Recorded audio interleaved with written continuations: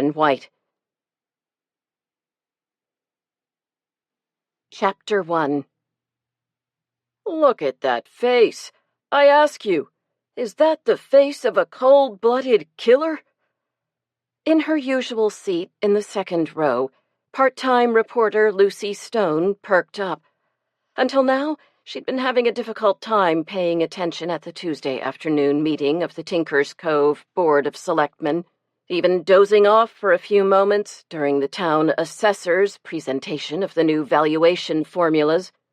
Lucy studied the face in the photograph Kurt Nolan had propped up on an easel in the front of the hearing room, allegedly the face of a multiple killer, big brown eyes, an intelligent expression, a friendly, if somewhat toothy smile. He didn't look like a mass murderer to her. He looked like a plain old mutt. Cadjo's not just some mutt, continued Kurt Nolan, his owner and advocate at the dog hearing. He's a Carolina dog. I went all the way to North Carolina to get him from a breeder there. He's descended from the dogs that accompanied humans across the Bering Land Bridge from Asia to America thousands of years ago. He's a genuine Native American dog. He paused for emphasis and then concluded, "Why, he's got more right to be here than you do." That comment was aimed at Howard White, chairman of the Board of Selectmen, who was chairing the dog hearing. White, a tall, thin, distinguished-looking man in his early 60s, didn't much like it, and glared at Nolan from behind the bench where he was sitting with the 4 other selectmen as judge and jury. This was more like it, thought Lucy, studying Nolan with interest. Most people, when called before the board for violating the town's bylaws, exhibited a remorseful and humble attitude. Nolan, by contrast, seemed determined to antagonize the board members, especially Howard White. Even his clothing declared he was different from the majority of people who resided in the little town of Tinker's Cove, Maine. Instead of the usual uniform of khaki slacks, a button-down shirt, and loafers, which was the costume of choice for board meetings, Nolan was wearing a fringed leather jacket, blue jeans, and cowboy boots. His glossy black hair was brushed straight back and tied into a ponytail with a leather thong. A second leather thong, this one decorated with a bear claw, hung from his neck. His face was tanned and deeply creased, as if he spent a lot of time outdoors in the sun. "We're not interested in the animal's bloodlines," growled White. "We're here to decide if he's a threat to the community. I'd like to hear from the dog officer." Kathy Anderson stepped to the front of the room and consulted a manila folder containing a few sheets of paper. Lucy had struck up an acquaintance with Kathy over the years and knew she hated speaking in public, even in front of the handful of citizens who regularly attended the selectmen's meetings. Kathy flipped back her long blonde hair and nervously smoothed the blue pants of her regulation police uniform. That uniform didn't do a thing for her well-upholstered figure, thought Lucy.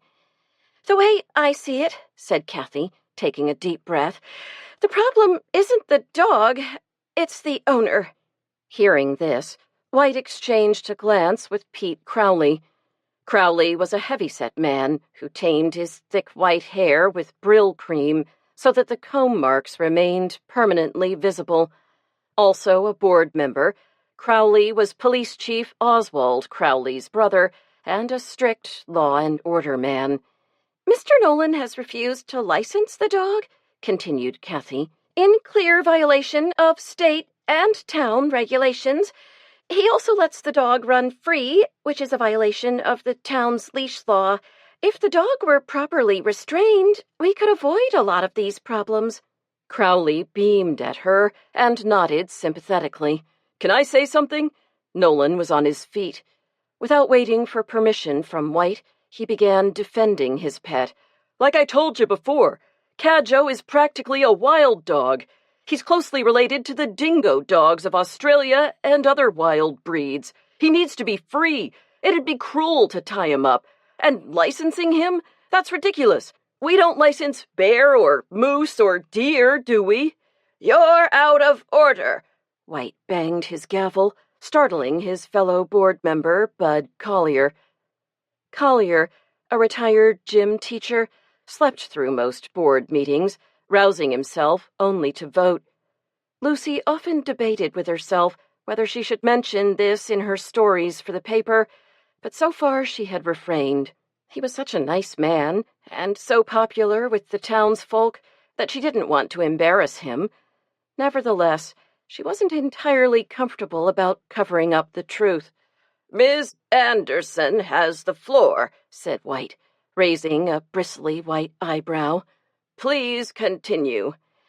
Thank you. Kathy glanced at Nolan and gave him an apologetic little smile.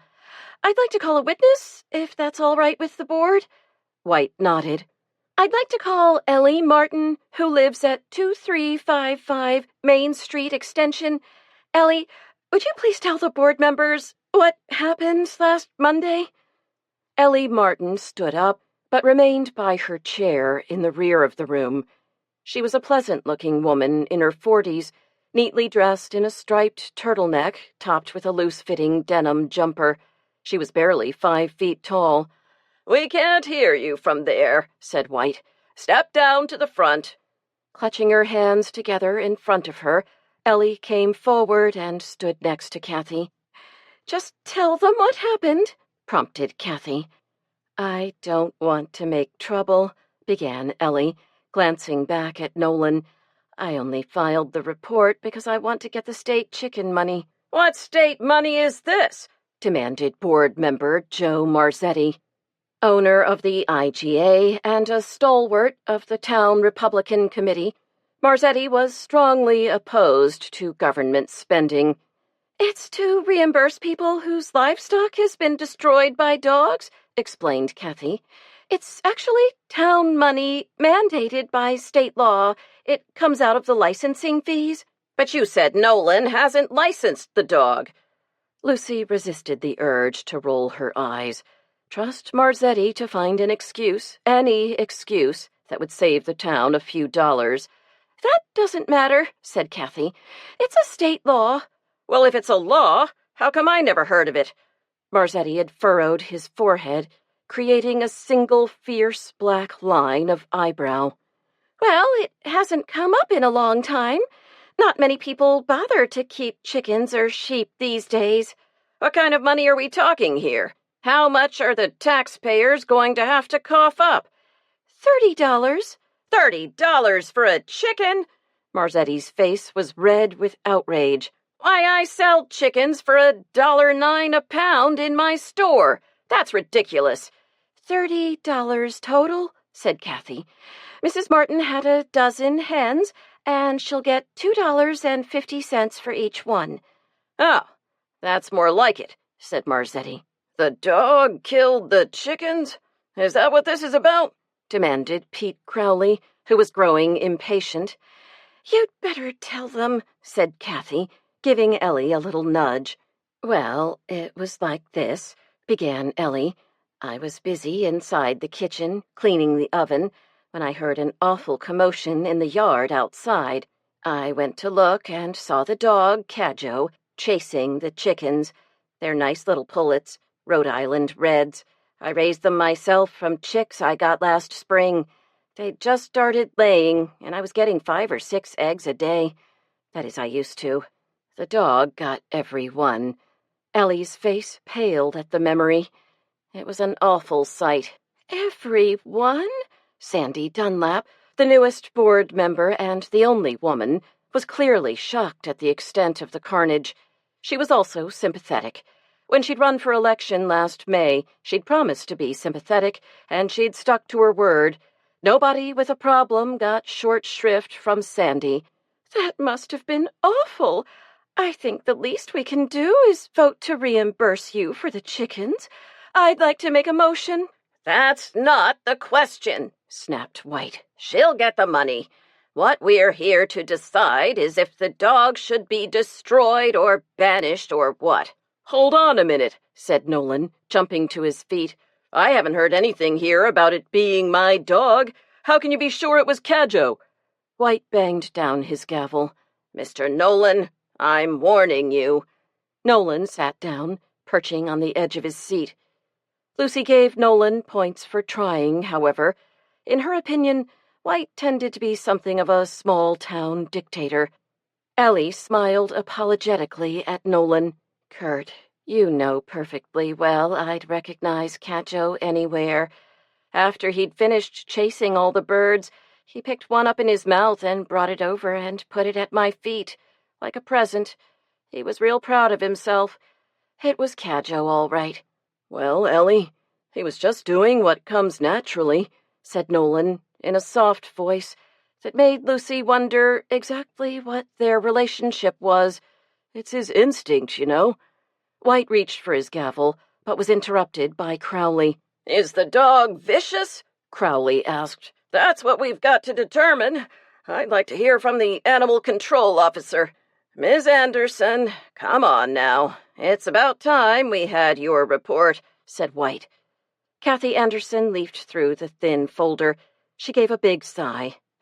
The way I see it, the dog isn't vicious. He isn't a problem dog. This is the first complaint I've had about him. Cadjo needs a little training, and he really ought to be neutered. Frankly, I think that would take care of the problem. Neutered? Nolan was back on his feet, his face bright red with anger. That's outrageous. Besides, he's a pedigreed dog, and I plan to breed him. White banged the gavel and glared at Nolan, who promptly sat down. Watching Nolan, Lucy saw that he was having a hard time restraining himself. He seemed tightly coiled, like a spring ready to explode. A lot of people feel that way, but it's really kinder in the long run. He'll have a longer, healthier life, said Kathy. She turned to White. That's my recommendation. Thank you, said White. Do I have a motion? You'd like that, wouldn't you? Demanded Nolan, unable to contain himself any longer. Face it, it's what you've been doing to my people for thousands of years, trying to wipe us out. It's not enough that the U.S. government has waged a sustained policy of genocide against Native American people for hundreds of years. Now you're after our dogs, too. You can't let wild Native American dogs breed, can you? Nope.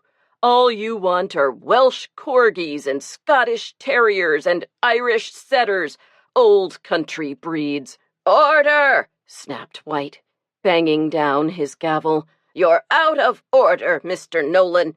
That vote isn't until next week. Suddenly, a little light bulb went on in Lucy's head, and she understood the tension between White and Nolan. Nolan was a Native American, one of the town's few remaining members of the Matinicot Indian tribe, the original inhabitants of the area before European settlers arrived in the early 18th century. The tribe had recently applied to the federal government for recognition and had asked the board to endorse their application. That vote was scheduled for next week, and if Lucy had been asked to predict the outcome, she'd have to say the Matinicot's prospects weren't good with this board, especially White. Do I hear a motion? Bud Collier roused himself from his nap. The dog's vicious. It's a killer. I move we destroy it. Lucy snapped to attention, astonished. This was the last thing she had expected. In similar cases, up until now, the board had always voted to recommend a course of obedience training, perhaps followed with a probationary period.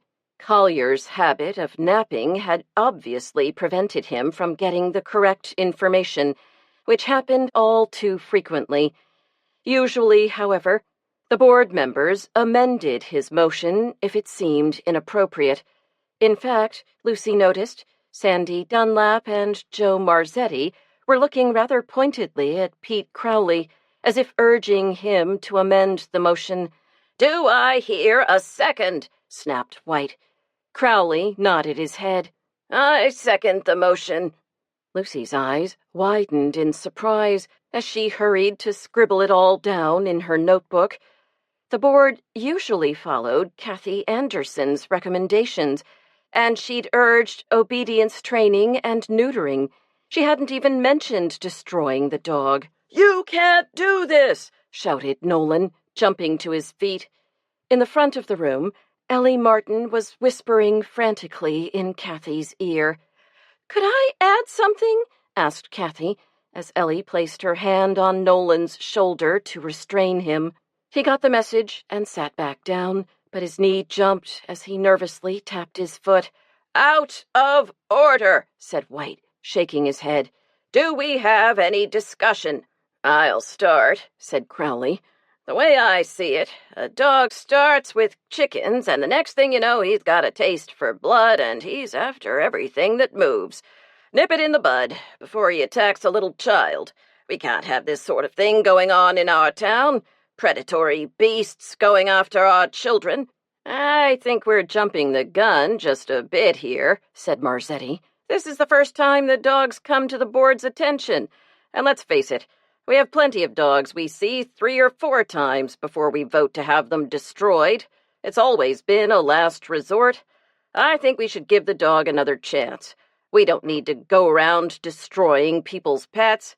I mean, the dog is his property, after all, and he's got a right to it." "Bravo," thought Lucy, wondering how she'd found herself agreeing with Marzetti's conservative logic. On the margin of her notebook, she jotted down 1 to 1. So far it looked as if the ayes and nays were tied. Sandy Dunlap was next. "I, of course, want to make sure that children are safe in our town, and I did see a special on 60 Minutes about dog bites.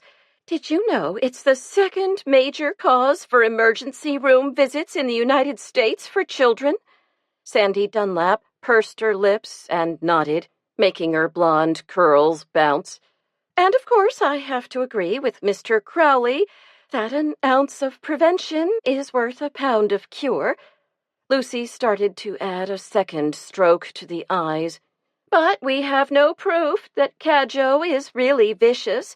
I mean, there's a big difference between chickens and people. My old dog, Harold, what a sweetie. While he'll chase a rabbit or a squirrel, but he wouldn't dream of biting a person." Sandy gave a big sniff and blinked. "I know how awful I'd feel if something happened to Harold.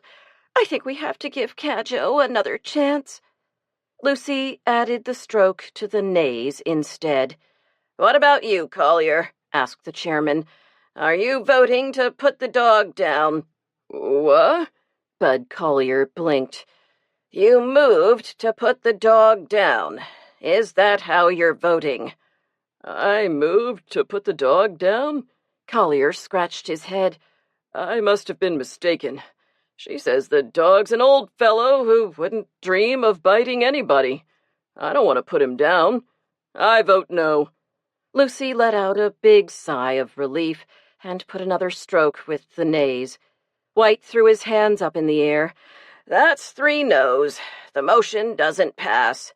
Nolan stepped forward to retrieve the photograph of Cadjo. "Not so fast," said White, shaking a finger at him. "Be warned. The board won't be as lenient next time. You can be sure of that." Nolan didn't respond, but Lucy noticed he had clenched his fists.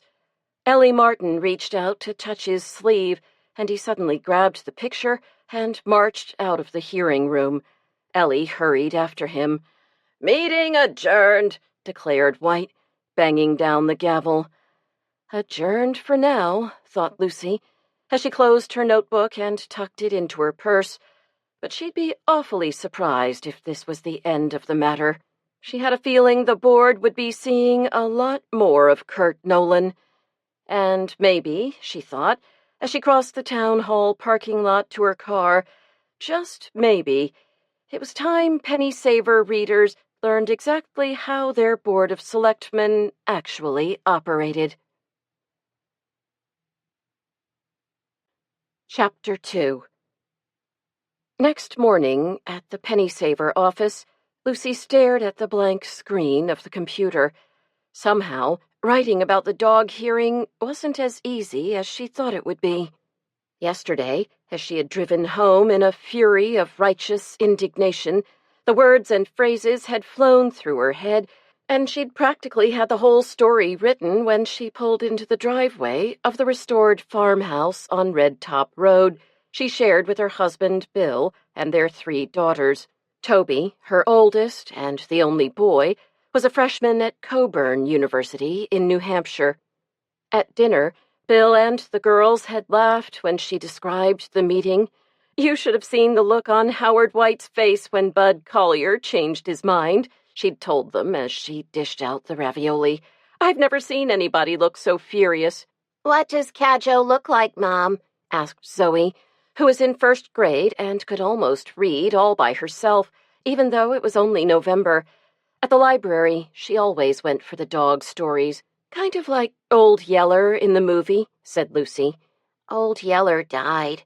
Zoe sighed and picked up her fork.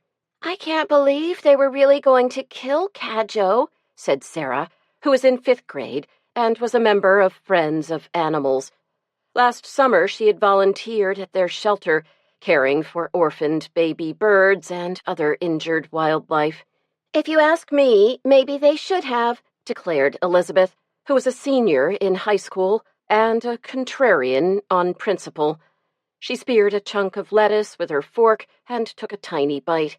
He killed 12 chickens, after all. What about them? Killing the dog wouldn't bring back the chickens, would it, Mom? Sarah's round face was flushed with the effort of reaching across the table for the bread basket. It would just be killing another helpless, innocent animal. And Cadjo is a special dog, an endangered breed. I don't know if endangered is the right word, said Bill, giving Sarah a pointed glance as he passed her the bread. If they've survived all these years, they're hardly in danger.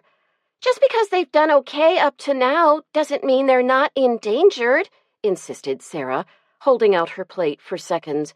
They're losing habitat. People are building houses where there weren't any. There's less and less room for wild animals. There's going to be less and less room for the rest of us if you don't stop eating like that, said Elizabeth, who had limited herself to 4 raviolis and a large helping of salad. You're going to get fat, like that man on TV last night. He weighed 1,100 pounds, said Sarah, defending herself. I only weigh 1/10 of that. Right, said Elizabeth, rolling her eyes in disbelief. That's enough. Lucy then repeated what had become her mealtime mantra. It doesn't matter how much you weigh. What's important is feeling healthy and having enough energy. Hey, Lucy, how's that story coming? Demanded Ted Stillings, editor and publisher of The Penny Saver, and her boss, intruding on her thoughts and snapping her back to the present. Lucy shook her head to clear her mind and looked at the computer screen. It was still blank. As much as she wanted to write the truth about the meeting, she was finding it hard to overcome her old habit of reticence. Discretion is the better part of valor had been one of her mother's favorite expressions, and Lucy had grown up believing that if you couldn't say something nice about someone, you didn't say anything at all. But she was a reporter, she reminded herself.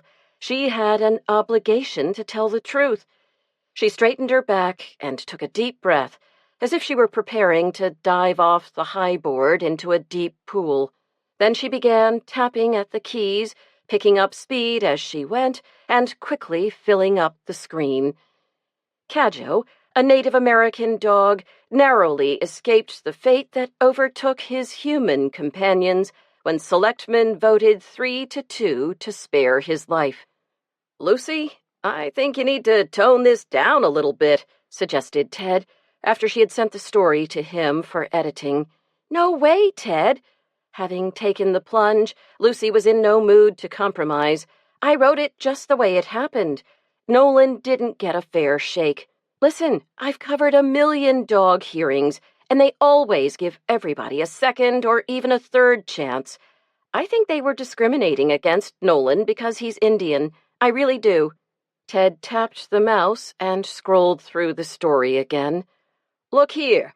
You sure you want to say that Bud Collier roused himself from his usual afternoon nap? Let's cut out that phrase, okay? Ted, Lucy had set her teeth, he sleeps through every meeting, every one. People have a right to know. Ted shrugged. He's been on the board for 20 years or more and keeps getting reelected. He must be doing something right. Ted, people vote for him because they don't know he sleeps through the meetings. How are they going to know if we don't tell them? Ted chewed his lip. Okay, you have a point. I'm just going to cut usual afternoon nap and put brief nap. How's that? It's waffling. It's using discretion. And that's the name of the game in community news. You sound just like my mother, said Lucy with a shrug. It's your paper. I'm just the hired help. That reminds me, I have a feature for you with a nice Thanksgiving tie-in. And since you're so keen on Native Americans these days, you'll love it. It's about a woman who makes American Indian dolls and won a prize. Ted scrambled through a pile of papers on his cluttered desk. Here it is. Ellie Martin. Lives on Main Street Extension. That's the woman at the hearing last night. You know, whose chickens got killed. I thought her name sounded familiar. Some coincidence. Lucy took the press release from the American Doll Makers Association and studied it.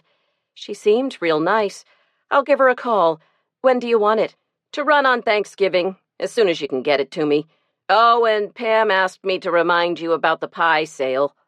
Pam was Ted's wife, and this year she was in charge of the pie sale that raised money for the Boot and Mitten Fund. Without the fund, a lot of children in Tinker's Cove wouldn't have warm winter clothing.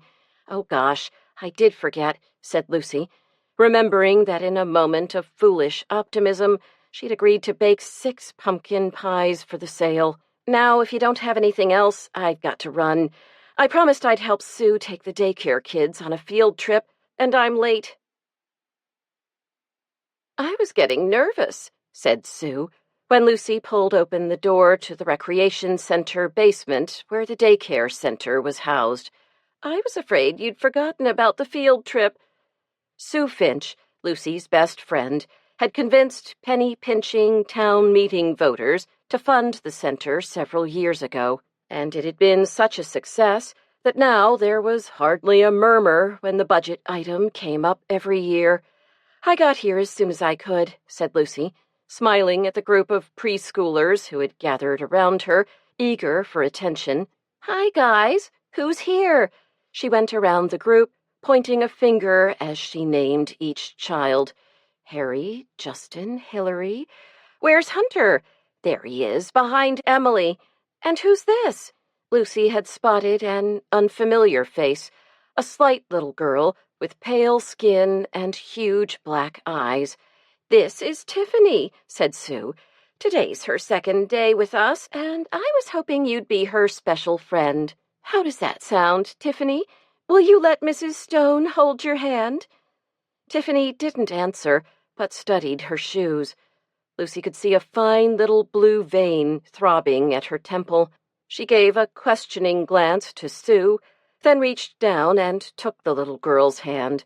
She was surprised when Tiffany didn't snatch it away, but instead gave her a little squeeze. Okay, gang, let's put on those jackets, urged Sue.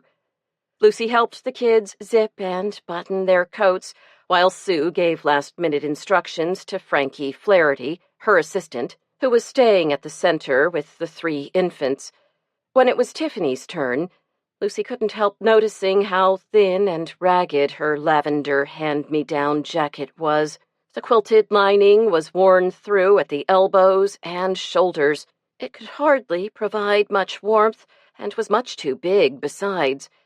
Making a mental note to tell Pam that Tiffany was a prime candidate for the Boot and Mitten Fund's largesse, she once again took the girl's hand, and they followed the others out to the minivan Sue had borrowed from the senior center for the trip.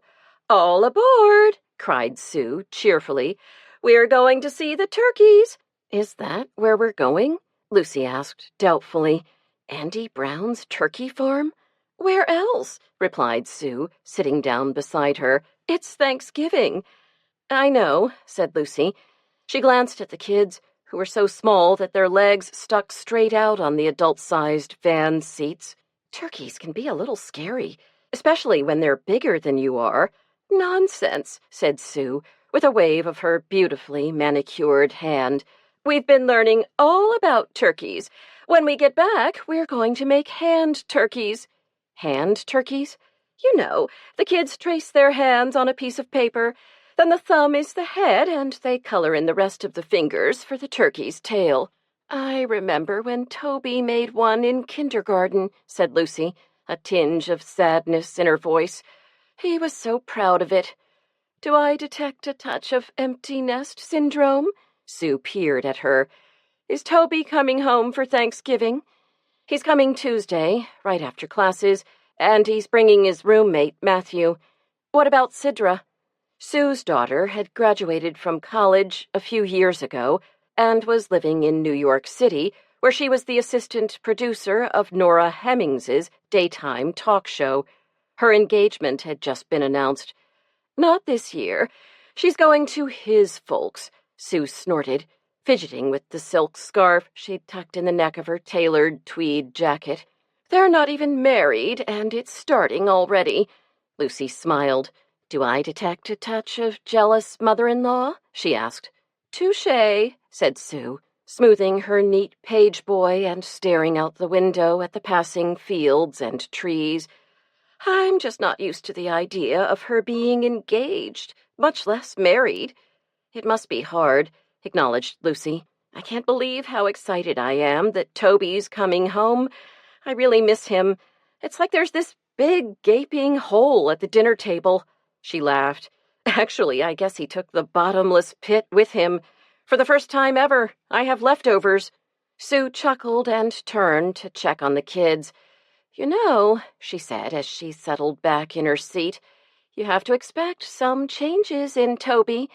You never get back exactly the same kid you sent away." "Oh, I know," said Lucy, "but that'll be nice, seeing how he's grown and changed." "Sure," said Sue, giving her hand a little pat. "Okay, kids, we're almost there. Now who can sing with me?" "Over the river and through the woods," she began. "To grandmother's house we go," screamed the kids. They were still singing merrily when they arrived at the turkey farm. When Andy Brown had taken over his father's failing dairy farm, a lot of people in Tinker's Cove had thought he was crazy. He had proved them wrong, however, and had turned the farm into a local attraction. In spring, the place was filled with lambs and bunnies and chicks, and he held Easter egg hunts. In summer, he sold fresh fruit and produce. In September, it was apples and cider, and by October, the fields were full of pumpkins, and a dilapidated old barn had been transformed into a house of horrors. Now, in November, some of those Easter chicks had matured into a flock of Thanksgiving turkeys. "Hi, kids. I'm Farmer Brown," said Andy, greeting them at the bus. "Welcome to the farm." As usual, he was dressed in overalls and sported a bright red bandana. "Good morning, Farmer Brown," chorused the kids, prompted by Sue. They all climbed out of the van and gathered in the barnyard, which separated the farmhouse from the barn. A parking lot was off to one side, and beyond that stood a cluster of equipment sheds. "Are you here to see the turkeys?" Andy asked. "Yeah," said Harry.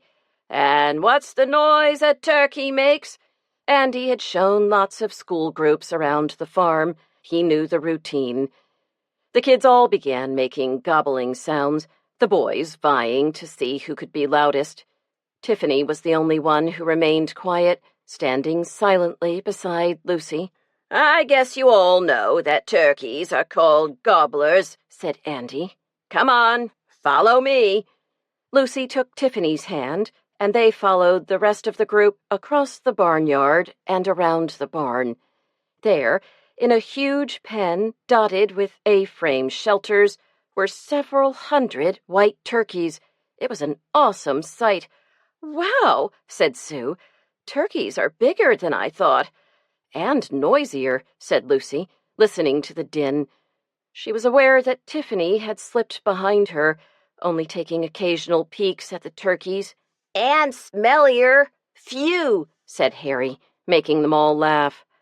Studying the turkeys, Lucy decided they were remarkably ugly animals. The males were enormous and sported long, fleshy combs that dangled across their beaks, hanging down on one side. Wattles, in lurid shades of blue and pink, dangled from their necks, and a large tuft of coarse black hair sprouted from each male's chest. Their scaly, reptilian feet had sharp spurs in addition to their three-clawed toes. The females, although smaller than the males, were still substantial birds. They didn't have combs on the tops of their heads, but they didn't have feathers either. Their bald heads were covered with lumpy, knobby skin.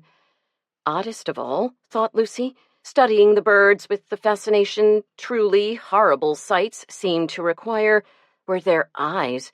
They had an odd, reflective quality, and when they blinked, it reminded her of a shutter on a camera lens. "How do we know turkeys are birds?" asked Sue, who was holding up a large white feather. Emily knew the answer. "They have feathers." "That's right," said Sue. "What else makes them different from us? Do they have mouths with lips and teeth?" The kids studied the birds, trying to decide. "They have beaks," said Justin. "Farmer Brown, what do they eat?" asked Sue. "Mostly corn and grain. See over there?" He pointed to the opposite side of the pen, where a worker was emptying a sack of grain into a metal hopper. "He's feeding the turkeys." "Isn't that Kurt Nolan?" asked Lucy, recognizing him from yesterday's hearing. "Yep, Kurt helps out this time of year." "Farmer Brown," asked Sue, intent on continuing her lesson, "how big are these turkeys?" "These turkeys are Nicholas mammoths. The females dress out to between 15 and 18 pounds, the males at 20 to 25 pounds. "What do they wear when they get dressed?" asked Hilary, giggling. "They don't wear clothes." Farmer Brown scratched his head. "Oh, I get it. Dressed means something different. It means after they're killed and ready to cook." "Killed?" Emily's face was white. The kids had suddenly grown very quiet. Behind her, Lucy could feel Tiffany's little body stiffen.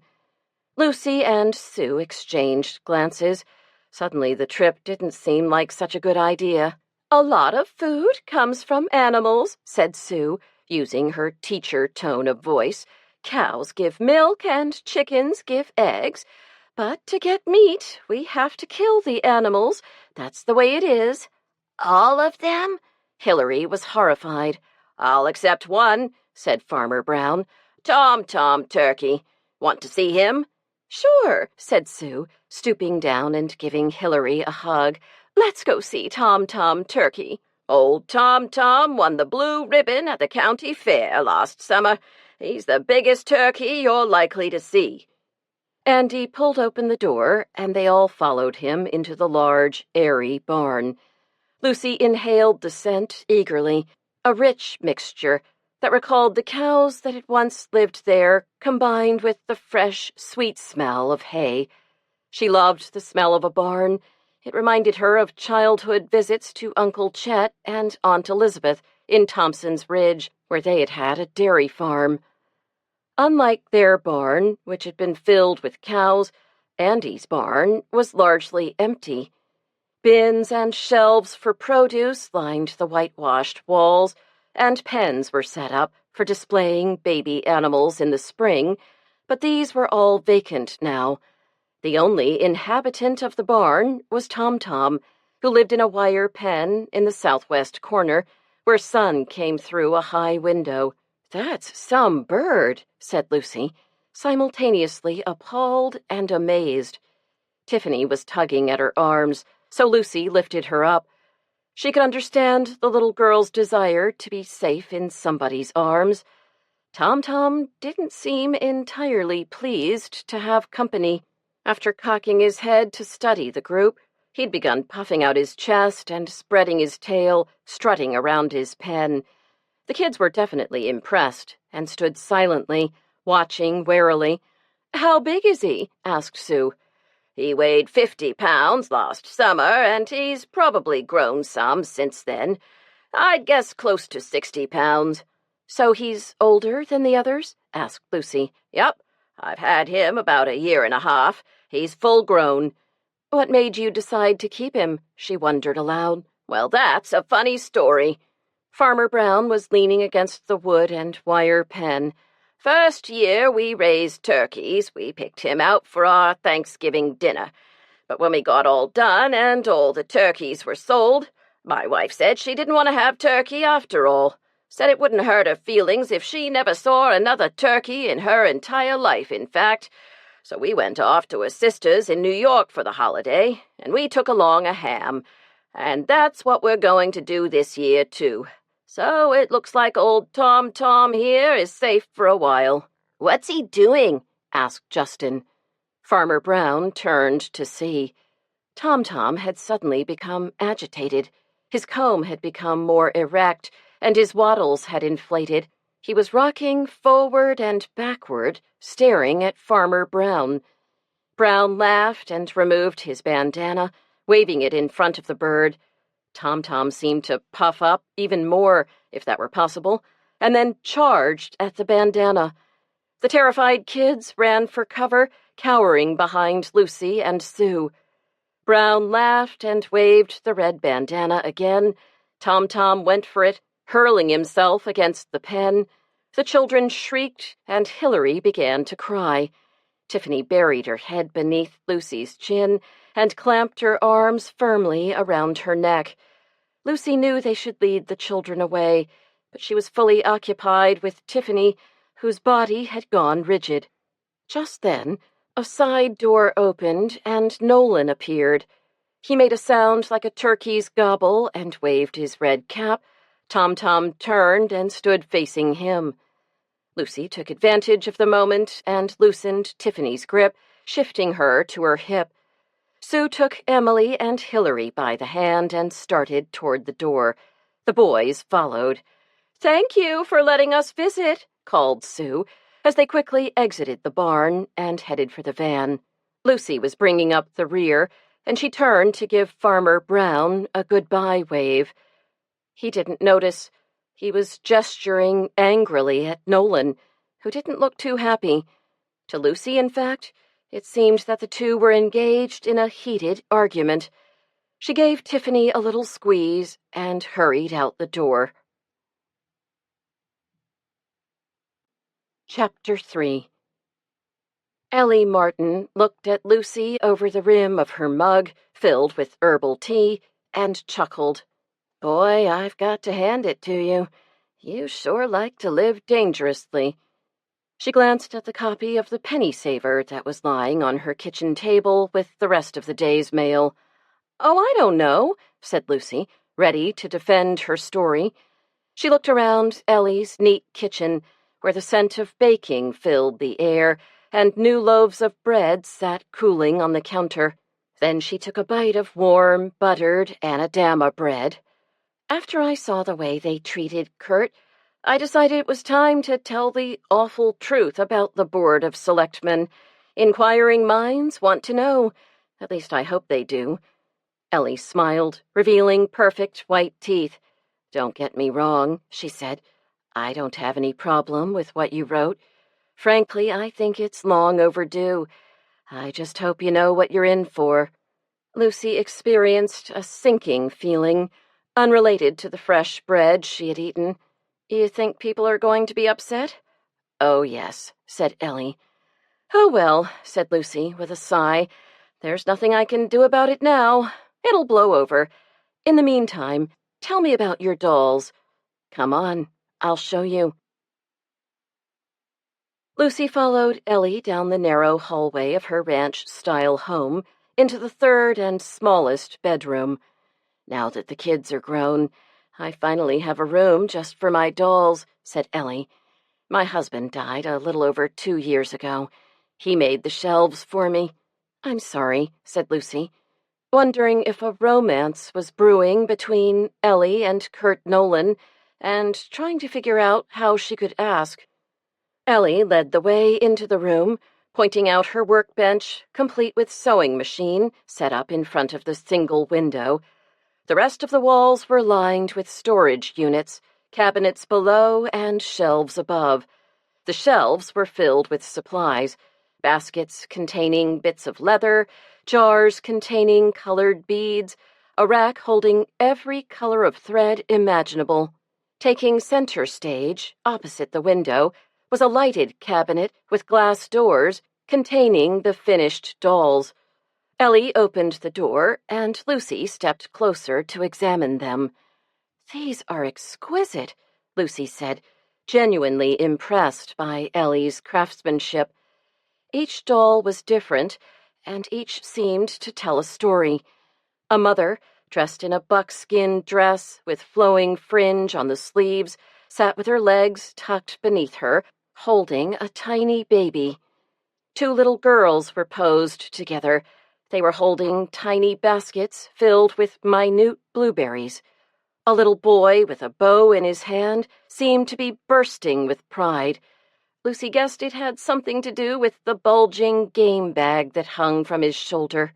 Ellie opened it, revealing a tiny, beautifully crafted rabbit, perfect down to its little white cottontail.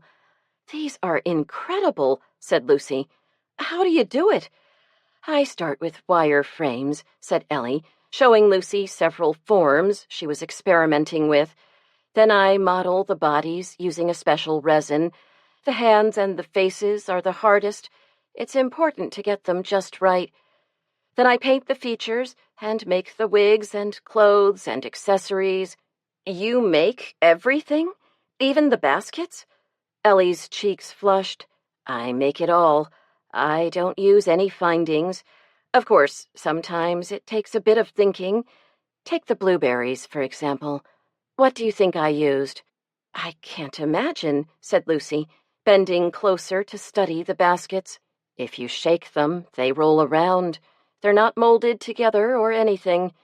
"I give up," said Lucy. "Tapioca. I painted grains of tapioca with acrylic paint, and it was quite a trick, getting just the right color. In the end, I used several colors, even a few pinks and greens. Makes them look more realistic." "That's amazing. It's no wonder you win prizes." "Let's see," said Lucy, flipping open her notebook. "You won Best in Show and Most Authentic Ethnic Doll at last month's meeting of the American Doll Makers Association." "It's kind of like the Oscar of the doll world," said Ellie, a touch of pride in her voice. "Was the competition stiff? I'll say. Thousands of people enter every year. And which doll won?" "You can't see it. I mean, I don't have the winners here. They're on display at the Smithsonian." "Wow, that's a real honor," said Lucy, scribbling the information down in her notebook. "Do you ever sell them?" "You bet. That's what got me started. I needed to make money, and I didn't want to leave my girls. Angie's in law school now, and Katie's at Dartmouth. So I started making dolls and selling them at craft shows. That's how I got started. I sold the first ones for $5 each. Can you imagine?" Something in her tone made Lucy suspect the price had gone up. She had to ask. Maybe she could get one for Zoe. "How much?" "It depends on the doll. The mother there, she'd go for about $1,200. Lucy gulped and decided Zoe would have to go without an Indian doll. That little boy, he's special. He'd probably go for $18. I know it sounds like a lot, but people buy them as investments. I've heard of dolls I sold years ago for a few $100s, going for thousands at auctions." "And you make only Indian dolls? How come?" "Well, I'm part Matinicot. I guess it's really been a way to affirm my heritage." Lucy was surprised. She hadn't had the slightest inkling that Ellie was a Native American. Now that she knew that Ellie was Matinicot, It helped explain her behavior at the dog hearing. "Is that why you were so reluctant to testify against Kurt?" she asked. "In a way, I guess. I've known him all my life." Lucy didn't want to blow the interview, but she had to ask, "And you're just friends?" "Just friends," said Ellie, firmly, changing the subject. "The dolls are all authentic, in a generic way. I couldn't learn much about the Matinecuts in particular, so I took patterns from other tribes in the Northeast. I call them Eastern Woodland Indian. That way I can use designs from other tribes that appeal to me. Take the fringed dress, for example. I saw one in the museum in Cooperstown, that's in New York, and modified it. Working on such a small scale, I had to simplify it anyway, but the spirit's there, if you know what I mean." Lucy studied the expression on the doll's face, which seemed to capture not only maternal love, but also the mix of anxiety and hopefulness that all mothers feel for their children. Then she nodded. "Why couldn't you learn about the Matinecuts? There's Matinecut Pond and Matinecut Road. There's even Matinecut Island out in the bay. And isn't there a war club in the Winchester College Museum?" "There is, but it's actually the only remaining Matinecut artifact. Except for the names, I haven't been able to find anything else. It's all disappeared. The language, the culture, everything. The tribe died out in the 18th century. A lot of people around here have some Indian blood, but it's mixed in with a lot of other stuff. Frankly," Ellie gave a little laugh, "I've probably got more Italian genes than anything else. But if there's no Matinecut culture left, why are folks like Kurt Nolan making such a big deal about it? They even want recognition as a tribe from the federal government. The selectmen are voting on their petition next week." The question hung between them before Ellie finally spoke. "Because of the casino." "Casino?" Lucy wondered if those occasional lapses of attention during selectmen's meetings were getting out of control. This was the first she'd heard about a casino. "That's why they need federal recognition," continued Ellie. "If they get it, they can build a casino. I've heard they even have the plans. They want to put it on Andy Brown's farm." Lucy remembered the disagreement she had witnessed between Andy Brown and Kurt Nolan the day before. "And how does Andy Brown feel about this?" "He's all for it. He'll make a lot of money. That's what it's all about, money." Ellie's voice was full of sadness. "It isn't really about Matinecut heritage at all." "How come I haven't heard about this before?" "Because nobody's talking about it. They've kept it pretty quiet.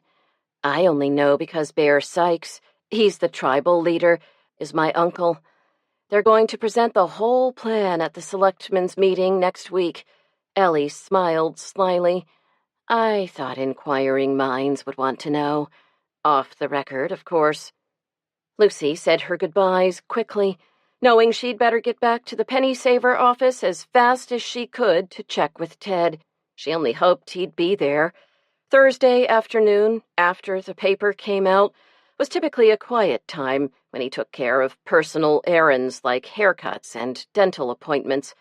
When she arrived, however, she found he was still working, and so was Phyllis. Both were talking on the telephone.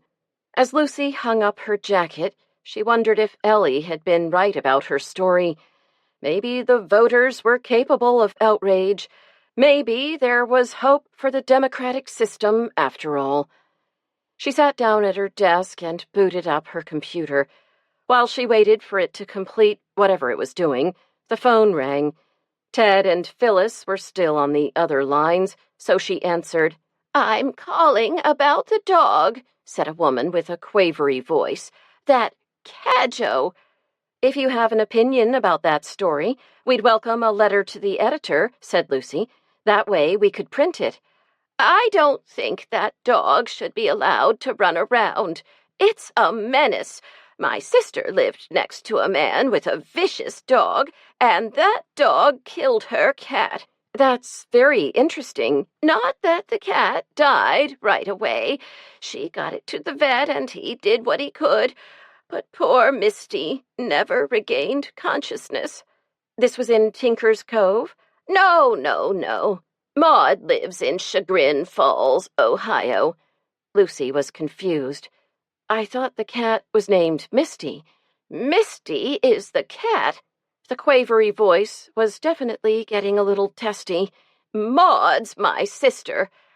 Right. And could I have your name? There was no answer. Hello? Hello, said Lucy, finally concluding the line was dead. That was funny, she said to Ted and Phyllis. A woman called about a dog that attacked her sister's cat in Ohio. It's been like that all day, said Phyllis, letting the phone ring. The phones have been ringing off the hook. Everybody's got an opinion about that dog story. They're calling about the dog? Lucy's eyebrows shot up. What about the selectmen? Aren't people mad that Bud Collier sleeps through the meetings, and Howard White is a megalomaniac, and Joe Marzetti is practically a fascist? Phyllis smiled. Sorry, they're calling about the dog. Yeah? Lucy was disgusted to find she was relieved. What do they say? It's been about 50-50, Phyllis continued, ignoring the ringing phone and taking a moment to examine her manicure. Then she sighed and picked up the receiver. Penny saver. A sudden crash, Ted slamming down the receiver, made Lucy jump. No more dog stories, okay? He snarled, glaring at her. No problem, said Lucy. Actually, I think I'm on to something big. Very big. Maybe a scoop. Really? Ted was skeptical. Maybe. Lucy was suddenly hesitant. It's the first I've heard of it. Well, what is it? Ellie Martin told me the McTinnicutts want to build a casino on Andy Brown's farm. They even have plans. Ted stared at her, forgetting the ringing phones. You sure about this? I'm not sure. It's just what Ellie said.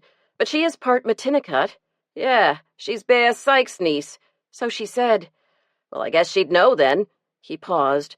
I suspected something like this, but I didn't know it had gotten so far. Lucy shook her head. I don't know. A casino in Tinker's Cove? It's crazy. Ted snorted. Crazy is right. It's madness. He tilted his head toward the still ringing phone. This is nothing, he said. When people in this town find out that the McTinnicutts want a gambling casino, all hell's gonna break loose. Chapter 4. Thin November light filtered through the kitchen windows and fell on the big, round, golden oak table in Lucy's kitchen. It wasn't bright enough to allow her to make out the tiny expiration dates on her coupons, so she had also lighted the milk-glass hurricane lamp that hung above the table. Spread out before her were a colorful array of magazines and coupon sections from the Sunday paper, the IGA flyer, and yesterday's food section from the newspaper. The town might be on the brink of a tremendous furor about the casino, but Lucy had other things on her mind. She stared at the blank sheet of paper in front of her and bravely wrote Thanksgiving menu at the top. This year, she thought, she'd like to try something different. She flipped through the magazines until she found the article she was looking for. A new-fashioned Thanksgiving. Low in fat, rich in flavor, our easy-to-prepare Thanksgiving dinner is sure to please even the pickiest pilgrims, promised the story, which was accompanied by artfully designed photographs. She turned to the recipes with interest. Pumpkin soup, served in hollowed-out pumpkin shells? She didn't think so.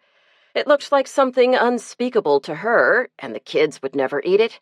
Never, ever. Come to think of it, she decided, there was no point in serving a soup or appetizer course. It would just spoil appetites for the feast to come. She paused, doing a quick head count. How many would there be? Herself and Bill, the 4 kids, Toby's roommate Matthew, plus her elderly friend, Miss Tilly, who was practically one of the family. That made 8. She smiled in satisfaction. 8 was a nice number. Her dining room, newly redecorated after a plumbing disaster last Christmas ruined the ceiling, could seat 8 very comfortably. She had sterling for 8. There were even 8 teacups remaining in the china service for 12 she'd inherited from her mother. 8 would be perfect. But what to serve them? Turkey and stuffing, of course. Creamed onions. She liked creamed onions and only bothered with them once a year. She glanced at the magazine menu. There were no creamed onions. There were zucchini boats stuffed with corn kernels. What happened to easy to prepare? She checked out the other vegetable suggestion. Brussels sprouts? She clucked her tongue and wrote peas on her menu. Her picky pilgrims would never eat Brussels sprouts. Oops, she forgot mashed potatoes. Bill loved mashed potatoes, especially with plenty of gravy, and there would be plenty of gravy. That reminded her there had to be sweet potatoes, too, but not with marshmallows. She shuddered. Just a little brown sugar. And, of course, cranberry sauce and pickles and celery with olives. Really just an excuse to use her grandmother's celery boat shaped like a little canoe. That should do nicely, she thought, adding nuts to her shopping list. 3 kinds of pie, mince, apple, and pumpkin, followed by nuts. It was her favorite part of the meal. That second cup of coffee, and the leisurely cracking and dissection of walnuts, pecans, almonds, and filberts, not hazelnuts, good old-fashioned filberts, and grapes from the centerpiece.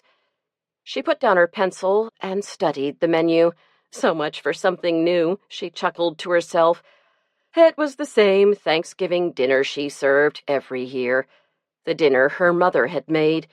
The same dinner she remembered eating as a little girl, perched on a slippery telephone book at her grandmother's long linen-covered table.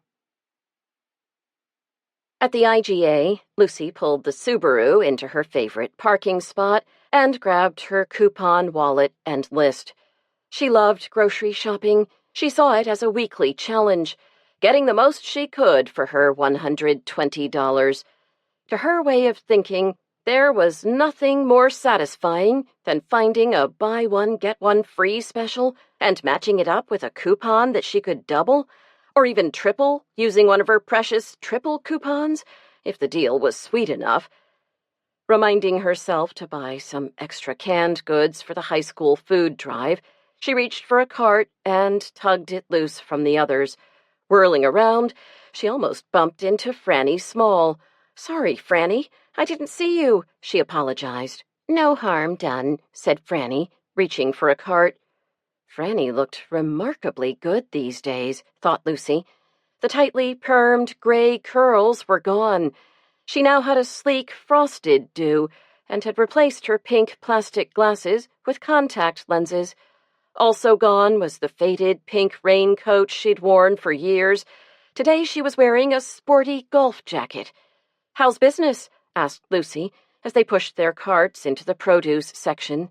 Franny had recently landed a contract with a major department store for the hardware jewelry she designed. "I've got more orders than I can handle," said Franny. "I've got a catalog company that wants 10,000 pieces, but I can't find enough piece workers. I'm supposed to meet with some community development people from up north next week. I'm hoping I can get them interested in setting up a home industry program with me." She reached for a bag of carrots. "It's kind of frustrating, you know. I've got so many ideas." "It's marvelous what you've done for the local economy," said Lucy. "The unemployment rate is under 10% for the first time I can remember." "It could go even lower if we get that new casino they're talking about," said Franny. "That'll provide a lot of jobs, not to mention a terrific marketing opportunity for my jewelry. I'm already working up some Indian designs." So the word was already out, thought Lucy. speculating that the McTinnicotts were carefully leaking news of the casino, hoping to build grassroots support through a word-of-mouth campaign. "You're in favor of the casino? I thought you were a Methodist," teased Lucy. "I am a Methodist," said Franny, "and I'd never dream of gambling myself, but other people don't see anything wrong with it. The Catholics have bingo, don't they? Who am I to tell other people what they can and can't do?" "I don't know," said Lucy, adding a bag of apples to her cart. "Somehow it just doesn't seem right." "You've got to change with the times," said Franny, checking her watch. "I've got to run. If I don't see you before then, have a happy holiday." "Thanks, same to you," said Lucy, watching as Franny flew down the aisle, headed for the dairy section. She wasn't through in the produce section, not by a long shot. She still needed potatoes, at least 10 pounds, and fruit for lunches, not to mention a holiday centerpiece. And those nuts. Where did they hide them? Almost an hour later, Lucy pushed her heavily laden cart up to the checkout, where she got in line behind Rachel Goodman. The cashier, Dot Kerwin, was busy ringing up another customer, a 60-ish woman with her gray hair cut in a neat, sporty style. "I don't know what the world is coming to," said the woman. "Did you see the paper this week?" Lucy pricked up her ears. "You mean that dog, Cadjo?" asked Dot. "I think he deserved a second chance." "Not the dog. What that reporter wrote about my bud. Honestly, the man dozes off for a few minutes, and she makes it sound like he sleeps through all the meetings or something. It's outrageous. I don't know how they can print lies like that." "It's not a lie," Lucy found herself saying. The three other women all turned to face her. "I've been covering those meetings for years, and I have to tell you, Bud sleeps through all of them." Mrs. Collier wouldn't hear it. She was so angry that the little wattles under her chin were quivering. "You're Lucy Stone?" "I am." Lucy braced herself for the attack. "Well, you ought to be ashamed of yourself, writing trash like that. And don't think for 1 minute that I won't be complaining to the publisher." Taking her bundle from Dot, Mrs. Collier plopped it in her cart and sailed out through the automatic door. Standing in her place in line, Lucy felt rather sick. "Well, I guess she told you," observed Dot. "Don't give it a second thought, Lucy," said Rachel. "It's about time the truth was known." She glanced at Lucy's overflowing cart. "Is Toby coming home for Thanksgiving?" "Yup, with his roommate, Matthew. What about Richie?" Richie, Rachel's son, had graduated from Tinker's Cove High School with Toby and was a freshman at Harvard. "He's staying in Cambridge. He says it's a good opportunity to catch up on his work." Rachel furrowed her brow. "I think he feels a little overwhelmed." "It's a big adjustment," said Lucy. "I can't wait to see Toby. He says everything's okay, but I need to see for myself, if you know what I mean." "I do." Rachel began unloading her groceries onto the conveyor belt. "In fact, Bob and I are driving down and taking him out for Thanksgiving dinner." "That's a good idea. Plus, you don't have to cook," said Dot as she began ringing up Rachel's order. "I see you got a turkey anyway." "For the freezer. At this price, why not?" "I got 2, confessed Lucy. 1 for Thanksgiving and 1 for the freezer." "So you didn't get the fresh ones from Andy Brown?" Dot was grinning wickedly. "At $1.69 a pound? I don't think so," said Rachel. "Not with tuition bills to pay." "When that casino comes, our troubles will be over," said Dot. "We'll all be rolling in money. I went to Atlantic City last fall and won $1,200 on the slots. That's the way to pay those bills." "You were lucky," said Lucy. "I don't think you can count on winning. Most people lose money." "That's true," conceded Dot. "But think of all the jobs. That casino will be a shot in the arm for the local economy." "I don't know," said Rachel doubtfully, as she began bagging her groceries. "Casinos bring a lot of problems. Organized crime, drugs, money laundering. I can't say that I'm for it. In fact, Bob's going to be speaking against it at the meeting next week. Rachel's husband, Bob, was a lawyer. That's good. People ought to speak up, said Lucy. This is a nice seaside town. What do they want to go and spoil it for? For money, said Dot matter-of-factly. That'll be $141.38. Ouch, said Rachel, pulling out her checkbook. That hurts. I feel your pain, said Lucy, nervously eyeing her own cart. Can I sell you a scratch ticket? Asked Dot. No, chorused Lucy and Rachel. Chapter 5.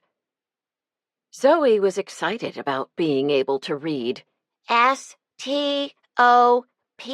She read the letters off the red sign, pronouncing the letters carefully. Stop! Stop the car, Mom! Obediently, Lucy braked at the corner and turned onto Main Street, driving a block to the Broadbrooks Free Library, where she pulled into the parking lot.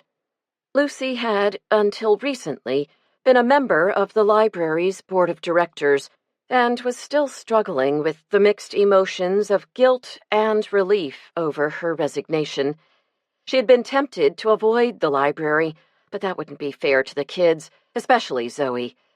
This Saturday morning, Lucy had firmly set her emotions aside so Zoe could attend a special program. Dr. Fred Rumford, an archaeology professor at nearby Winchester College, was leading a workshop on flint knapping, teaching the kids how primitive people made weapon points out of rocks. P-A-T-R-O-N-S, pronounced Zoe, staring at the parking for library patrons only sign. Patrons. Mom, what's a patron? It's patron. It means a person who uses something, explained Lucy, as they followed the concrete path that led around the library to the front door. When they rounded the corner of the building, she noticed Kurt Nolan, who was raking the last of the leaves, and she gave him a wave. We're going to the library, so that makes us patrons, she continued as they climbed the front steps, and we can park here. If we were going to the stores across the street, we couldn't park here. But you do park here sometimes when you go shopping. You parked here when I got my school shoes. Zoe pursed her lips primly. You broke the rule. I'm sure we went to the library that day, too, said Lucy so firmly that she almost convinced herself. No, we didn't, insisted Zoe. I'd remember. Maybe I meant to, but ran out of time, said Lucy, pulling open the door. Now remember, it's the library, so you need to use your very best manners. Zoe nodded solemnly and hopped over the sill. Passing in front of the glass display case containing a pewter tankard, she started reading off the letters. E-Z-E. Ezekiel Hallett, said Lucy, taking Zoe firmly by the hand. He owned that mug a long time ago. She pushed open the inner door and glanced at the circulation desk, then felt annoyed with herself for feeling quite so relieved that it was unattended. This was ridiculous, she told herself. People quit jobs, especially volunteer ones, all the time. And she had a good excuse. Her paying job at the Penny Saver was taking up more of her time. Mrs. Stone, how nice to see you. Startled, Lucy turned and smiled at the new librarian, Eunice Sparks. Well, you know how it is, said Lucy. Work, kids, there's never enough time. Oh, I know, Eunice agreed solemnly. Her brown eyes seemed almost liquid, floating behind her glasses. And I see your byline all the time. Do you know we're having a special children's program this morning with Fred Rumford from the college? Such a fascinating man. That's why we're here, said Lucy. Zoe and I want to learn all about the Indians. And Indian dogs, said Zoe. The workshop is just starting downstairs in the meeting room, said Eunice. Thanks. See you later, said Lucy, leading Zoe through the children's section. We'll pick out some books afterward, okay? As soon as Lucy opened the door to the stairs, they heard the voices of the children and parents gathered for the workshop. What Lucy didn't realize until they reached the meeting room was that all the other children, except for Zoe, were boys. They were accompanied mostly by their fathers, but there were a few mothers, too. "Let's go, Mom," said Zoe, halting in the doorway. "I don't care about Indians." "Nonsense," said Lucy, heading for the 2 remaining empty chairs. "Indians are interesting." "That's right," said Fred Rumford, a tall man with thinning hair who had a pair of wire-rimmed glasses perched on his nose. "Indians are very interesting." He was standing at the head of a long conference table with a plastic storage box in front of him. "What I have here," he said, peering down at the group seated at the table, "is the only remaining genuine Matinicut artifact. At least it's the only one we know about. The Matinicuts, as you all know, lived here for hundreds of years before the European settlers came. We don't know very much about them, or how they lived. We do know that they hunted for game, deer and rabbits and things like that, and they also ate a lot of shellfish." He paused and looked at the children. "How do we know this?" "Fossils?" asked a little boy with a fresh haircut. "Good answer. But the Indians only lived here in the past 1,000 years or so. Fossils, bones that have turned to rock, are much older than that. But we do have archaeological evidence we've dug up. What do you think it is?" Lucy knew Zoe knew the answer. They'd read about an archaeological dig in a children's magazine last night.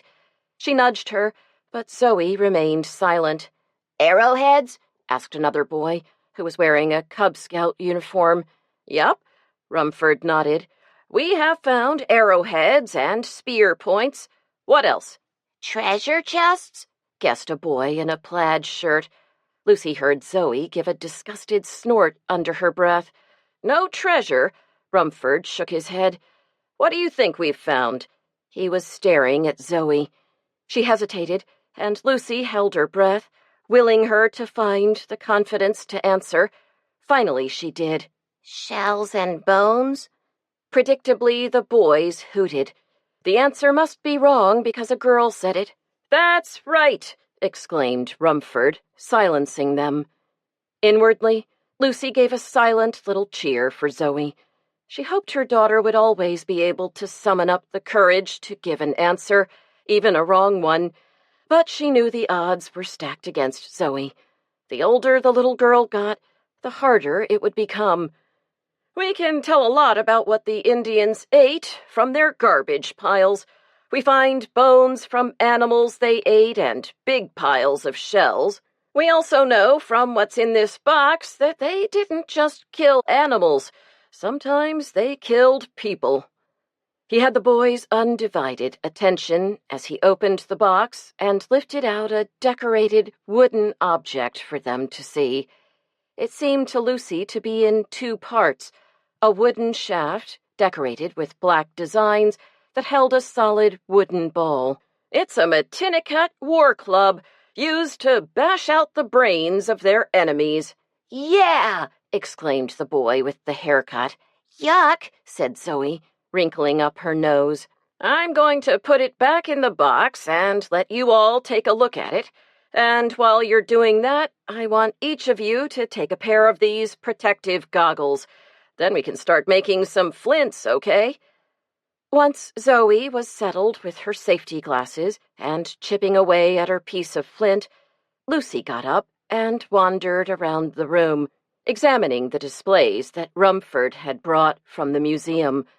These were mostly points of all sizes, many of which would seem to be nothing more than bits of rock to untrained eyes. The War Club, however, was undoubtedly something remarkable. Examining the workmanship, Lucy knew that it would have been difficult to produce anything like it, even with modern woodworking tools. How could a native craftsman, working only with crude stone tools, make such a finely crafted weapon? As she studied the War Club, Lucy wondered about Matinicut culture and all that had been lost. What had their garments looked like? Their houses? How had they managed to survive in such a hostile climate for hundreds, perhaps thousands of years? What did their language sound like?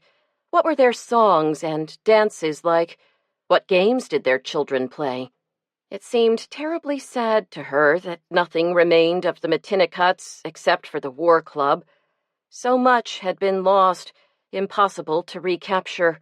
She couldn't help wondering how different American history might have been if the European settlers hadn't considered themselves superior to the natives and had been willing to learn from them. "Look, Mom, look what I made." Zoe was standing next to her, holding a crude arrowhead in her small, plump hand. "Wow, that's neat." Lucy picked it up and turned it over. "Was it hard?" "No, Mom. Come on, I'll show you." Lucy allowed herself to be led back to the table, where Zoe instructed her in the fine art of flint knapping. When they were through, she too had produced a passable arrowhead. When she finally looked up, she realized everyone else had gone.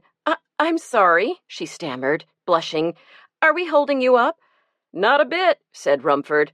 "It's great to see someone take such an interest." "It's fascinating," said Lucy.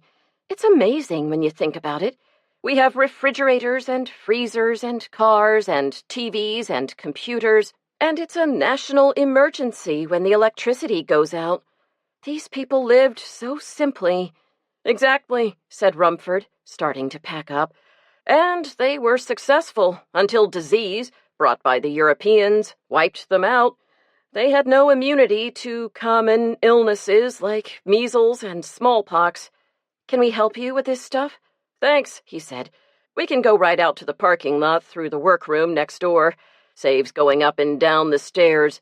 In a few minutes, they had packed everything into plastic totes and gone out to the parking lot, forming a little parade. Rumford led, carrying a pile of boxes, followed by Lucy, who also had a stack of containers. Zoe was last, proudly carrying the box with the War Club. "It's the gray van. It says Winchester College on the side." "W-I-N," began Zoe, then stopped abruptly as Kurt Nolan threw down his rake and approached them. He stopped in front of Zoe, towering over her. "What you got there?" he demanded. Zoe didn't answer, but stepped closer to Lucy. "Is it a war club?" Nolan bent down so his face was level with hers. Zoe nodded. "Aren't you awful little to be carrying something so important?" Nolan was no longer addressing Zoe. He had stood up and was talking over her head to Rumford. Lucy started to speak, defending her child, but Rumford beat her to it. "She's a very trustworthy child," said Rumford. "She was doing just fine." "Well, what's fine to you and what's fine to me are two different things." Nolan glared at him. "Of course, it's only an artifact to you, a curiosity. To me, it's my history and my heritage. It's sacred. And if you can't take proper care of it, you ought to return it to the people who can. The tribe." "What tribe?" Rumford's voice was contemptuous. "There are no Matinicutts left. There is no tribe. And that's what I'm going to tell the feds." Nolan's face flushed purple, and he made a move toward Rumford. His hands were clenched. He seemed ready to take a swing at the professor. Rumford's face was also flushed, and he seemed ready to chuck the boxes he was holding in order to defend himself. Lucy stepped toward him, staggering and causing her boxes to slip. The professor reflexively braced himself, allowing her to steady herself. "How clumsy of me," she said, chuckling nervously. "We'd better get these things safely in the van." "Of course," said Rumford, turning and setting his boxes on the curb. Slowly, with shaking hands, he took the keys out of his pocket and unlocked the back door, pulling it open. "How's your dog?" Lucy had turned to face Nolan and spotted Cadjo, sitting patiently in the cab of Nolan's pickup truck. "Is he staying out of trouble?" Nolan didn't answer, but stood for a moment, glaring at Rumford. He suddenly turned and stalked off, stopping to pick up the rake he had thrown on the grass and tossing it into the bed of his truck. He jumped in the cab beside his dog and drove off, leaving Rubber. "Thanks," said Rumford. "I really didn't want to tangle with him." "He's not so bad," said Lucy, carefully taking the box with the war club from Zoe and handing it to Rumford. "Emotions are running high these days. The McTinnicutts have a lot at stake," she smiled. "He might have a point, you know. Didn't the Smithsonian recently return some Indian artifacts?" Rumford's face hardened. "If they get recognition as a tribe, and that's a big if, then we'll have to reconsider." He snorted. "If you ask me, it's just a big bluff. They don't care about the war club or anything else. They only want to be a tribe so they can have a casino." He paused and looked at her. "I mean, if they care so much, how come they've never protested when the football team uses the club at their pep rally every year? I care about that club a hell of a lot more than any of these so-called McTinnicutts, that's for sure.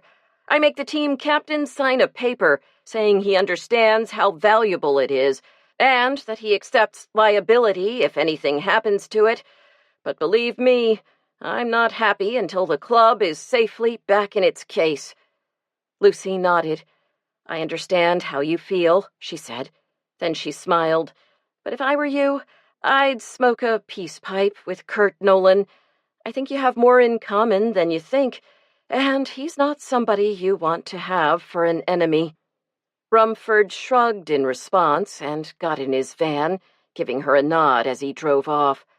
As Lucy watched him go, she doubted he'd follow her advice, and maybe he was right. Kurt Nolan didn't seem eager to make peace with anyone. Chapter 6. Sometimes controversy was a good thing, thought Lucy, as she pulled her cleaning supplies out from beneath the kitchen sink.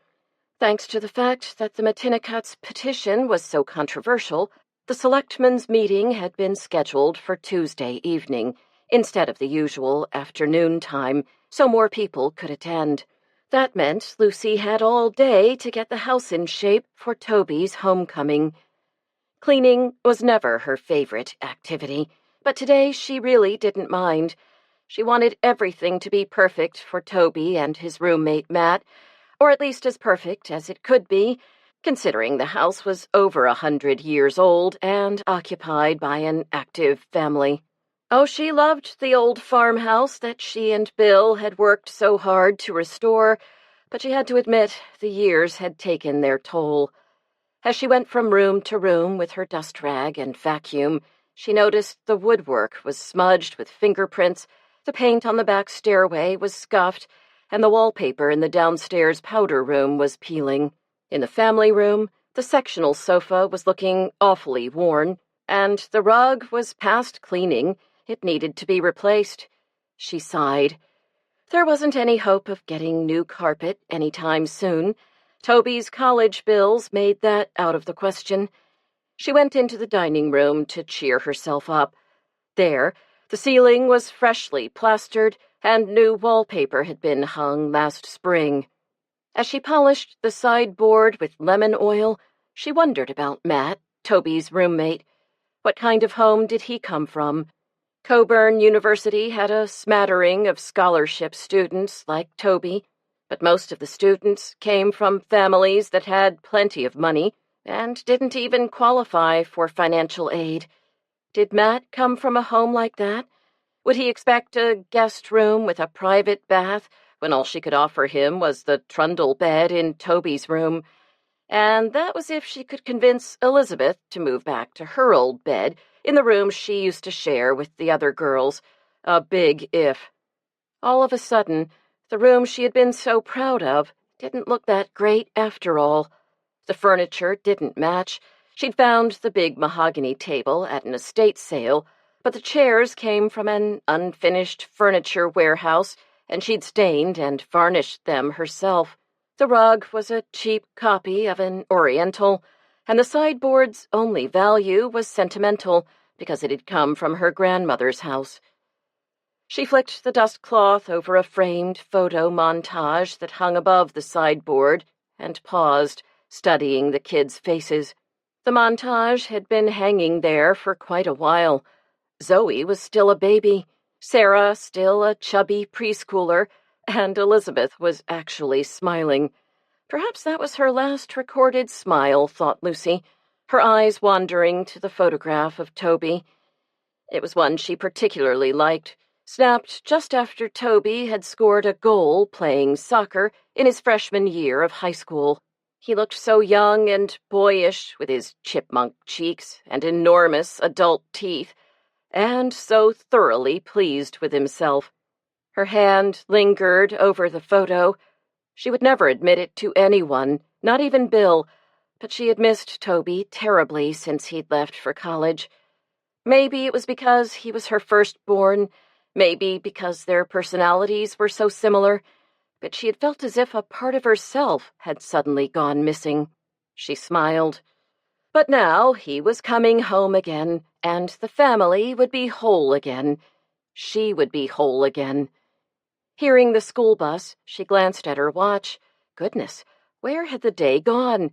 She'd been so busy she hadn't noticed the time, and no wonder. She'd cleaned both bathrooms and the kitchen, and had tidied and dusted the entire house. Only one job remained, evicting Elizabeth. She went to greet the girls. "Where's Toby?" demanded Zoe, breathless from running all the way up the driveway. "He's not here yet," said Lucy. "Why not?" demanded Sarah, dropping her book bag on the floor with a thud. "It's at least a 5-hour drive, and he probably had classes this morning. I bet he'll get here around dinner time." "Oh, goody," said Elizabeth, her voice dripping with sarcasm. "I can't wait." Lucy bristled. "You still haven't moved your things out of Toby's room like I asked you to," she said. "I'll take care of it," replied Elizabeth, draping herself languidly on one of the kitchen chairs. "It's still his room, even if you have been using it. I don't want Toby to feel that this isn't his home anymore."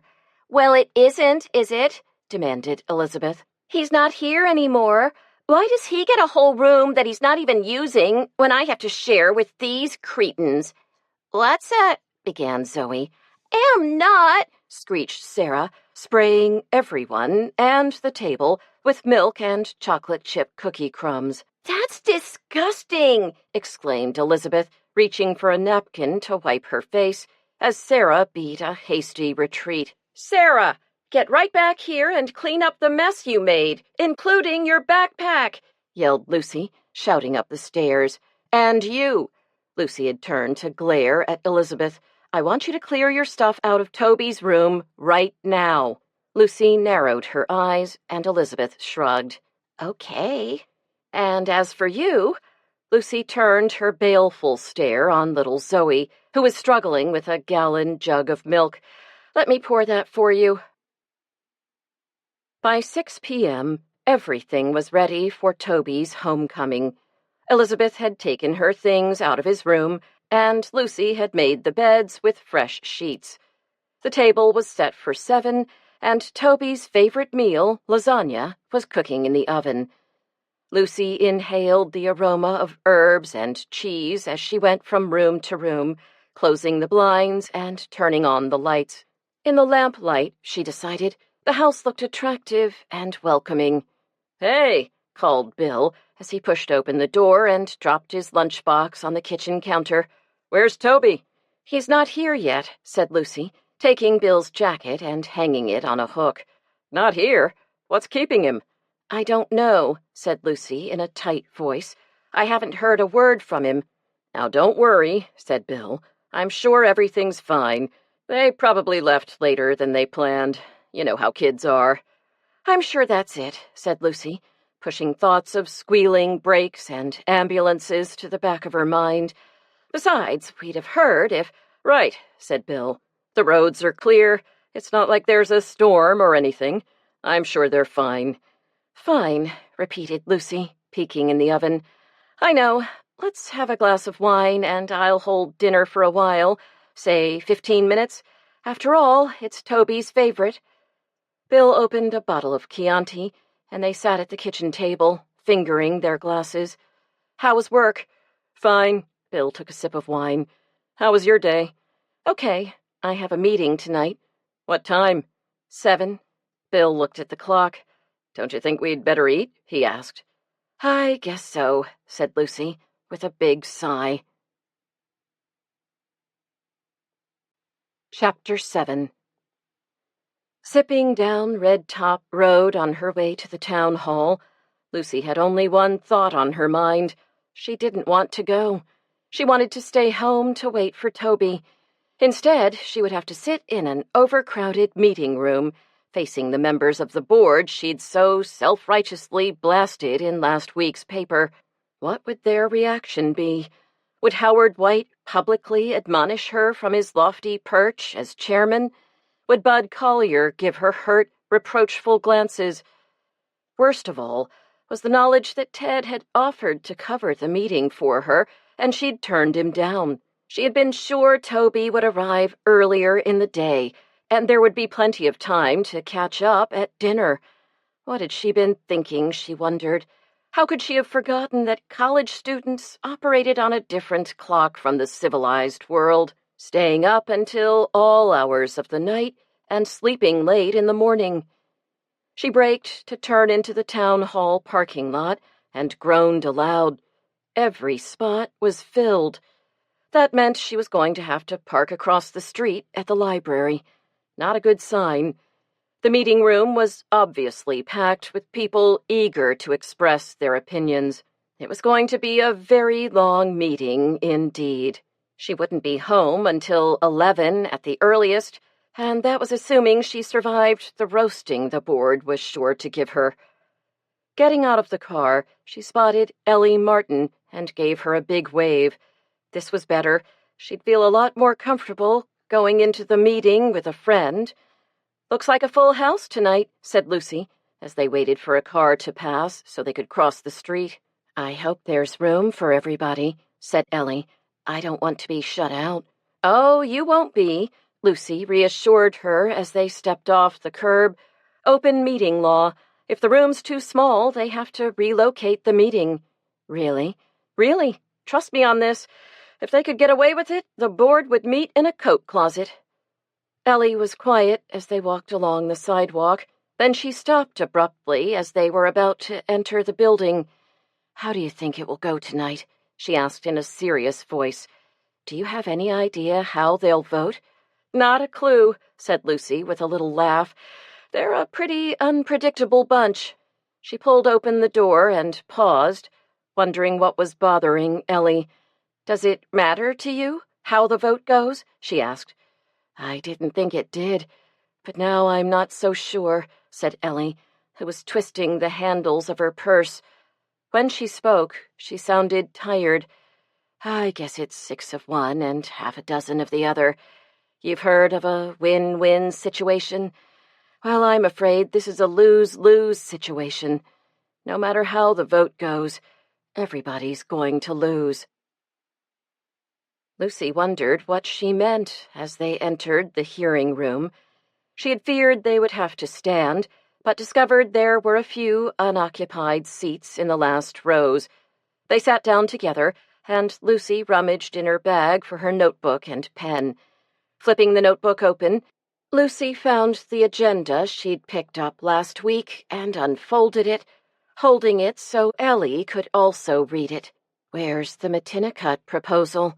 asked Ellie, scanning the long list of items that included new parking regulations for Main Street, budgets for the cemetery, shellfish and waterways commissions, and an executive session to discuss upcoming contract negotiations with the police and fire unions. "It's last," said Lucy, realizing with dismay that the meeting could run well past midnight. "We'll never get out of here." "Maybe they're hoping everybody will run out of patience and go home," said Ellie, hitting the nail on the head. "Not much of a chance of that," said Lucy, scanning the jam-packed room. "These folks aren't leaving until they've had their say." Even from her seat in the back of the room, Lucy could see that all the players were in place, almost as if in a courtroom. In the front row, on one side, sat Jonathan Frankie, executive director of the Association for the Preservation of Tinker's Cove, and Bob Goodman, Rachel's husband, and the lawyer representing the association. Frankie's once long hair and casual work clothes had gradually been giving way to a more professional look. Tonight he was wearing a denim shirt and knitted tie, topped with a tweed sport coat. Bob, Lucy noticed, looked as if he'd come to the meeting straight from a long day in court. His suit was rumpled, and he definitely needed a haircut. He was bent over a thick sheaf of papers and occasionally consulted with Frankie. On the other side of the room, the Matinicot faction seemed more relaxed. Bear Sykes, the tribe's leader, was sitting with his arms folded across his chest. His thick black hair was combed straight back, and when he turned to confer with Chuck Canaday, the tribe's lawyer, Lucy saw he was wearing a wampum bolo tie with his plaid flannel shirt. Canaday, as always, was impeccably dressed in a neat gray suit. Tall and fair, he was a dramatic contrast to Sykes' stocky, barrel-chested figure. Next to him was Andy Brown, wearing his trademark farmer's overalls and a smug expression, as if he had counted his chickens and was certain they would hatch a casino. The three looked up when a fourth man approached them, a man Lucy didn't recognize. From his city-tailored suit, with no vents in the jacket, Lucy guessed he probably represented a bank or a real estate development company. This guess was confirmed when he bent down and whispered to Sykes, who immediately left the room and returned a few minutes later, carrying a cardboard box, which he carefully set on a table in the front of the room. Lucy figured they were going to be treated to an architect's model. Plans for the casino had indeed progressed further than anyone suspected. "Look at that," snorted Ellie, glancing at Bear. "They treat him like an errand boy." "If the casino gets approved, he won't be an errand boy anymore," said Lucy. "As tribal leader, he'll be a very influential man." "That's what I'm afraid of," said Ellie. "When's this meeting going to start?" Lucy glanced at the empty bench in the front of the room and checked her watch. It was already 10 minutes past 7. "It's a power thing," she said, leaning toward Ellie. "The board keeps everybody waiting so they know who's in charge." "I'll let them know who's in charge come the next election," said Ellie. "I'm missing my favorite TV show." "Hiya, Ellie. What's happening?" It was Kurt Nolan, sliding into the seat beside Ellie. "Did I miss anything?" "Nothing. They haven't started," said Ellie. Lucy couldn't help noticing her voice suddenly sounded a lot brighter than it had before Kurt Nolan arrived. "Good." Kurt settled himself in the chair, planting his feet firmly on the floor and letting his knees splay apart. His hands rested easily on his denim-covered legs. Lucy checked her watch again. It was 1:15. Time for the selectmen to appear. A side door opened, and Lucy slid down in her chair, hoping none of the board members would notice her as they marched in and took their places behind the raised bench. Last to enter was Howard White, the chairman, who walked briskly across the room to his seat at the center of the bench and picked up his gavel. "This meeting is called to order. First on the agenda, parking regulations." Lucy sighed with relief and sat up a little straighter. If Howard were going to scold her, he would have done it first thing. "Point of order!" Joe Marzetti's voice boomed out, unnaturally loud. "I'd like to move that we table all other business and take up the Matinicot proposal first." Lucy raised an eyebrow and scribbled furiously in her notebook. "I second the motion," announced Bud Collier, before White even had a chance to ask for seconds. "Any discussion?" From White's tone, it was a challenge rather than a question. Howard White was clearly unhappy at this evidence of rebellion in the ranks. Lucy was surprised. In her experience with the board, she had never seen individual members take any initiative whatsoever. Someone must have put a bee in Marzetti's and Collier's bonnets, and she suspected it was Chuck Cannaday, who had gotten his ducks in a row before the meeting. "Considering the very great interest in the Matinicot proposal, I think we should act as expeditiously as possible," said Sandy Dunlap. Lucy doubted that Sandy had come up with such big words on her own. She was probably quoting Chuck. What a busy bee. Lucy wondered if he was working on a retainer or if he stood to get a share of the casino. "Any objections?" White looked hopefully to Pete Crowley, who was usually a stickler for proper procedure. Receiving no encouragement in that quarter, White called for a vote, and the motion passed with only one no vote. "All right, then," said White, with a disapproving humph. "We'll take up the matter of the Matinicot proposal." There was a buzz in the room as Bear Sykes stepped forward to address the board, reading nervously from a prepared statement. "The Matinicot Tribal Council has asked me to request your support as the Board of Selectmen for the tribe's petition for federal recognition. We all know that the history of the Matinicot people is interwoven with the history of this town, Tinker's Cove. When I was a little boy growing up here, I shared many of the same experiences as most American boys. I was a Cub Scout, I played Little League baseball, I went to the public schools, and served in the Army. I was also aware, however, that because of my Indian ancestry, I was descended from people whose culture and values were different from those of most Americans. I felt a desire to acknowledge this separate identity, but I was unable to do so. My tribe, the Matinicots, were not recognized. In recent years, I spoke about this with family members and others, and learned I was not alone in my desire to reclaim my Matinicot heritage. As time went on, we formed a tribal council and conducted genealogical research. Now we are ready to request federal recognition as a tribe. As citizens of this town, we ask your support for this petition. Thank you." There was scattered applause, which White quickly silenced.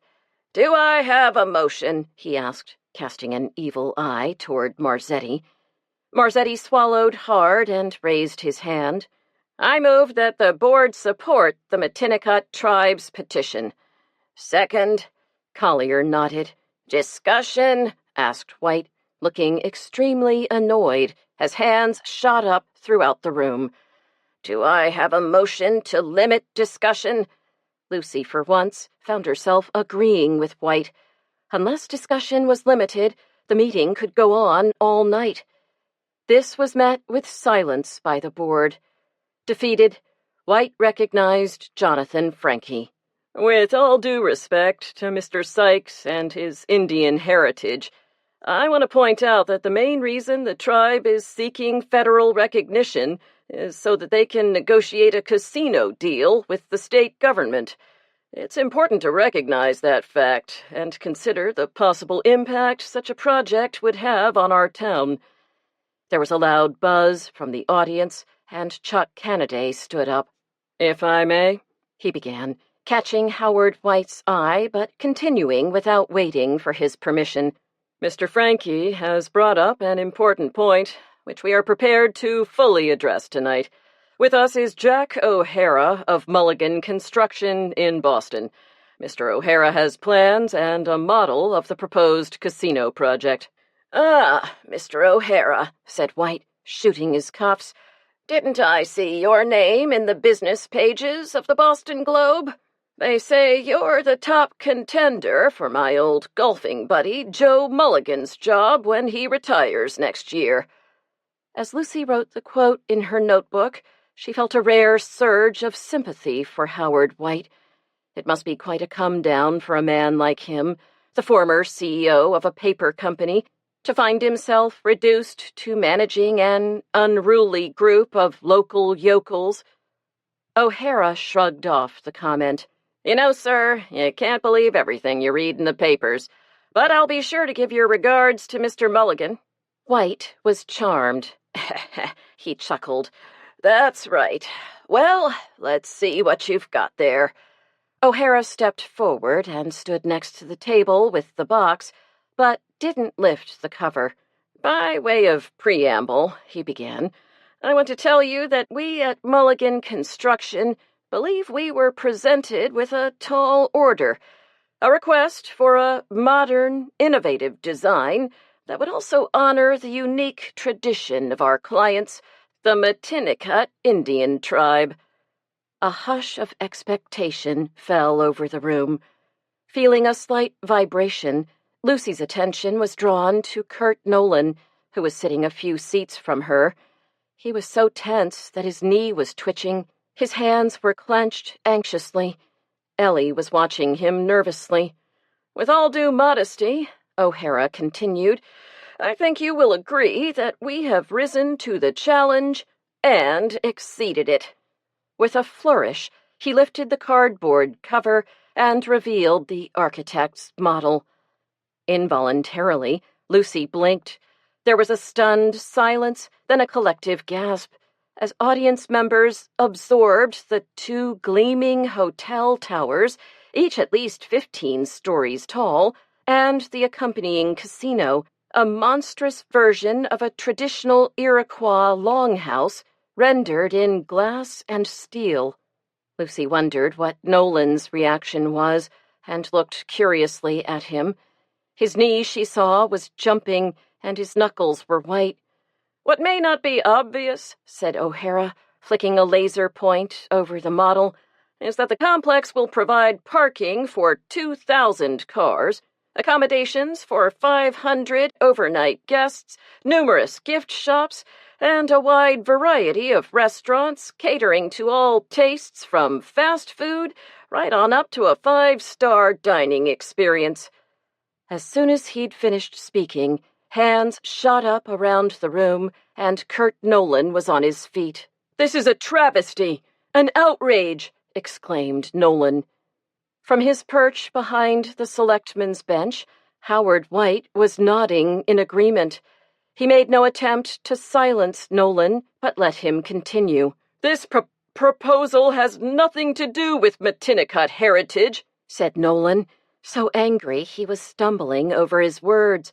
"Matinicots never lived in long houses, and they certainly didn't have skyscrapers. And what about that museum we were promised? If you ask me, the only thing this looks like is the Emerald City of Oz." He sat down with a thump, and Ellie gave him a little pat on the knee. White, for perhaps the one and only time, was nodding in agreement with Nolan. Looking around the room, he next recognized Bob Goodman, certain that he, as the lawyer for the Association of the Preservation of Tinker's Cove, would also be against the proposal. "Putting all aesthetic considerations aside," began Bob, pausing to remove his glasses and wipe them with a handkerchief, "I feel compelled to point out that, as presented here tonight, this design does not comply with the existing zoning and site plan regulations of this town." Canaday was immediately on his feet. "Point of order," he said, managing to get everyone's attention without raising his voice. "We believe there is some precedent here. If built on land that is owned by the tribe, and that can be shown to have been traditionally occupied by the tribe, local zoning ordinances do not apply." At this pronouncement, the room exploded in an uproar as citizens loudly debated with their neighbors whether this could possibly be true. Howard White pounded his gavel, and gradually the roar subsided and order was restored. "I want to remind everyone that the merits," he spat the word out, "of the proposed casino are not the issue tonight. The question is whether the board will support the Matinicot petition for federal recognition. I'm going to close the public debate now and bring that issue back to the board." Pete Crowley took his cue. "I'm sympathetic, of course," he began, to the desire of the citizens of our town who are of Native American heritage to reclaim that, heritage. But let's face it, most of these so-called Matinicats are just about as much Indian as I'm Swedish, and for your information, my maternal grandmother was half Swedish, which, as far as I can tell, makes me 100% American. This was met with murmurs of approval. The tribe's real interest, as we've seen tonight, is getting this casino built. And as far as I'm concerned, a casino is just going to bring organized crime and a lot of other problems to our town. Crowley paused and shook his head sadly. I'm sorry. I've lived with these people my whole life, and I don't see how they're an Indian tribe. They're just like the rest of us. Well, I'm Italian and proud of it, proclaimed Joe Marzetti. It doesn't make me any less American, but in my family, we enjoy Italian food. We keep in touch with relatives in the old country. And I understand what Mr. Sykes is talking about. He has a right to his heritage, and if recognizing that right brings certain advantages to our town, like legalized gambling, so much the better. He turned to Bud Collier, and, noticing he had dozed off, poked him in the side. Lucy couldn't help rolling her eyes. Mrs. Collier might not have liked her story, but it apparently hadn't affected Bud Collier in the least. He roused himself, blinked a few times, and spoke. There aren't enough jobs in this town. The kids are all moving away. We're going to become a town of old people if we don't watch it. These Matinicats, they're fine people. I've lived with them my whole life. Give them what they want. He paused and cast a baleful eye on the model. There'll be plenty of time to talk about that later. His chin sank on his chest, and he resumed his slumber. Oh, dear, fretted Sandy Dunlap as Howard White looked in her direction. I just don't know what to say. I mean, I'm sympathetic to the Matinicats, but after what we've seen tonight, I can't say I'm in favor. Concluding that he had 3 no votes, White seized the moment. Are we ready to vote? He asked. I vote yes. We should endorse the Matinicat petition, said Marzetti. Yes, said Collier, expending as little energy as possible. I vote no, said Crowley, narrowing his eyes at the others. I, of course, vote no, said White. That makes it a tie. Mrs. Dunlap? Oh, dear, I just don't know. Lucy leaned forward, pen in hand, to get every word. Of course I value the Matinicat heritage, but this is such an important decision. It could change our town forever. Of course we can't stand in the way of progress, but we do want to preserve our treasured way of life. Suddenly, Sandy's eyes brightened and her curls bounced. I know. Frankly, this is much too important a decision for people like us to make. This is one time I think we should rely on the experts in the federal government. Lucy glanced at White. She thought he would explode with rage. The folks at the Bureau of Indian Affairs have developed expert criteria for determining whether a tribe is really a tribe, continued Sandy. We should let them do their job. I vote yes. Again, the room exploded. There was celebration on the Matinicat side, anguish and head-shaking among the preservationists. Lucy only felt relief. She had the quotes. She had the votes. She could go home. She grabbed her bag and fled, never looking back. Chapter 8. You're cutting it kind of close, aren't you? Growled Ted when Lucy arrived for work on Wednesday. It was 10 o'clock, just 2 hours before deadline. Not to worry, said Lucy, glancing at Phyllis, the receptionist, with a questioning raised eyebrow. Phyllis responded with a nervous grimace. Lucy knew she was in some sort of trouble. I worked at home this morning, she continued, while my pies were baking. I've got the whole story on this disc. "I can't wait to read it," said Ted. "I heard there was quite a little dust-up." "Just what you'd expect. Howard White almost had apoplexy a few times, but he managed to control himself." "What about Kurt Nolan and the Mulligan guy? What's his name?" "O'Hara," said Lucy, wondering what Ted was getting at. "Nolan had a few words with him." "From what I heard, it was more than words." "I don't know what you're talking about," said Lucy, feeling her stomach drop a few inches. "I stayed for the whole meeting." "This was after the meeting. Nolan took a swing at this O'Hara fellow, and he's pressing charges. Nolan's going to be arraigned this morning. I was hoping to have you cover it." "Oh, shit," said Lucy, sliding into her chair and pounding her fist on the desk. "This is big. I can't believe I missed it." "Me either," said Ted, looking rather put out. "I thought I could count on you. What happened?" "I stayed until they took the vote," said Lucy, sounding defensive. "Toby was supposed to come home yesterday, but he hadn't arrived when I left for the meeting. I was in a hurry to get home and see him." Ted nodded. "The stupid thing is, he wasn't there when I got home either. He didn't actually roll in until 1:30, and then he showed up with 3 friends instead of the one we'd been expecting." Lucy rubbed her eyes. "It was absolutely crazy. I mean, I was so worried I had Bill calling hospitals and the state police. When Toby finally did show up, I didn't know whether to hug him or smack him." Lucy paused for breath. "And I didn't have a clue where all those extra people were going to sleep." "Where'd you put them?" asked Phyllis, who had been keeping a low profile. "No problem, Mom," said Lucy, imitating her son's laid-back attitude. "We'll just crash in the family room."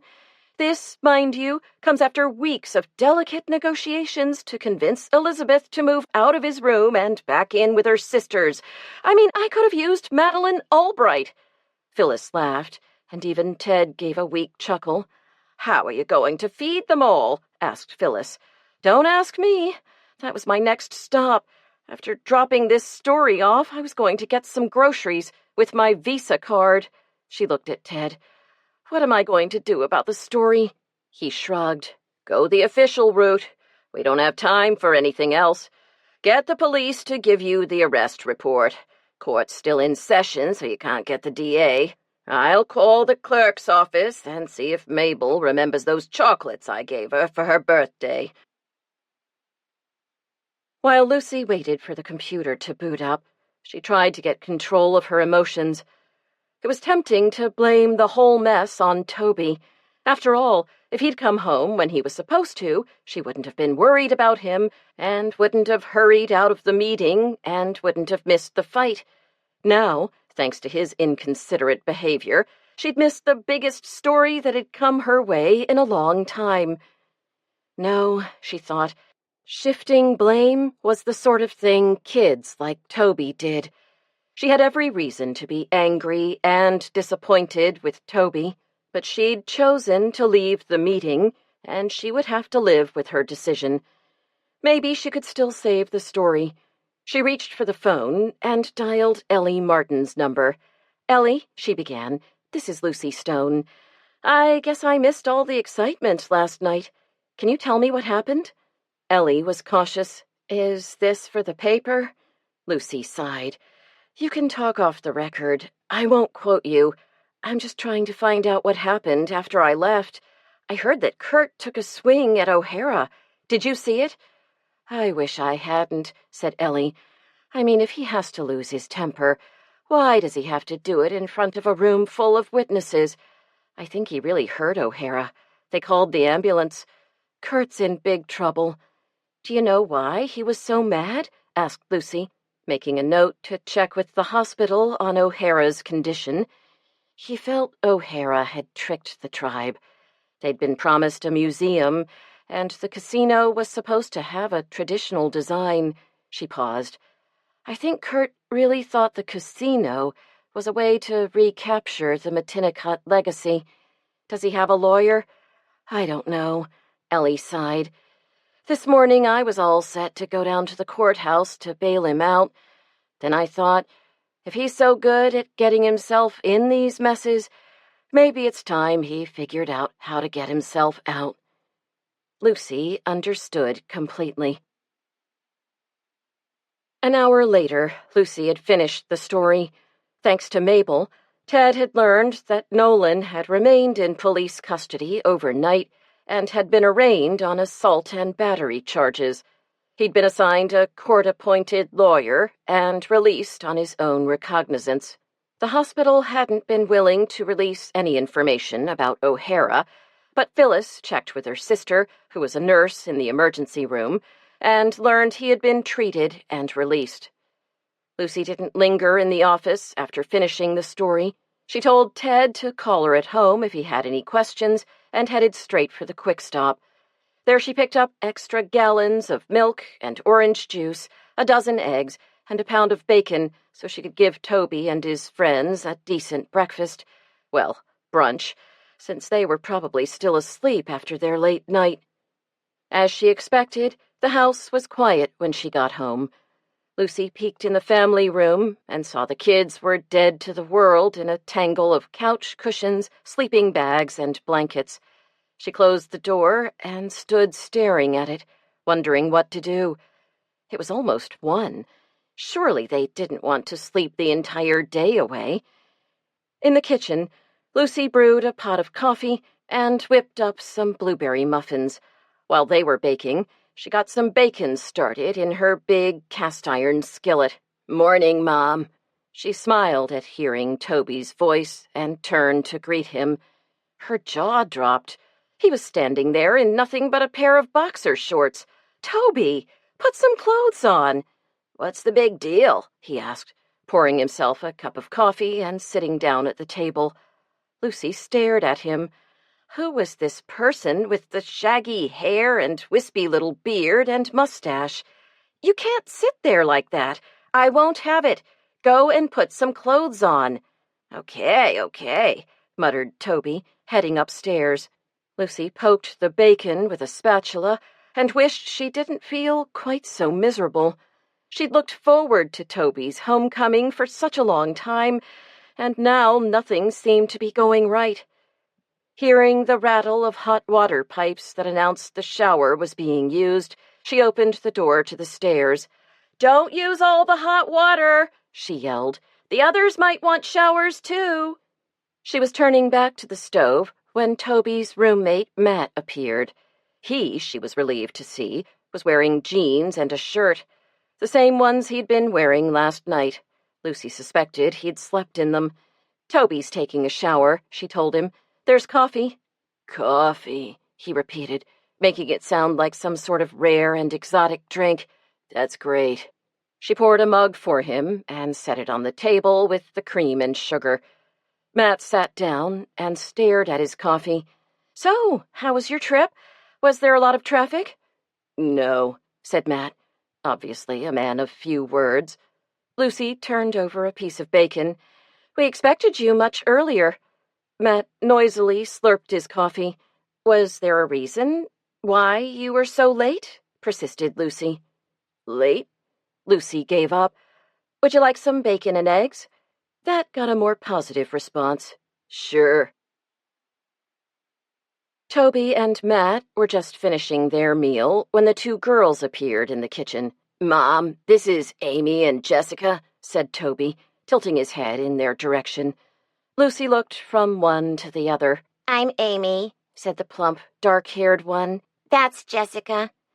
Jessica had light brown hair and was tall and extremely thin. "Would you like some breakfast?" "Maybe just some juice," said Amy. "How about a blueberry muffin?" offered Lucy. "No thanks, I'm a vegan. I don't eat animal products." "You can't eat a muffin?" Lucy was incredulous. "Made with eggs, right? Listen, I don't mean to be any trouble. A glass of juice is all I want, really." "And what about you?" Lucy turned to Jessica, who was watching with a horrified expression as Toby mopped his plate with a piece of muffin, lifted it, dripping with egg yolk, and popped it in his mouth. "Just some water," she said. "Okay," said Lucy brightly. "That's easy." What wasn't going to be easy, she thought, was coming up with something for supper that the entire group would eat. She'd been planning to serve beef stew, but that obviously would not do.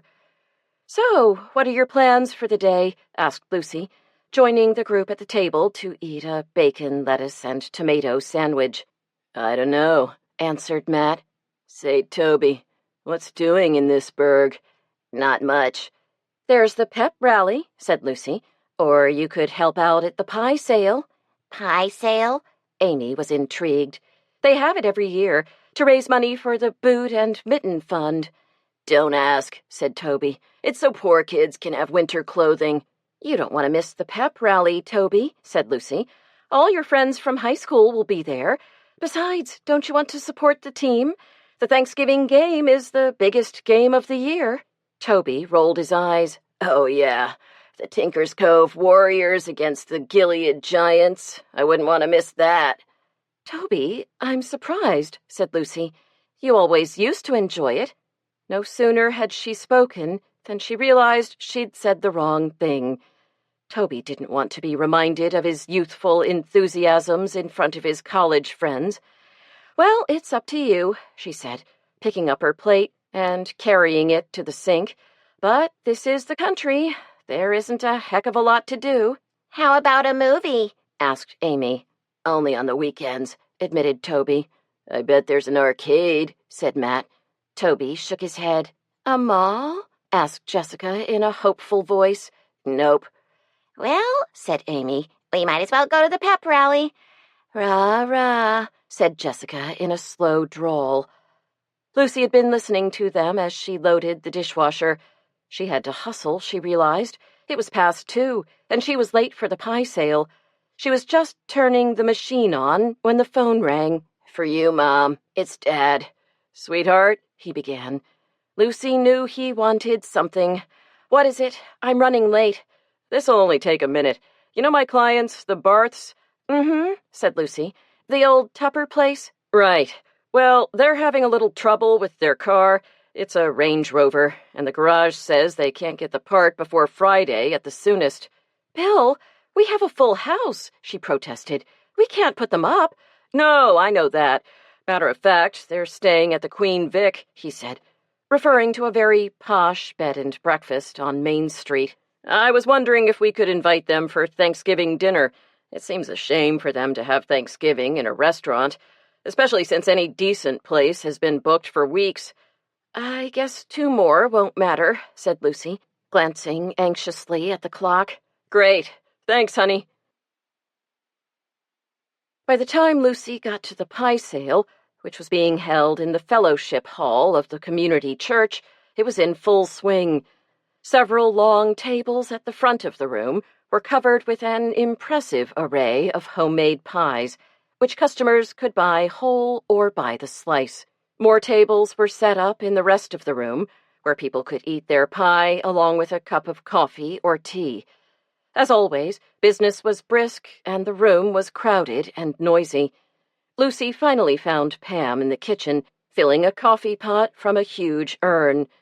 "Looks like you got a crowd," said Lucy by way of greeting. "Sorry I'm late." "No problem," said Pam, giving her a big smile. "Did you bring your pies?" "Sure did," affirmed Lucy, pleased to have gotten something right. 6 pumpkin. "Bless you. I've been worried about running short. Patty Wilson came down with the flu, and you know she always makes a dozen." "What can I do to help?" asked Lucy. "Here, take this coffee around and see if people want refills," said Pam. "Aye, aye, Captain. Will you save an apple for me and a mince one, too, if you have it?" "Sure thing." As she made her way among the tables, Lucy saw many people she recognized. Oswald Crowley, the chief of police, gave her a wave, and she went over to his table. As she went, she heard snippets of conversation. Everybody seemed to be talking about the same thing, the casino. "Here you go," she said as Oswald held out his cup to be filled. "Who else wants some more coffee?" She looked at the faces gathered at the table and fought the impulse to flee. It seemed the entire Board of Selectmen, minus Sandy, was sitting there. "If it isn't our own little news hound," said Joe Marzetti. "I just write it the way I see it," said Lucy, keeping her voice light. "More coffee?" I'll have some, said Bud Collier, looking at her somewhat curiously. It suddenly dawned on Lucy that he didn't know who she was. He hadn't connected her face with her byline, which was the way she wanted to keep it. "I've got no complaints about Lucy," said Howard, surprising her so much that she almost dropped his cup. "She's a good reporter, and I'm sure we can count on her to cover all sides of this casino issue fairly." He put great emphasis on the word fairly. "Absolutely," said Lucy, passing his cup back to him. She gave Bud a big smile, just in case he was following the conversation. "And anything I hear today is off the record." "So, Howard," she heard Fred Smithers ask as she filled his cup, "is it true that town zoning regulations don't apply to the Indians?" "That's nonsense," said Howard, setting his fork down. "We have very strong zoning regulations in this town. I don't think the Battinicutts are going to find they can just ignore our bylaws." "That's right," said Jonathan Frankie, who was sitting at the same table. "The zoning bylaws were revised just last year and passed with a large majority at a town meeting. It was a long, hard battle, but I think we finally have an effective tool for controlling development." "Any court is going to have to take that vote into account," agreed Bob Goodman, dropping a lump of sugar into his coffee and stirring it with a spoon. "I've noticed in quite a few recent decisions that the courts have given community character quite a bit of weight." Someone snorted at the far end of the table. Lucy was surprised to see Kurt Nolan digging into a big wedge of blueberry pie. "It's amazing," he said, hoisting his fork and popping a piece in his mouth. "You see what you want to see." "Out of jail so soon?" asked Jonathan Frankie, glaring at him. "On my own recognizance," said Nolan. "It's a nice place to visit, but I wouldn't want to stay there." "I wouldn't be so cocky," said Crowley, giving him a nod. "You might be going back for a while." "You'd like that, wouldn't you?" said Nolan, looking at Frankie. "I'd like nothing better," replied Frankie, shoving away his empty plate. Now, don't get all excited," said Nolan, looking over the rim of his cup. "I'm just as against that Mulligan proposal as you guys are, but I don't see how you can stop it with the zoning bylaws. Not when you let Andy Brown put up electric signs and that mechanical talking pumpkin and a train ride. How come the association didn't have any problems with Mrs. Lumpkin, the talking pumpkin?" As Lucy watched, Howard White's face grew quite red. "I can assure you that Mr. Brown went through all the proper channels," said White. "He obtained variances for those improvements." "If you say so." "Just hold on," said Frankie. "You saw that model, and there was no sign of any museum. It looks to me like Cannaday and Mulligan Construction are taking the tribe for a ride." Lucy held her breath, waiting for Nolan's reaction. "I wouldn't be so sure if I were you," he said, clenching his fist. "If I were you, I'd listen to him," said White. "What he's saying makes sense." "We don't need him to explain things to us," said Nolan, pointing at Frankie and rising to his feet. "We're not a bunch of dumb Indians who can't look out for our own interests, you know." Now, I didn't say that," began White. "Well, I'll say this," said Frankie, standing and facing Nolan. "The tribe used to be strong advocates for the environment. In fact, quite a few were APTC members. But now that you all stand to make a lot of money from the casino, well, I guess the environment takes a back seat to the almighty dollar. It's pretty hypocritical, if you ask me." "You have a lot of nerve talking like that," said Nolan. "You haven't exactly been working for the environment for free, have you? What do you make as director? 50, 60,000? You know what the average Matinicut income is? It's under the poverty line. Being environmentalists hasn't been quite as profitable for us as it has for you." Frankie glared at him, facing off. Lucy fully expected them to come to blows. Then, suddenly, Frankie turned and stalked off. Nolan laughed, then sat down. He looked at Lucy, who was standing speechless, coffee pot in hand.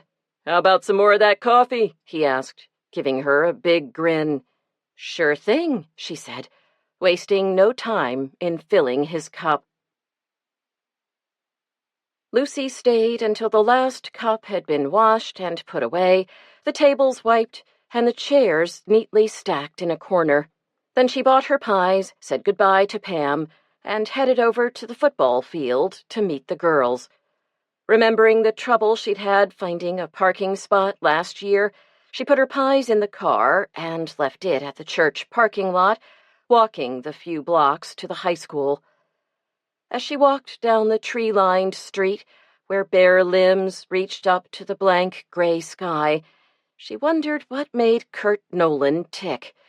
He'd only gotten out of jail that morning, and he had been arraigned on assault and battery charges, yet only a few hours later he almost got in a fight with Jonathan Franke. He seemed nice enough, she thought, admitting to herself that she actually found him rather likable. But he always seemed to be involved in some kind of confrontation. In fact, he seemed to make a habit of provoking and angering people. Why did he do it? What satisfaction could he possibly get out of it? It seemed a terrible waste of energy to her, an exhausting way to go through life. Stopping at the corner to let a car go by before she crossed the street, she realized how tired she was. No wonder. She'd only gotten a few hours of sleep. Then she'd spent the morning baking pies and working on her story.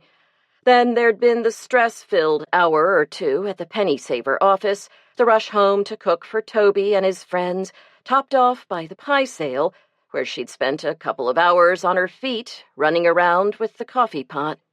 Maybe Nolan had it right, she thought, trudging up the hill to the field and keeping an eye out for the girls.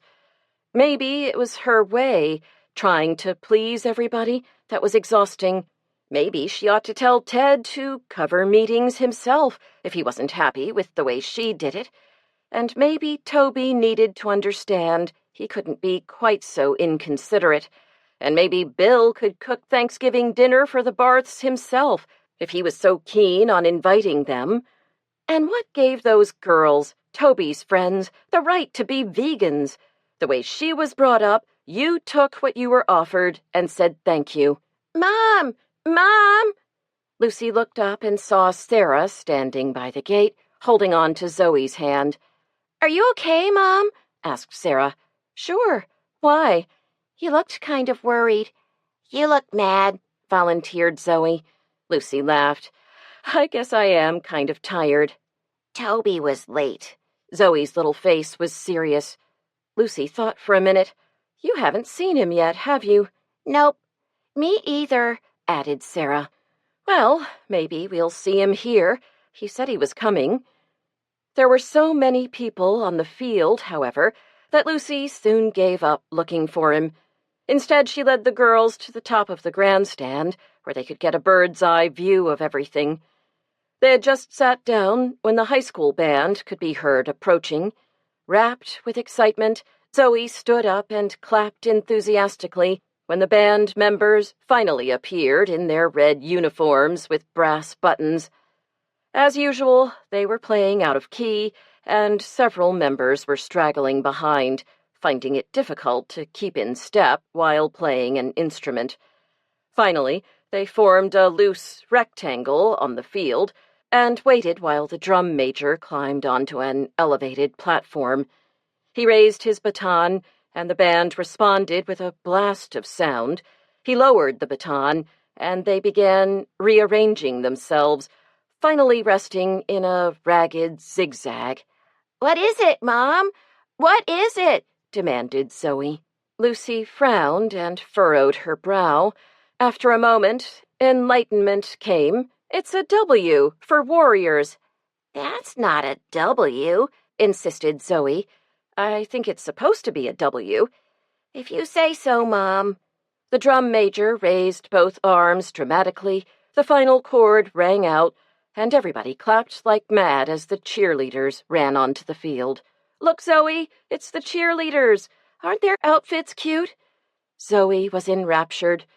Lucy guessed she was picturing herself in a red and white cheerleader's skirt. What are they holding? Pom-poms. Can I get one? I don't know where you get them. You have to be a cheerleader, said Sarah. Zoe's face fell. Maybe we can make some, Lucy said, out of crepe paper or something. I'll help, promised Zoe. We'll see, said Lucy. Give me a W, yelled the cheerleaders. W, yelled back the crowd. The cheer finally ended with everybody screaming, Warriors! Warriors! Warriors! The band played a drum roll, and all eyes went to the end of the field, where two girls dressed in fringed deerskin dresses were holding a large paper hoop. The band began playing the Warriors' fight song, and the crowd roared as quarterback Zeke Kerwin broke through the paper circle, followed by the other members of the team. They ran down the field and formed a circle around a big pile of wood that had been stacked at the opposite end of the field. The music finally stopped playing, and everyone was silent, waiting for the big moment. They were rewarded with the sight of the two girls in Indian dress holding torches, escorting team captain Chris White, who was carrying the Mattinicot War Club. Everyone began chanting together, Go! Go! Go! Chris raised the War Club above his head, gave the traditional warrior yell, and sped down the field, followed by the torch-bearers. Still holding the club above his head, Chris joined the circle of his teammates. The girls threw the torches onto the pile of wood, and the crowd roared as the flames grew steadily higher. All of a sudden, everybody seemed to be moving, gathering around the huge bonfire. Holding Zoe carefully by the hand, Lucy made her way down from the grandstand. They joined the throng and stood watching the fire, roaring in approval, as a dummy, dressed in a Gilead Giants uniform, was thrown into the flames. Mom, we'll win the game, right? asked Zoe. Maybe, said Lucy, who subscribed to the glass-half-full theory. Not a chance, said Sarah. Gilead's already in the finals for the state Super Bowl. Winning's not the important thing, said Lucy mechanically. She was wondering what to have for supper. Something everybody would eat. It's how you eat the rice. You mean play the game? That's what I said. Zoe and Sarah looked at each other and laughed. Chapter 9. Lucy was just putting the finishing touches on a brown rice and carrot casserole when the phone rang. She picked up the receiver and was surprised to hear Fred Rumford's voice. What can I do for you? She asked as she slid the dish into the oven. I have to get something in tomorrow's paper, he said. I'm sorry, Fred, but it's too late. The deadline was noon. Damn, he said.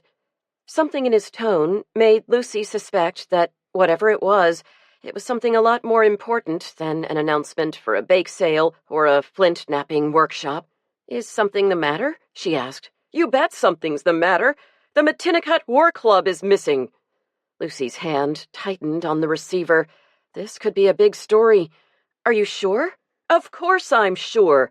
When I handed it over to Chris White, I made him promise to bring it right back to me as soon as the pep rally was over. We agreed on a meeting place by the ticket booth, and I was there right on time. In fact, I was early, and I stayed for an hour, but there was no Chris. I went back to the museum, thinking he might have misunderstood and gone there instead, but there was no sign of him. I called his house, and his mother told me he wasn't home yet, and she didn't expect him until late because it was the night before the big game. Did you call the police? Of course I did, and they picked up Chris, drunk as a skunk. On the night before a big game? Not just him, most of the team. No wonder we never win. More to the point, there was no sign of the War Club. Chris said he was approached after the pep rally by someone who offered to return the club for him, and he handed it over. I can't believe he did that, said Lucy. Did he know the person? Apparently not, but he did say he looked like an Indian, with long black hair and a bear claw necklace. Lucy sighed. That sounds like Kurt Nolan. Exactly, said Rumford. Are the police looking for him? They are, but so far they haven't had any luck. He wasn't home, and nobody seems to know where he is. For all we know, he could have left the country.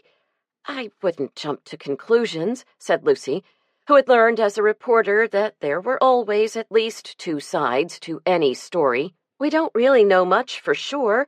It's not even certain that it was Nolan who took the club. Oh, I'm certain, said Rumford. Lucy didn't like his tone. He sounded as if he were ready to act as judge, jury, and executioner. What now? She asked. Well, I'd hoped to get the news out. Ask for anyone who has any information about the club or Nolan to contact the police. He paused.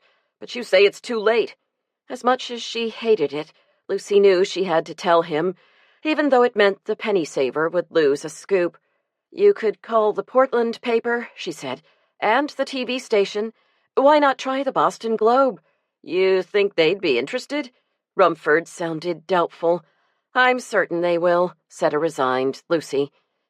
As she hung up, she thought of Ted. He'd be furious that he'd missed such a big story, but that was the problem with publishing only once a week. It meant you lost out on news that happened the other 6 days of the week. There was really no point calling him with the bad news, she thought, as she started cleaning up the mess she'd made preparing the casserole. He'd find out soon enough. Chapter 10. On Thanksgiving Day, Lucy woke up a half hour before the alarm was set to go off. It was a luxury she was unaccustomed to, time to herself. Careful not to disturb Bill, who was sound asleep beside her, she rolled on her back and stretched. Then she tried to work up some enthusiasm for the long day that stretched ahead of her. Truth be told, Thanksgiving had never been her favorite holiday, consisting as it did of football and food that she had to cook, and dishes, lots of dishes, that she had to wash. This year she'd been able to summon up more excitement than usual, but that was because Toby was coming home. She sighed. Somehow Toby's homecoming hadn't gone at all as she'd expected. He and his friends seemed interested in using the house only as a place to sleep and leave their stuff. Yesterday, much to her irritation, after she'd gone to the trouble of making that vegan brown rice and carrot casserole for supper, they'd gone on to Portland after stopping only briefly at the pep rally and hadn't returned until around 11. She hadn't seen much of Toby, and the girls hadn't seen him at all. They'd either been asleep or at school when he made his brief appearances. There was plenty of evidence of his and his friends' presence, however, in the huge pile of sleeping bags and backpacks that practically filled the family room, in the wet towels left on the bathroom floor, in the litter of dirty snack dishes that filled the kitchen sink. Lucy didn't know exactly what she wanted. Certainly not cozy family games of Monopoly, such as he used to enjoy when he was younger, but she had thought he would join the family at dinner. She thought he'd be around for a while in the evenings, perhaps watching a video with the rest of the family, and she had hoped to have a little time with him by herself. Now, she realized with a start, if she did get him to herself, she'd like nothing better than to shake some sense into him. She would like to yell and scream and let him know he was behaving like a pig. She'd like to make him understand how much he was hurting her and how very angry it made her feel. No, she thought, that wouldn't do. If he was the prodigal son, it was her job to set aside her petty little negative feelings and welcome him, to kill the fatted calf in celebration, or in her case, to cook the turkey and reheat the brown rice casserole. Doing a quick count, Lucy realized there would be 12 for dinner instead of the 8 she'd been figuring on, presuming Toby and his friends deigned to eat Thanksgiving dinner with them. She counted again. Herself and Bill and the 3 girls, that was 5. Toby and his friends made 9.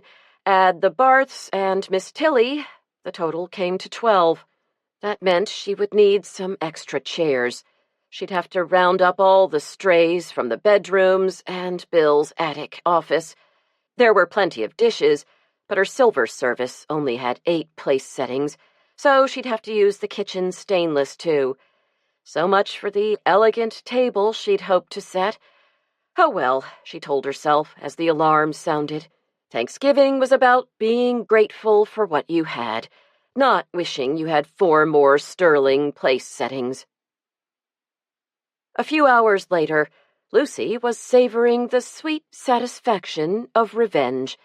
The college kids weren't sleeping late this morning, thanks to Zoe, who wanted to watch the Macy's Thanksgiving Day Parade on TV.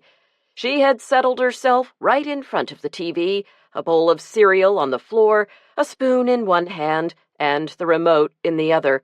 Any attempts to dislodge her, and there had been a few, had been repulsed with fits of noisy squealing. She had now solidified her position, calling on her sisters to act as reinforcements. The college kids had finally given up and had begun the hours-long ritual of morning showers. Busy in the kitchen, peeling potatoes and mixing up stuffing and arranging plates of condiments, Lucy thought smugly to herself that things had a way of working out. They hadn't eaten the casserole last night. They could jolly well eat it today. They didn't want to behave like proper guests. The family didn't have to act like gracious hosts. Glancing at the clock, Lucy saw it was almost time to leave for the football game. She turned on the oven and opened the door, preparing to slide the turkey inside so it could cook while they were gone, when Sarah ran into the kitchen. "You'll never believe it, Mom." "What won't I believe?" asked Lucy, straightening up. "I saw Katie Brown on TV." Lucy looked at her doubtfully. "How can you be sure it was her?" "'Cause she was with her dad and her mom and her brothers. They were all there, at the parade, like she said they would be." "Really? You saw them in New York?" "Yeah, Mom. Isn't that cool? She told me in school yesterday to look for her, and I did, and I saw her. I can't wait to tell her." "That is pretty cool," said Lucy. "Is the parade almost over?" "Yeah." "Good, because it's almost time for the game. Would you tell the others so they can get ready to go?" "Sure thing, Mom." A miracle. A small miracle. She'd asked one of her children to do something, and she'd done it willingly. Treasure the moment, Lucy told herself as she checked the dining room table. Everything was in place. The linen tablecloth and napkins, the cornucopia of fresh fruit and nuts, the 12 place settings with assorted flatware. 3 pies, pumpkin, apple, and mince, were sitting on the sideboard along with dessert plates and coffee cups and saucers. It all looked very nice, she thought, pausing to admire the new wallpaper. In the kitchen, the turkey was stuffed and roasting in the oven. It would be almost done when they got home. The brown rice casserole only needed a few minutes in the microwave. The potatoes were peeled and in the pot, covered with water and ready to cook. Cranberry sauce, pickles, and celery with olives were arranged on crystal dishes and covered with plastic wrap, cooling in the refrigerator. So was the wine, and the coffee pot was set up and ready to go. And so was she, ready to go and cheer for the home team at the football game. Taking her place beside Bill in the Subaru, Lucy firmly pushed all thoughts of Toby and his friends from her mind. They had transportation. They could come to the game if they wanted to. She wasn't going to worry about them. She and Bill and the 2 younger girls would have a lovely time on their own. Elizabeth, never a big football fan, had offered to stay home and keep an eye on the turkey. What a contrast to her thoughtless, irresponsible, selfish brother. "It's a perfect day for football," said Bill, interrupting her thoughts. Lucy considered. The sun was shining brightly in a cloudless blue sky. There was no wind to speak of, and there was just a slight nip in the air. "It's perfect," Lucy agreed, hoping that Toby and his friends wouldn't miss the game. It would be a shame, on such a nice day, to stay cooped up in the house. Instead of going straight into town, Bill took the long way round on the shore road. There, big old-fashioned, gray-shingled cottages stood on the bluff overlooking the cove. The trees were bare, and brown leaves had drifted into the road, but tall, pointed fir trees provided a touch of green here and there. Beyond the houses, they could see the sea, deep blue with a scattering of tiny whitecaps. Farther out, on the horizon, they could see the humped shape of Matinicot Island. "See the seals?" exclaimed Sarah, pointing to a small cluster of rocks. Bill pulled off the road and stopped the car.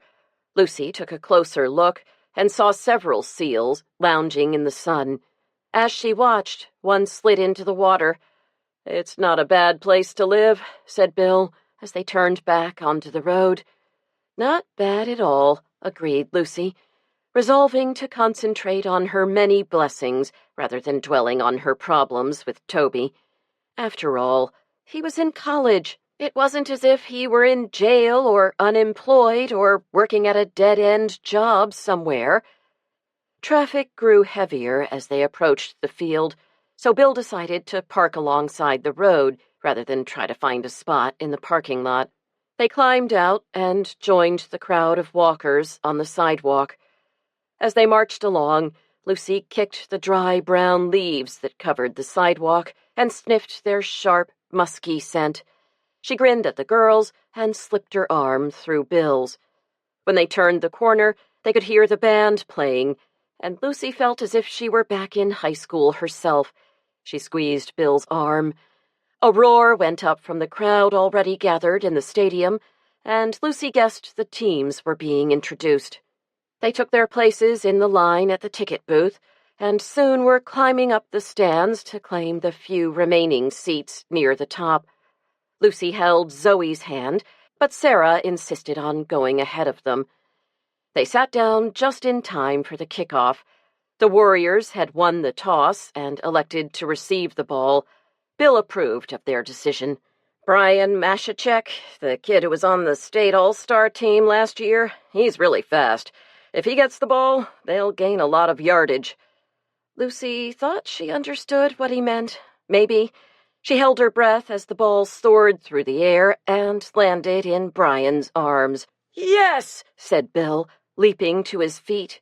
Suddenly, everyone was standing and cheering as the all-star player ran down the field, dodging and even slipping through the arms of the Giants to make a touchdown. The Tinker's Cove fans roared their approval. On the other side of the field, the fans of the Gilead Giants sat silently, looking glum. "What happened?" asked Zoe, tugging on Lucy's sleeve. "A touchdown, stupid," said Sarah. Lucy's eyes widened in surprise. "That was unnecessary," she said. "I'm sorry," mumbled Sarah. Lucy knew that Sarah often squabbled with her older sister, but she was usually sweet-natured toward Zoe. Lucy wondered if the fact that Toby had ignored her since he got home was upsetting her, causing her to vent her frustration on her little sister. "Is something bothering you?" "Nah." "Are you sure?"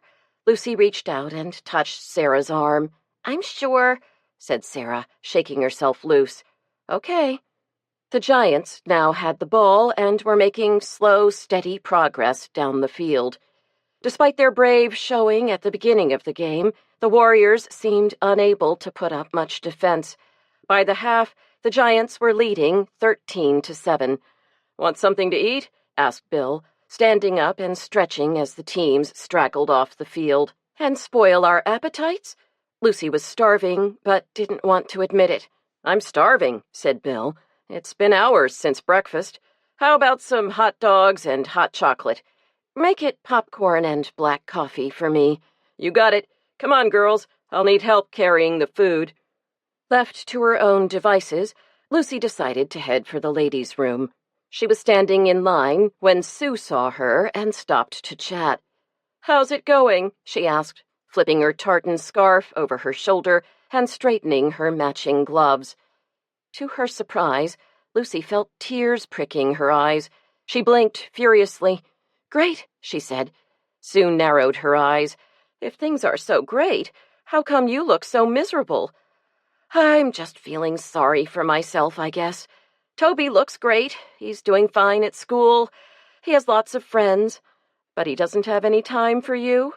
No. Lucy shook her head and her bangs bounced. Sue wrapped an arm around her shoulder. I told you, you never get back the same kid you sent away. When Sidra was in high school, she was hard-working and organized. She kept her room neat as a pin. She played field hockey every fall and stayed in shape the rest of the year by running. She'd bring me little things she found. A perfect acorn, a seashell, a pink pebble. Sue sighed. She came back from her first semester a completely different person. She would only wear black. She spent the whole vacation lounging on the couch. When I suggested she get some exercise, she actually growled at me. I didn't know what to do. I was frantic. Finally, I dragged her to the doctor. What did he say?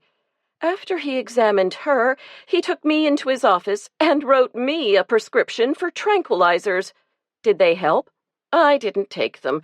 I decided I just had to let her grow up. I couldn't wreck my life worrying about her. It was time to let go. Easy to say, said Lucy, tempted to growl herself. Not easy to do, agreed Sue. See you later. Back in the stands, Lucy propped her popcorn in her lap and wrapped her hands around the paper coffee cup. The warmth felt good. She slid a little closer to Bill and rested her head on his shoulder. He turned his head, brushing her forehead with his beard. They've got to turn it around, he said, as the teams lined up for the kickoff. Go, Warriors, go, he roared. The Warriors' cheerleaders were doing their best, leading the crowd through the familiar litany of cheers. It seemed to work. The Warriors played a lot better in the second half and got 2 more touchdowns, thanks largely to the heroic efforts of Brian Mashachek. By the fourth quarter, the Warriors were obviously tired and getting sloppy. The Giants started putting pressure on the Warriors' quarterback, Zeke Kerwin. In a desperation move, he threw a long pass that missed, and the Giants got possession of the ball. They didn't go for any flashy maneuvers. They just drove down the field like a machine to score a touchdown. When the Warriors got the ball back, they couldn't make a first down, and the Giants had the ball once again. The Warriors had lost their lead. The game was tied at 19-19, and there were 2 minutes left to play when the home team finally got the ball back. Nevertheless, hopes were high on the Tinker's Cove side of the field. Fans stood and cheered, hoping for a miracle as the teams lined up on the 30-yard line. Maybe Mashachek could score again. Maybe it was time for Kerwin to try another Hail Mary pass. The stands fell silent as the players crouched down, waiting for the referee to signal the snap. All eyes were on the field. Practically everyone was holding their breath in the tension of the moment. Raising his arm, the referee seemed to move in slow motion. He had the whistle in his hand and was bringing it to his lips when suddenly a woman's high-pitched scream ripped through the stadium. It was one of the cheerleaders, Megan Williams. She was standing on the sidelines, shaking and sobbing. An EMT approached her, and she pointed behind the concession stand. Then she collapsed in his arms as he wrapped a blanket around her. He stood holding her as a couple of police officers ran up to them. There was an exchange of words, and one of the officers signaled that the game should resume. Once again, the players took their positions, but Lucy knew Ted would expect her to find out what was going on. I'll meet you at the car, she told Bill, and made her way down from the bleachers.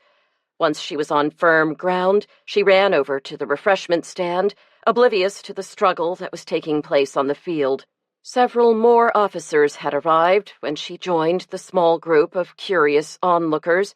Spotting her friend, Officer Barney Culpepper, she elbowed her way through and went up to him. "What's going on?" she asked. Barney considered for a minute, glancing left and right as he removed his cap. Then he brushed his hand through his crew cut and carefully replaced it. "We've got a homicide." Lucy gasped in shock. "Who?" "Kurt Nolan." For an instant, Lucy didn't register the name. Then it hit her. Her hand flew to her mouth. Oh, no. You know him? A little.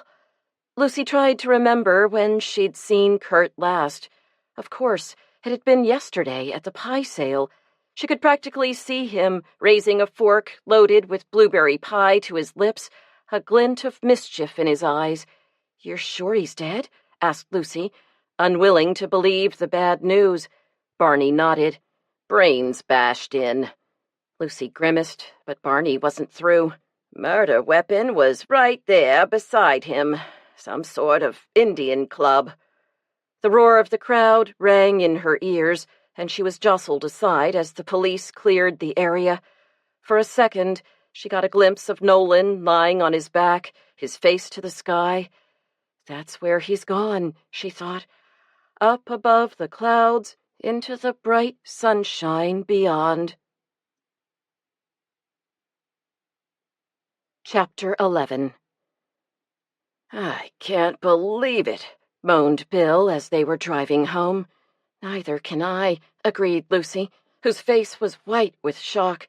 "Absolutely no defense," continued Bill. "I wouldn't say he was defenseless," said Lucy.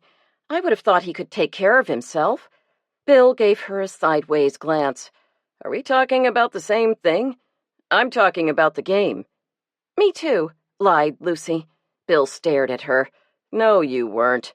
You were talking about Kurt Nolan." "Well, I am going to have to report on it for the paper." "Reporting is one thing. Getting involved and trying to figure out who did it is another. You'd better leave that part to the police." Mindful of the two girls in the back seat, Lucy didn't want to argue. "Absolutely," she said, thinking it was time to change the subject. "So, how did the game end? Did we win?" In the back seat, Sarah and Zoe laughed. In the front, Bill snorted. "The Giants intercepted the ball. Some guy ran 70 yards for a touchdown. I tell you, there's no excuse for that. Where was the defense?" "No excuse," echoed Lucy. "No defense." An hour later, alone in the Subaru as she went to fetch Miss Tilly, Lucy's thoughts returned to Kurt Nolan. No two ways about it, she admitted to herself. He was confrontational. He loved an argument and was never one to go along just to get along. A man like that made enemies, no doubt about that. There were plenty of people in town who had their problems with him, but that didn't mean they would actually kill him. This was New England, after all. The more ornery and cantankerous a person was, the more likely his neighbors were to grant him a grudging respect. Lucy felt tears sting her eyes and blinked. She was surprised at herself. She wouldn't have thought she cared that much about Kurt Nolan. She remembered the day at the turkey farm, when the kids had been so frightened and he'd come to their rescue by distracting Tom Turkey. She thought of him at the dog hearing, where he'd defended his pet. By now, the tears were really flowing, and she had to pull off the road. This was ridiculous, she told herself, as she fumbled in her purse for a tissue. She hadn't even known the man, not really. But, she realized with surprise as she blew her nose, she had liked him. And why not? There was something awfully attractive about a man who was so comfortable in his own beliefs that he wasn't afraid to stand up for them. Not to mention the fact that he was good with animals and children. Then her heart felt heavy as she thought of Ellie. She was already a widow, and losing Kurt would be another terrible loss for her. Even more difficult, in a way, because the death of a good friend didn't elicit the same sort of sympathy that the death of a husband did. It was an awkward situation, and people wouldn't know what to say, or even if they should say anything at all. Making the situation worse, thought Lucy, was the fact that Kurt Nolan had been murdered. Tinker's Cove was a small town where nearly everybody knew everybody else. There was no random crime here, as you would expect to find in a big city. Whoever killed Kurt Nolan had done it deliberately, for a reason. Why? wondered Lucy. Why kill him? It hardly seemed that the murderer would have taken such a huge risk, assaulting him at a crowded football game, just because Kurt was occasionally obnoxious. There had to be a reason, thought Lucy, flicking on her turn signal and pulling back into traffic. A reason worth committing murder. Arriving at Miss Tilly's little antique Cape-style house, Lucy leaned hard on the doorbell. She knew Miss Tilly, whose age was a secret, but who had been old for the 20-odd years Lucy had known her, was hard of hearing. She also moved slowly these days, so Lucy waited patiently, giving her plenty of time to answer the door. After it seemed at least 5 minutes had gone by, Lucy gave the doorbell a second try. When this ring also failed to bring Miss Tilly to the door, Lucy began to worry. Perhaps her old friend had fallen or had taken sick. It happened to frail elders all the time, and sometimes they weren't found for days. Lucy swallowed hard and tried the door. It opened, and she went in, preparing herself for the worst. "Hello?" she called out loudly. Then she paused a moment in the little entry hall, listening for a reply. "No need to yell," said Miss Tilly. "I'm right here." She spoke slowly, without her usual snappish tone. Lucy thought she sounded tired. "Is everything okay?" Lucy asked, entering the front parlor. Miss Tilly was seated in her usual rocking chair by the fireplace, but there was no fire in the hearth. The electric lights hadn't been turned on either, making the room dim. "No, it's not all right. It's dreadful." "Are you ill?" "Oh, no, I'm fine. A horrid, decayed old wreck like me is perfectly fine, and a big, strong young fellow like Kurt Nolan is dead. Is that all right?" "No, it's not all right." Lucy sat on the footstool and put her hand on Miss Tilly's knee. She sat quietly for a moment, then spoke. "How did you hear about it? It only happened a few hours ago." "The radio. I was listening to the game." This was a new side to Miss Tilly that Lucy hadn't suspected. "I didn't know you followed football." "Just the high school team. I like to keep track of the youngsters." Miss Tilly had been the town librarian for many years and knew everyone. "Kurt played, you know. He was a very good player." "I'm not surprised," said Lucy, spying something in Miss Tilly's hand. "What have you got there?" "A little change purse." Extending her wrinkled claw of a hand, she held it out for Lucy to see. "Kurt made it for me many years ago." Lucy took the little deerskin purse and examined the fine beaded design and the fringe decoration. "It's lovely." "I've always treasured it." Even in the poor light, Lucy could see her eyes brighten at the memory. "He was such a sweet child, so interested in Indians. He read everything in the library, then asked me to get him more books from the interlibrary loan. By the time he graduated from high school, he must have been quite an expert. I hoped he'd go on to college to study anthropology or archaeology, but he didn't," she sighed. "He gave this to me just before he left for the army. It was the Vietnam War, and he was drafted. Imagine. He survived all that and came back to Tinker's Cove, only to die at the Thanksgiving football game." It was later, when they were in the car, that Miss Tilly finally asked how Kurt died. "Didn't they say on the radio?" asked Lucy. "No, just that his body had been discovered." Lucy didn't want to tell her. It would only upset her, but there didn't seem any way around it. She drove carefully, watching the road, trying to think of the best way to say it. Finally, she came to the conclusion there was no good way. He was assaulted with the Matinicot War Club. Miss Tilly drew in her breath sharply. "You mean he was murdered?" "I don't see how it could have been an accident," said Lucy. "That's awful." "I know." For a few minutes they drove on in silence. It was when they were turning into Lucy's driveway that Miss Tilly challenged her. "You have to find out who did this, you know." "It's not that easy," said Lucy, breaking. "Bill's already made it very clear he doesn't want me getting involved, and I'm sure the police won't want me poking my nose into their investigation.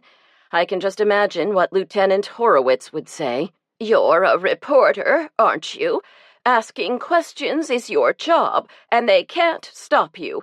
Freedom of the press is a constitutional right." Lucy was sympathetic, but she wasn't going to be bullied. "You know perfectly well that means newspapers can print what they want within reason. It doesn't mean reporters have carte blanche to interfere in a police investigation." "As a favor for me?" Lucy found herself looking at Miss Tilly, her faded blue eyes, her wrinkled cheeks, her wispy white hair. "Please." The word hit Lucy like a bucket full of cold water. Over the years, Miss Tilly had threatened and argued and cajoled her into doing many things she'd rather not have done, but she'd never before said that word, never said please. Lucy blinked hard and smiled. "Well, if you put it that way, how can I refuse?" Besides, she told herself, she already had a suspect in mind. Entering the hall, where she paused to hang up Miss Tilly's coat, Lucy heard voices in the living room, where Bill was entertaining the Barths. "Lucy," said Bill, rising to greet them, "I'd like you to meet Clarice and St. John Barth." "I'm so glad you could come," said Lucy. The Barths were seated together on the couch, and they nodded amiably at her. Clarice was just as she had expected, tiny, trim, and toned, dressed entirely in black. Just looking at her made Lucy feel huge, out of shape, and hopelessly out of style. In contrast, St. John was shorter and pudgier than she expected. He seemed ready to burst out of his stiffly starched shirt and tightly knotted tie. Seeing Miss Tilly appear behind Lucy, he jumped to his feet. "I'd like you to meet a dear family friend, Julia Tilly," said Lucy. "Nice to meet you, Julia. St. John Barth here, and this is my wife, Clarice." Lucy's eyes widened in shock. No one, except a sadly diminished group of contemporaries, ever called Miss Tilly by her first name. Today, especially, Lucy didn't think she'd tolerate such disrespect. "I'm afraid I'm hopelessly out of date," Miss Tilly purred. "I prefer to be called Miss Tilly." That seemed pretty mild, thought Lucy, relaxing. "No problem, Miss Tilly," said St. John with a smile. "Thank you." A gleam appeared in Miss Tilly's eye, and she screwed up her mouth. "Oh, no," thought Lucy. "Here it comes." "Since we're speaking of names, why do you pronounce yours St. John? Don't you know it's properly pronounced St. John?" Clarice bristled and came to the defense of her husband. "It's a family name, and that's the way the Barths have been saying it for generations." Miss Tilly's back stiffened, and Lucy jumped in, hoping to avoid bloodshed. "The Barths are clients of Bill's," she said. "They've bought the old Tupper place and are restoring it. It's going to make a lovely home." From her place on the couch, Clarice gave a small, smug smile. "Would anyone like a glass of wine?" asked Lucy. Receiving nods all around, Bill disappeared into the kitchen. Lucy helped Miss Tilly get settled in an armchair, then perched on a hassock. She tried desperately to think of something to say. "Tinker's Cove must be quite a contrast to New York," she finally ventured to say. "Oh, it is," agreed St. John. Clarice was examining her fingernails, which were polished bright red. This was going to be tough, thought Lucy. "I suppose you'll be using the house for vacations and weekends?" Actually, we're thinking of moving here year-round." "Really?" Lucy was surprised. "Don't you have jobs in the city?" "Clarice works in fashion. She designs displays for outfits like Guess and Banana Republic," said St. John, a note of pride in his voice. When he continued, his voice had dropped and he was practically mumbling. "I used to work for a big construction outfit, Mulligan, but I'm between jobs at the moment." Lucy recognized the name immediately. She knew Mulligan Construction had designed the plans for the casino. Before she could ask about it, Clarice jumped in. "St. John wants to write a book." "A writer!" exclaimed Miss Tilly. "What's it going to be about?" "He's not sure yet," said Clarice, "but it's sure to be a bestseller, whatever he writes." Just then Bill appeared with a tray of wine glasses and passed them around. Lucy waited until he had pronounced a toast, and then she fled. "I have a few things to do in the kitchen," she said. When she got there, she discovered that Bill had started cooking the potatoes, and they were ready to mash. That was good, she thought, guessing he wouldn't be able to keep the combatants in the living room apart for long. But when she started to whip the potatoes, she discovered the centers weren't quite cooked. No matter how high she turned the electric beater, stubborn lumps remained. She finally gave up and spooned the mess into a dish, plopping a big lump of butter on top.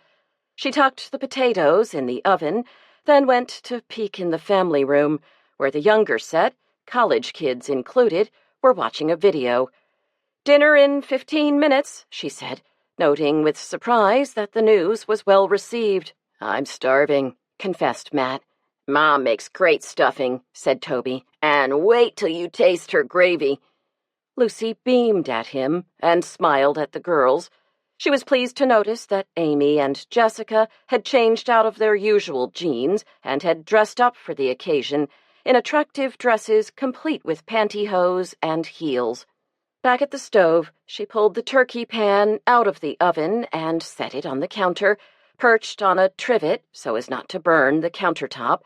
With one oven-mitted hand, she held the pan, and with her other hand, she began loosening the turkey with a spatula. Plenty of greasy juice had cooked out of the turkey, which was great for the gravy, but made the tricky task of getting the 25-pound turkey onto the platter awfully difficult. Making matters worse was the fact that the bird had become firmly adhered to the pan. No sooner would she get one part loosened than she discovered another stuck to the pan. Finally, after poking away at the bird for what seemed an eternity, she thought she could risk lifting it onto the platter. She jabbed a fork into the breast and slid her biggest spatula under the bird and attempted to lift it. Halfway between pan and platter, it slipped and crashed back into the roaster, showering her with greasy juice, before the whole thing, pan and bird, slid off the tipsy trivet onto the floor. Lucy slapped her hand over her mouth to keep from screaming. Lord knows she wanted to scream and wave her arms and stamp her feet, but that would only attract attention, which was the last thing she wanted to do. She was alone in the kitchen. She was the only one who knew what had happened. She was going to keep it that way. "Mom?" It was Sarah, staring open-mouthed at the turkey on the floor. "Don't say a word to anyone, or I'll kill you." Lucy wrapped a dish towel around the bird and wrestled it onto the platter. "You can't serve that. It was on the floor." Sarah was shaking her head. "Oh, yes, I can," growled Lucy. "Now go back to the TV room and act as if nothing is the matter." "But, Mom," protested Sarah. "Go, now! And remember, one word and you die." After Sarah disappeared into the family room, Lucy began mopping up the grease that had spilled from the pan and covered the floor. As she wrung out the mop, she wanted to cry, watching her beautiful golden turkey juice swirling into the soapy water. Finally, the floor was clean, and she turned her attention back to the dinner. So far, she had mashed potatoes, lumpy, and turkey, dusty. No matter, there would be plenty of other food. She slipped the brown rice casserole into the microwave. Then she popped a pan of sweet potatoes into the oven to warm beside the mashed potatoes. She dumped a couple of packages of frozen baby peas into the steamer and set it on a back burner behind the double boiler filled with creamed onions. There was no question of making gravy. The juice was gone. She found a couple of cans of pork gravy in the cupboard and emptied them into a saucepan, adding a little soy sauce to darken the pale glop. She gave the spoon a lick, grimaced, and splashed in some cooking sherry. Maybe it would help. How much longer? It was Bill. There was a note of desperation in his voice. It was your idea to invite them, she said, glaring at him. You can't imagine what I've been going through in here. Bill wasn't moved. You think it's been a picnic out there? Lucy laughed. Just a few more minutes. Finally, everyone was seated at the table. Zoe recited a simple grace, and Bill began carving the turkey. As she surveyed the table, Lucy crossed her fingers and took a deep breath. The turkey didn't seem any the worse for its fall to the floor. She didn't think anyone would notice, and she had wiped it off with paper towels. As for the rest of the meal, well, she couldn't guarantee it would taste good, but it sure looked good. Bill stood and raised a glass. To the cook! Hear, hear! Chorused St. John. Lucy tossed back her glass of wine and held it out for a refill. What did I tell you? Toby asked Matt. Doesn't my mom make great gravy? I've never had anything like it, said Matt. His mother would have been proud of his tact. It's certainly unusual, said Clarice, furrowing her perfectly plucked brows. More stuffing, anyone? Asked Lucy. Yes, said Miss Tilly, taking the bowl of potatoes. How about you? She had turned her beady eyes on Jessica. No wonder you're so thin. You're only eating celery. Here, have some mashed potatoes. Put some meat on your bones. Jessica's eyes widened in horror as Miss Tilly waved the bowl of potatoes in front of her. Looking somewhat green, she rose and fled from the table. I'll see if there's anything I can do, said Matt, following her. And you? Miss Tilly had turned her basilisk gaze on Amy. At least you're not all skin and bones. But what is that muddy stuff you're eating? It's delicious. It's brown rice and carrots. You can't live on that. You need protein. Miss Tilly plunked a drumstick on Amy's plate. Try this.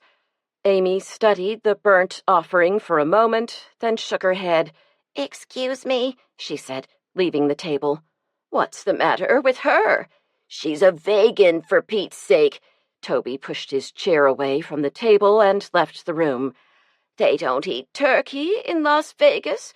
Miss Tilly didn't understand. No, it's vegan. They don't eat animal products, explained Clarice. Miss Tilly stared at the drumstick. Oh, dear. You certainly have a knack for clearing a room, said Lucy. At the rate you were going, I was beginning to wonder if anybody would be left for dessert. Wouldn't miss it for the world, said St. John. Pumpkin pie is my favorite. Mine, too, said Miss Tilly, eyeing him with new appreciation. I had my doubts about you, St. John, but you're all right. Chapter 12. All in all, Lucy thought Thanksgiving dinner had gone pretty well. There were a few tense moments, but it never actually came to blows, she told Bill the next morning as they sat at the kitchen table, taking advantage of the fact that the kids were all sleeping in to enjoy a second cup of coffee by themselves. Not even one fatality, said Bill, grinning. His joke reminded her of Kurt Nolan's death, and she guiltily remembered her promise to Miss Tilly. I have to go into work, she said, staring out the window at the fog-filled yard. What about the kids?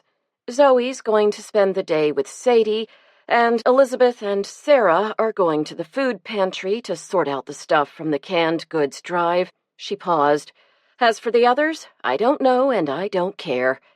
Bill put his hand over hers. It felt warm and good. I know you're upset about Toby. Don't I have the right to be upset? Demanded Lucy. King Lear was right. An ungrateful child is sharper than a serpent's tooth. I can't believe he's acting like this. I can, said Bill. Don't you remember what it was like when you first went away to school and didn't have to ask your parents for permission anymore? You could come and go, and there was nobody to ask you what the hell you thought you were doing. Nobody to tell you what you could and couldn't do. You just started getting used to all that freedom when, all of a sudden, it was Thanksgiving, and you had to go back home. I remember, said Lucy, thinking of how she used to dread the holidays when she was in college. For the first time, she wondered how her parents had felt. Had she hurt them as much as Toby was hurting her? Just a few more days, said Bill, standing up and putting on his jacket. They'll be gone Sunday. You're right, said Lucy, stroking his beard when he bent down to kiss her goodbye. Lucy, thank goodness you're here, said Ted, when Lucy finally arrived at the penny saver a half-hour late.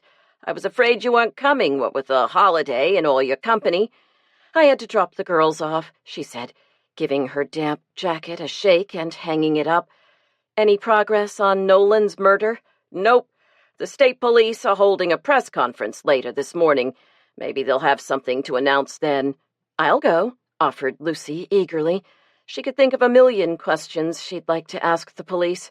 That's okay, said Ted. I can handle it. I want you to start working on Nolan's obit. Not the obit, groaned Lucy. She hated writing obituaries. It was the worst part of working for a newspaper. I've already got some information from the funeral home, said Phyllis, trying to be helpful. Lucy gave Ted an evil look. I don't suppose you'll be happy with that, will you? You'll want quotes. Just a few, said Ted in an apologetic tone. He knew how hard it was to call up grieving survivors and ask them to talk about a lost loved one. A lot of people didn't like him, began Lucy. You can say that again, cracked Phyllis. Lucy clucked her tongue and continued, Do you want me to get negative quotes, too? Sure, said Ted, turning back to his computer. But I think you'll find people don't like to speak ill of the dead. Kurt's probably a lot more popular dead than he was alive.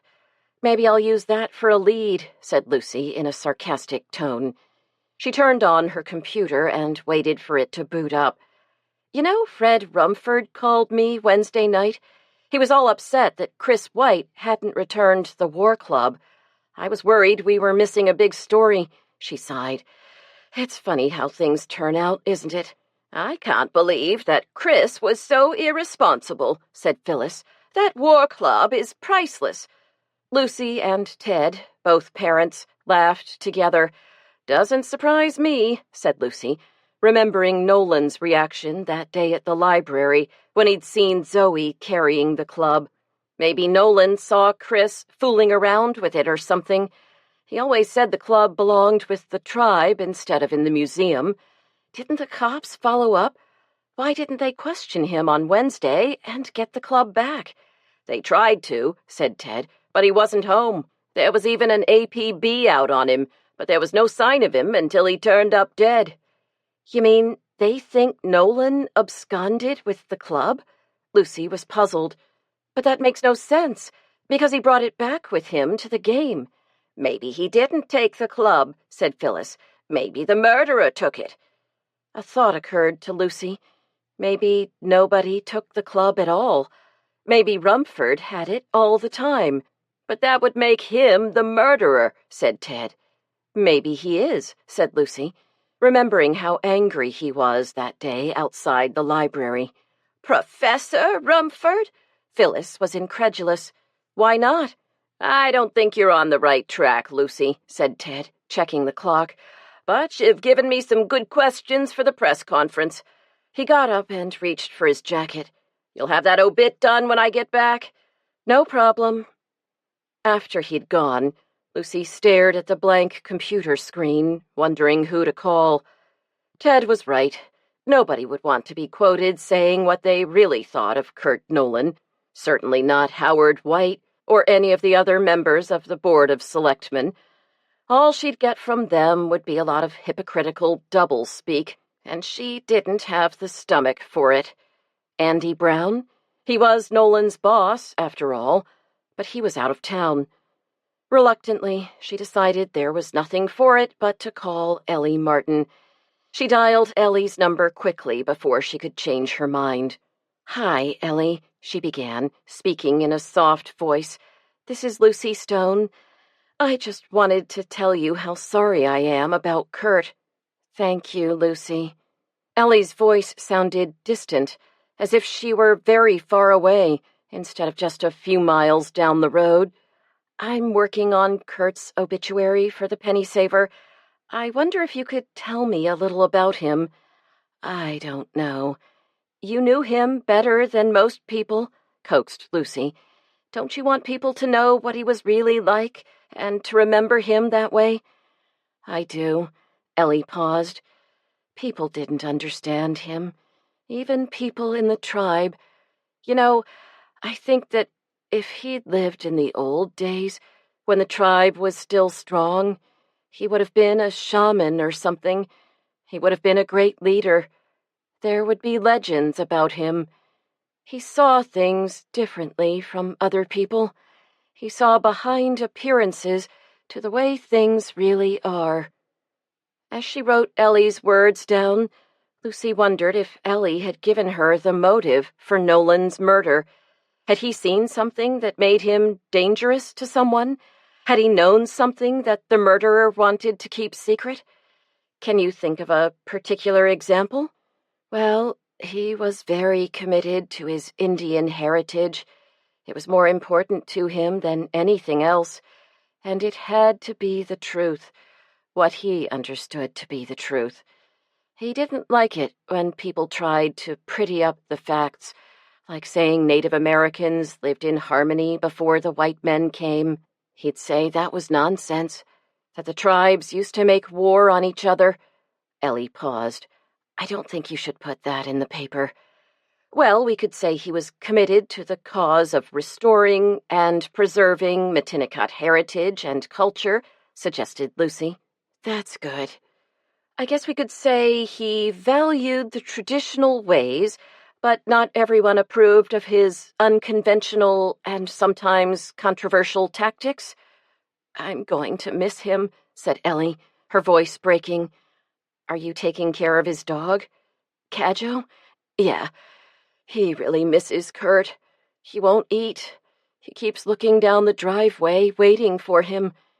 "Are you going to keep him?" "Oh, Lucy, I wish I could, but I don't see how.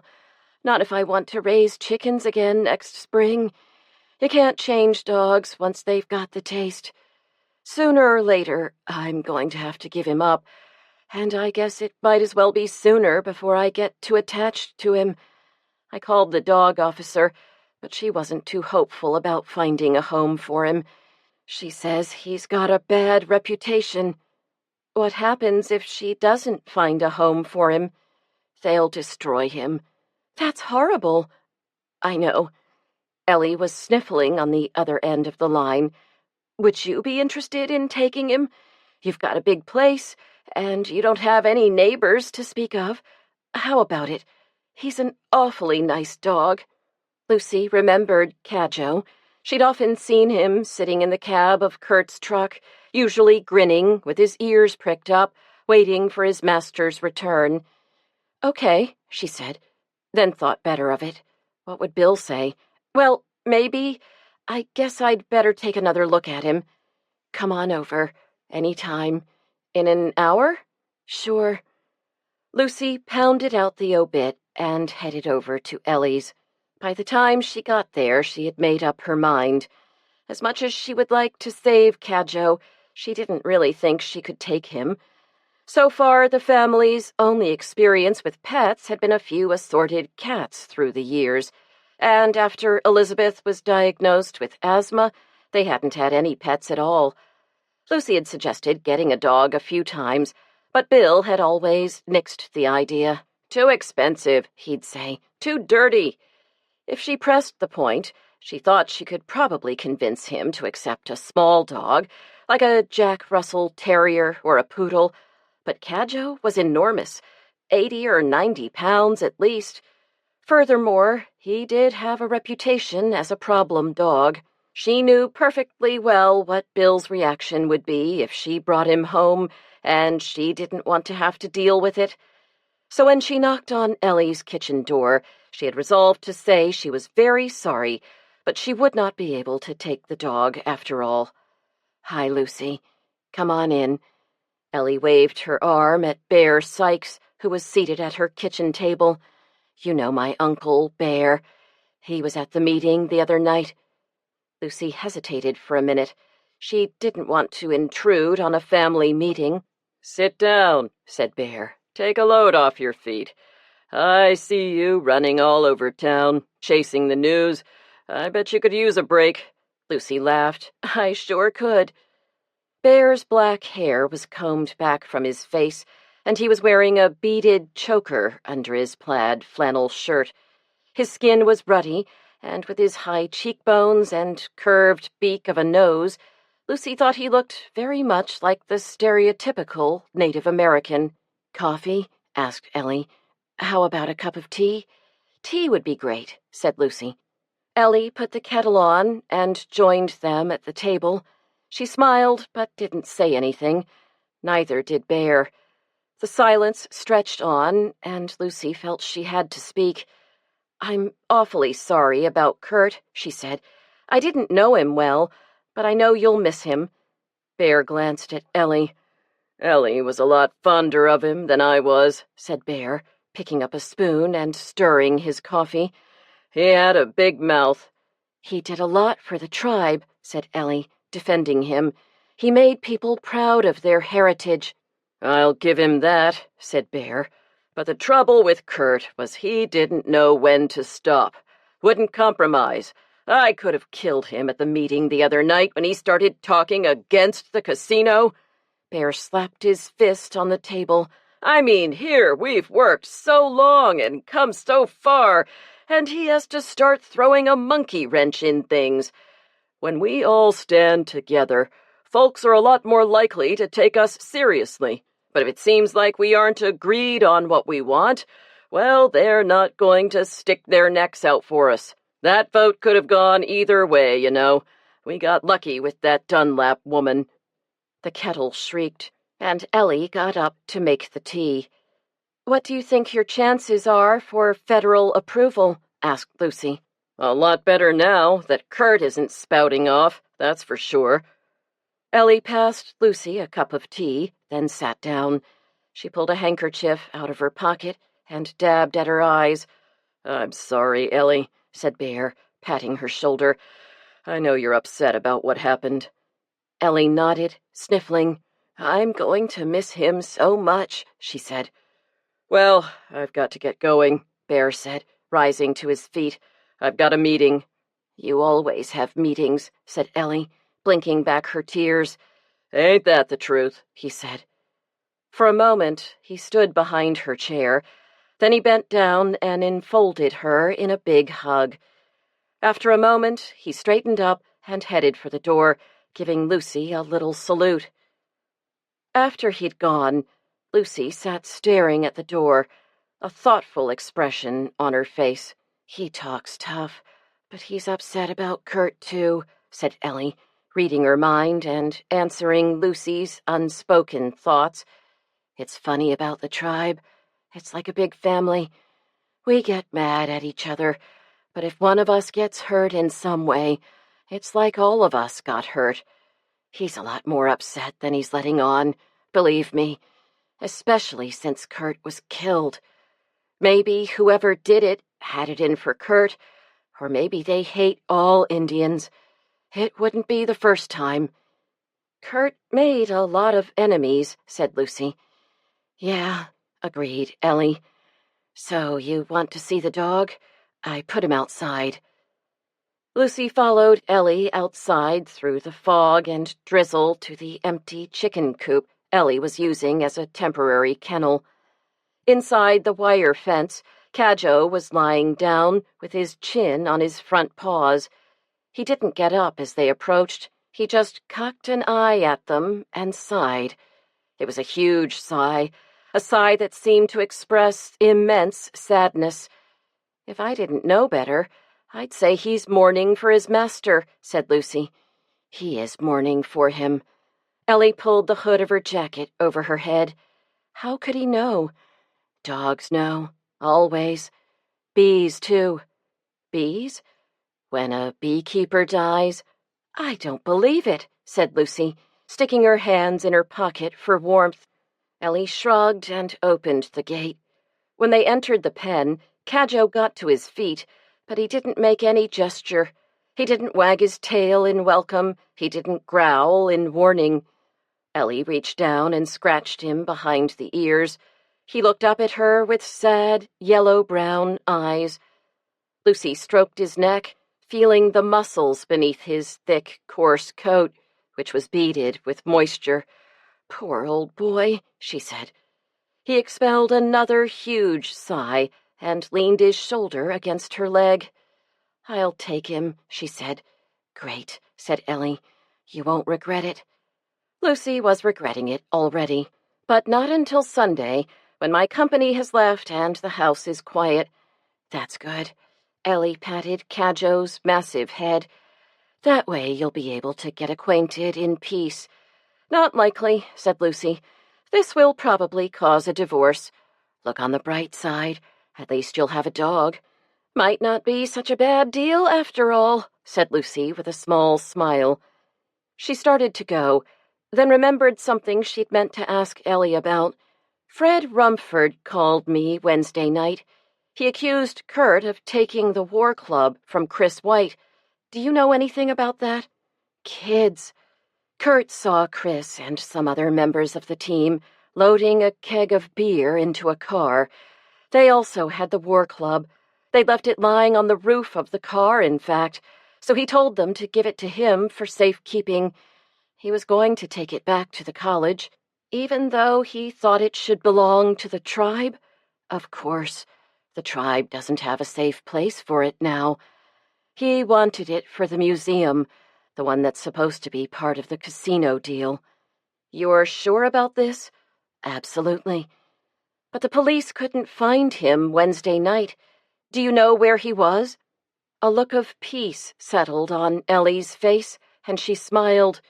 "He was with the ancestors, showing them the war club and promising to keep it safe." Lucy nodded, as if she understood. Then she realized she didn't. "And where did he find the ancestors?" she asked, hoping she wasn't being rude. "On the island, of course. Matinicot Island in the bay." "Did he go alone?" Ellie nodded. Then her face crumpled, and Lucy wrapped her arms around the sobbing woman. They stood there together, two women and a dog in the cold November drizzle, for a long time. Chapter 13. What had Lucy done? Was she out of her mind?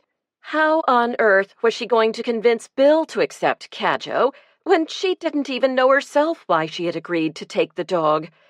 This was insane, she thought, as she drove down Ellie Martin's driveway and turned onto Main Street Extension. It must be some sort of empty nest syndrome, she theorized. Maternal instincts gone awry. Toby had flown off to college.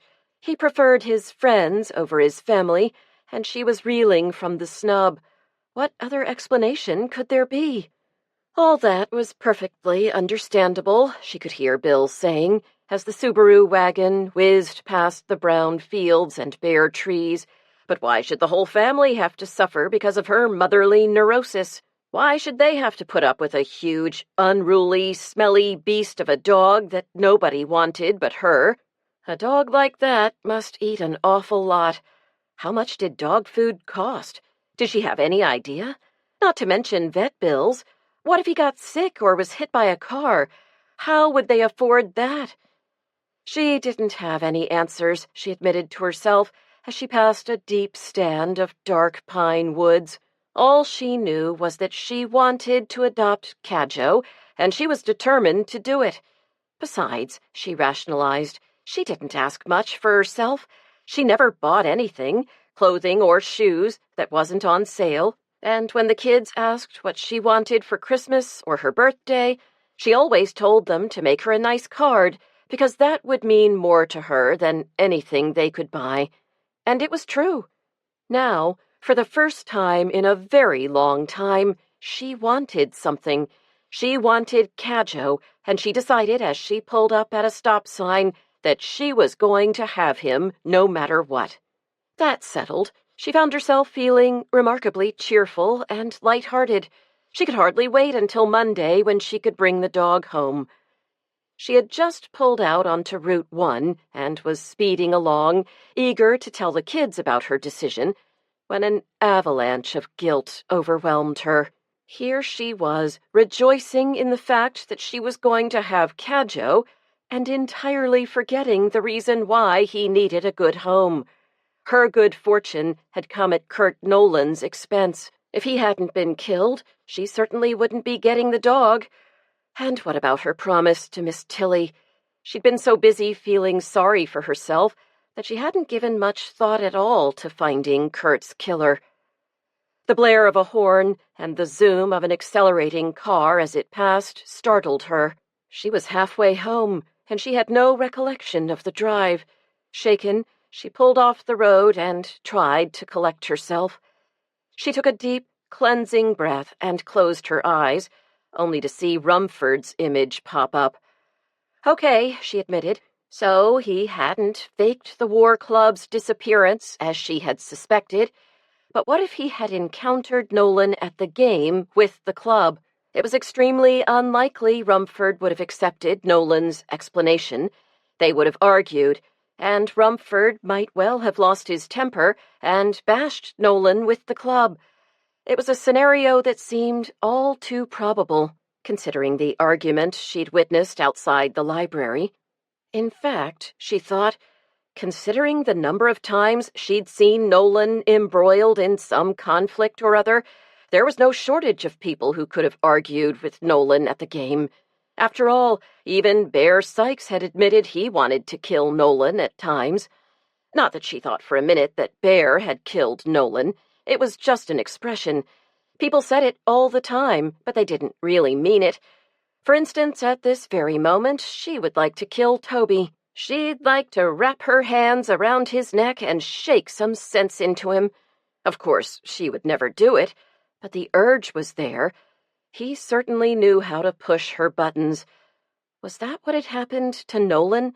Had he made someone, probably Rumford, so angry that Nolan had gotten himself killed? Or had somebody seen some benefit in killing Nolan and cold-bloodedly taken advantage of the moment? That theory expanded the list of suspects even more. Nolan had managed to make enemies on both sides of the casino issue. By insisting on the rights of the tribe, he'd alienated the anti-casino forces, and by criticizing the proposed plan, he'd made enemies of the pro-casino faction. There was no love lost between Howard White and Nolan, and she suspected Pete Crowley didn't think much of him either. Come to think of it, she'd even seen him arguing with his own boss, Andy Brown. Andy Brown. He had more to gain from the casino than anybody, considering it was going to be built on his land. He'd be sitting pretty. No more pumpkins and turkeys for him. Of course, Brown had an unshakable alibi. He'd been in New York at the Macy's Thanksgiving Day parade on the day Nolan was killed. Sarah had seen Katie and the rest of the Brown family on TV. Suddenly, she had an unsettling thought. The Browns were in New York, and Nolan was dead. That meant nobody had been taking care of poor Tom Turkey. He must certainly need some food and water, and as it happened, she wasn't far from the farm. She couldn't just let the poor old thing starve, she decided, flipping on the directional signal and pulling back onto the road. Besides, It wouldn't hurt to check Andy Brown's alibi. When she pulled into the driveway at the farm, Lucy was struck by the silence. When she'd been there before, it had always been crowded with people. In summer, Brown did a big business with his fruit and vegetable stand. September brought apples and hordes of weekenders visiting the old-fashioned cider press. October was pumpkins and the haunted house, and in November, of course, it was the fresh turkeys. That explained the silence, she realized. The turkeys were gone. All the noisy gobblers had either been sold or frozen for Christmas, all except Tom-Tom. Lucy pulled up beside the barn and got out of the car. She felt a little bit like a trespasser, but she did have a good excuse for being there. She was on a mission of mercy. Entering the cavernous barn, she went straight to the corner where the giant turkey was penned. "Hi there, Tom-Tom," she said, studying the situation. "Are you hungry?" The huge bird cocked his head and blinked at her. As she watched, he began to fan his tail. "Now calm down," she told him. "I'm not going to hurt you. I just came to see if you've got any food." Moving with stately slowness, the bird approached her, lifting first one enormous clawed foot and then the other. Good Lord, thought Lucy, watching in fascination. Suddenly the relationship between birds and dinosaurs, which she'd read about in numerous books when Toby was in his dinosaur phase, didn't seem so preposterous. Her instinct was to make a hasty exit, but Tom-Tom's feed tray was indeed empty. Also, it was close to the side of the pen, and she could probably fill it with feed without entering the cage. The water, however, posed a problem. The galvanized metal can hung from a chain attached to one of the rafters and was in the exact middle of the pen. "This is a pretty kettle of fish," said Lucy, keeping a wary eye on the big bird as she explored the barn, looking for the feed bin. She found it under a window, and next to it stood a silcock with a hose. Lucy first filled the feeder tray, hoping the bird would be too busy eating to bother her while she filled the water can. But as soon as she opened the gate, he turned to look at her, once again spreading out his tail. "Okay, be thirsty. See if I care." Realizing the hose was quite long, Lucy decided to try to toss it into the container, which fortunately had no lid. After a few tries, she succeeded, then turned on the faucet.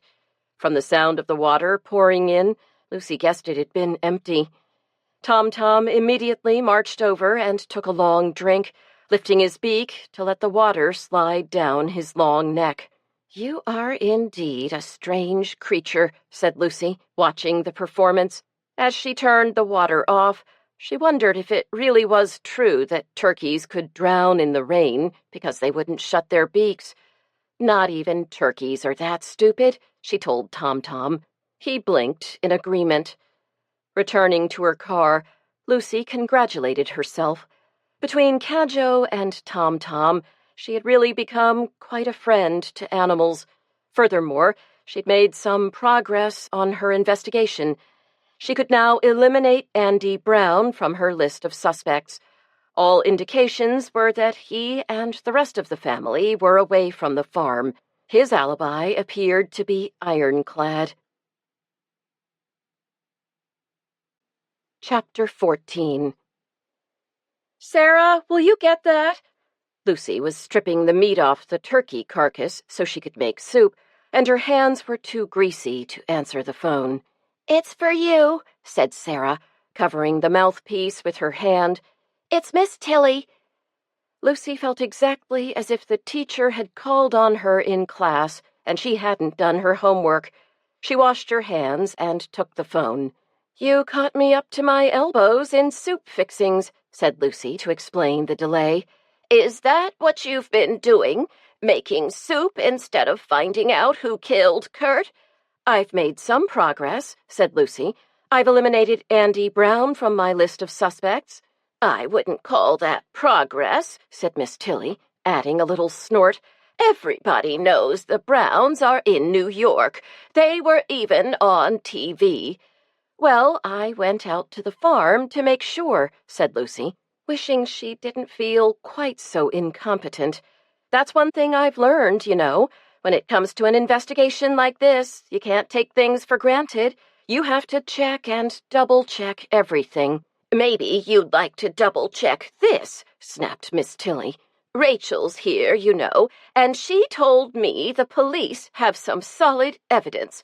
It's supposed to be very hush-hush, but the police chief told Bob, Rachel's husband. Those two are thick as thieves, you know, Bob being a lawyer and all. What kind of evidence? Rachel didn't know, but she said it's something important. I wonder what it is, said Lucy. I thought you'd be interested, said Miss Tilly, sounding smug. Rachel also said that Bob had a meeting with Howard White and Jonathan Frankie and some other people who are opposed to the casino. Bob told her they were shedding no tears over Kurt.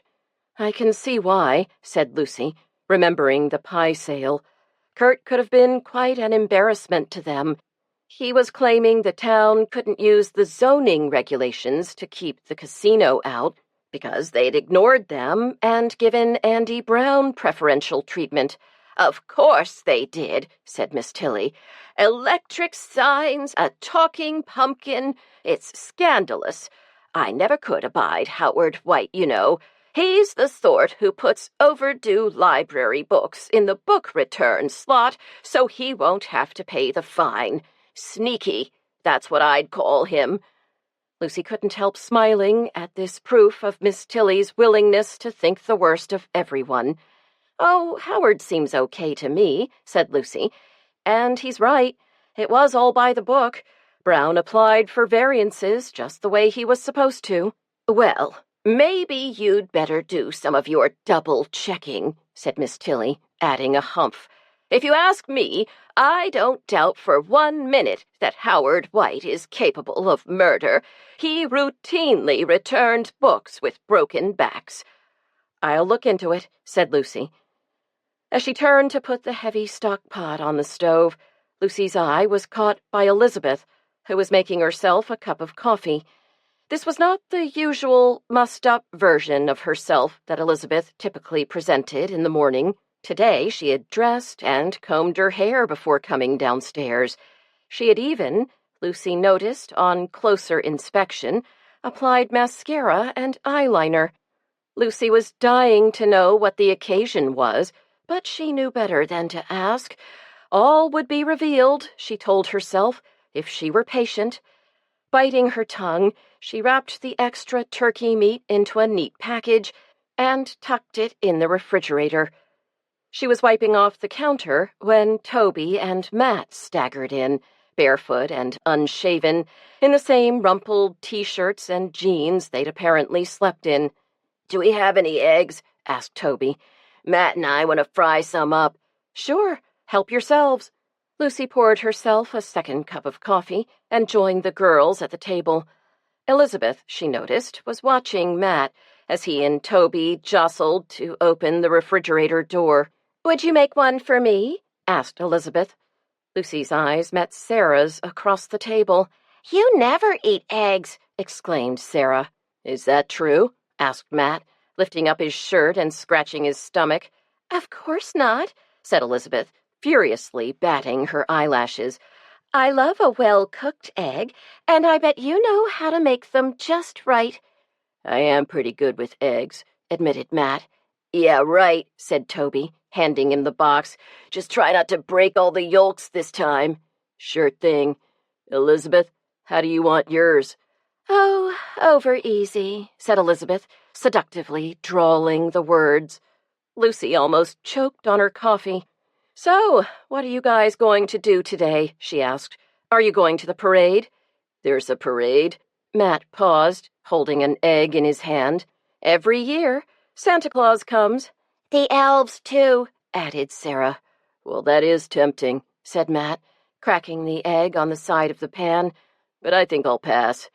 "Well, if you're looking for something to do, Pam Stillings told me they could use some help at the food pantry. It's open today, and they're expecting quite a crowd." Toby and Matt nodded. "Sure, We can help." "I'll come too," said Elizabeth. "After all, I was the chairman of the canned goods collection at the high school." "You were?" Matt carefully lifted an egg with the spatula and flipped it over. "I bet it was very successful." "This year was the biggest ever," said Elizabeth, coyly running her finger around her coffee mug. "Of course, it wasn't just me. I had a lot of help." Lucy couldn't take it anymore. She finished her coffee and went upstairs to make the bed. "I think Elizabeth likes Matt," said Lucy, as she and Bill and the younger girls were driving into town to see the parade. "No way," Sarah said. "She told me he was a dork. Almost as much of a dork as Toby, but not quite because Toby is the king of the dorks." Sarah had a way with words, thought Lucy. "That's right," chimed in Zoe. "She said Matt is dork number 2, and Amy is dork number 3, and Jessica is a bitch." "Zoe!" Lucy and Bill spoke in one voice. "Well, that's what Elizabeth said." "She shouldn't have said it, and you shouldn't have repeated it," said Lucy. "Besides, I think she may have revised her opinion, at least concerning dork number 2. Bill parked the car on a side street, hoping to avoid the inevitable traffic jam that took place after the parade every year, and they walked along the sidewalk past neat white clapboard houses to Main Street.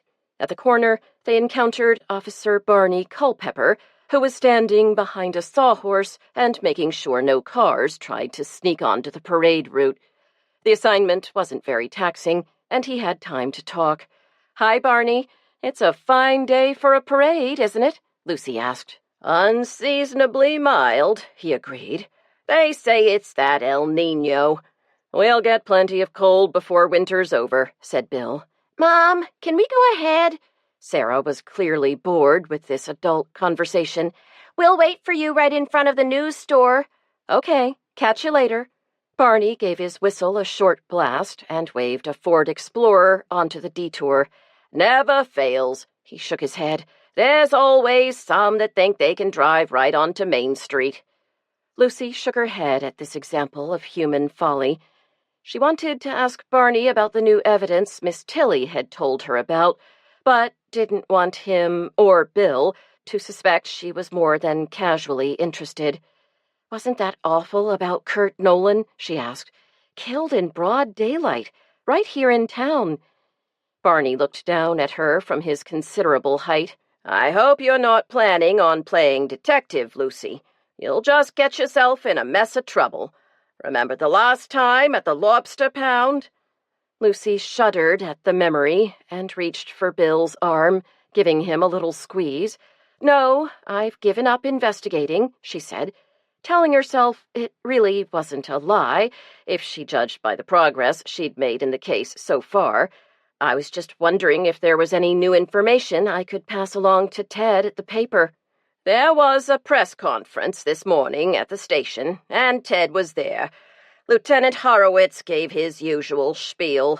The case is under investigation by the state police, and we'll keep you informed.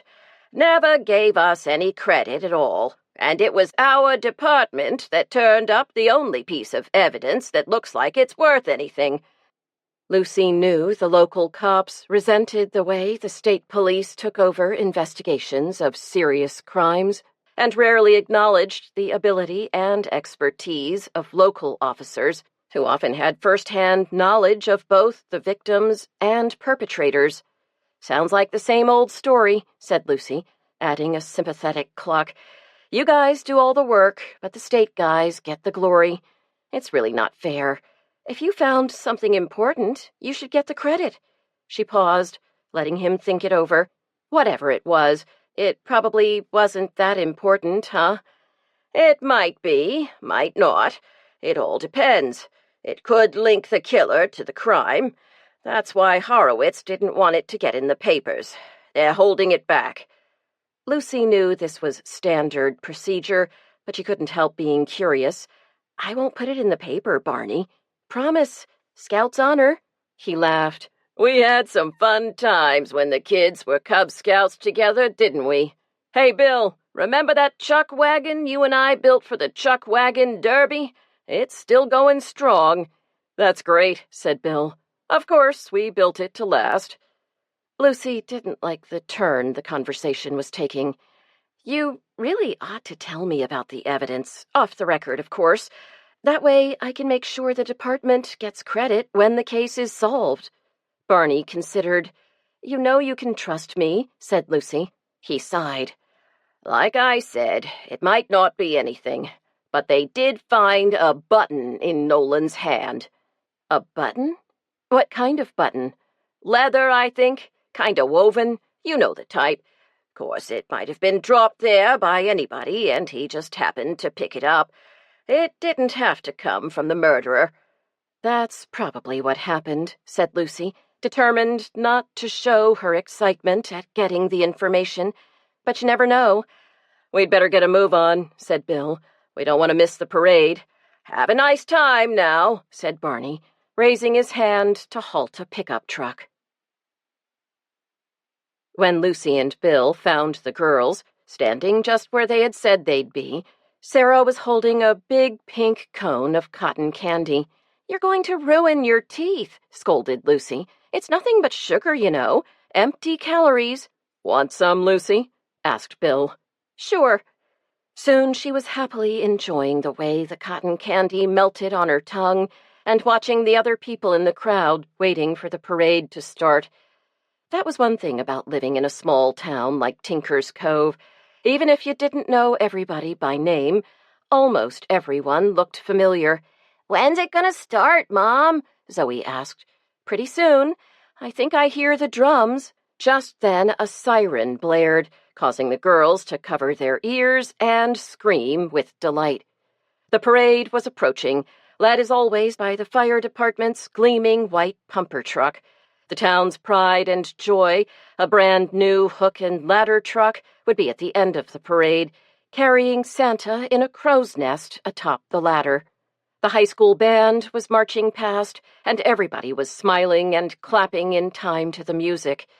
The band was followed by a band of clowns driving funny little cars, actually Shriners in costume. Everybody laughed at their antics, and the children scrambled to catch the candy they tossed.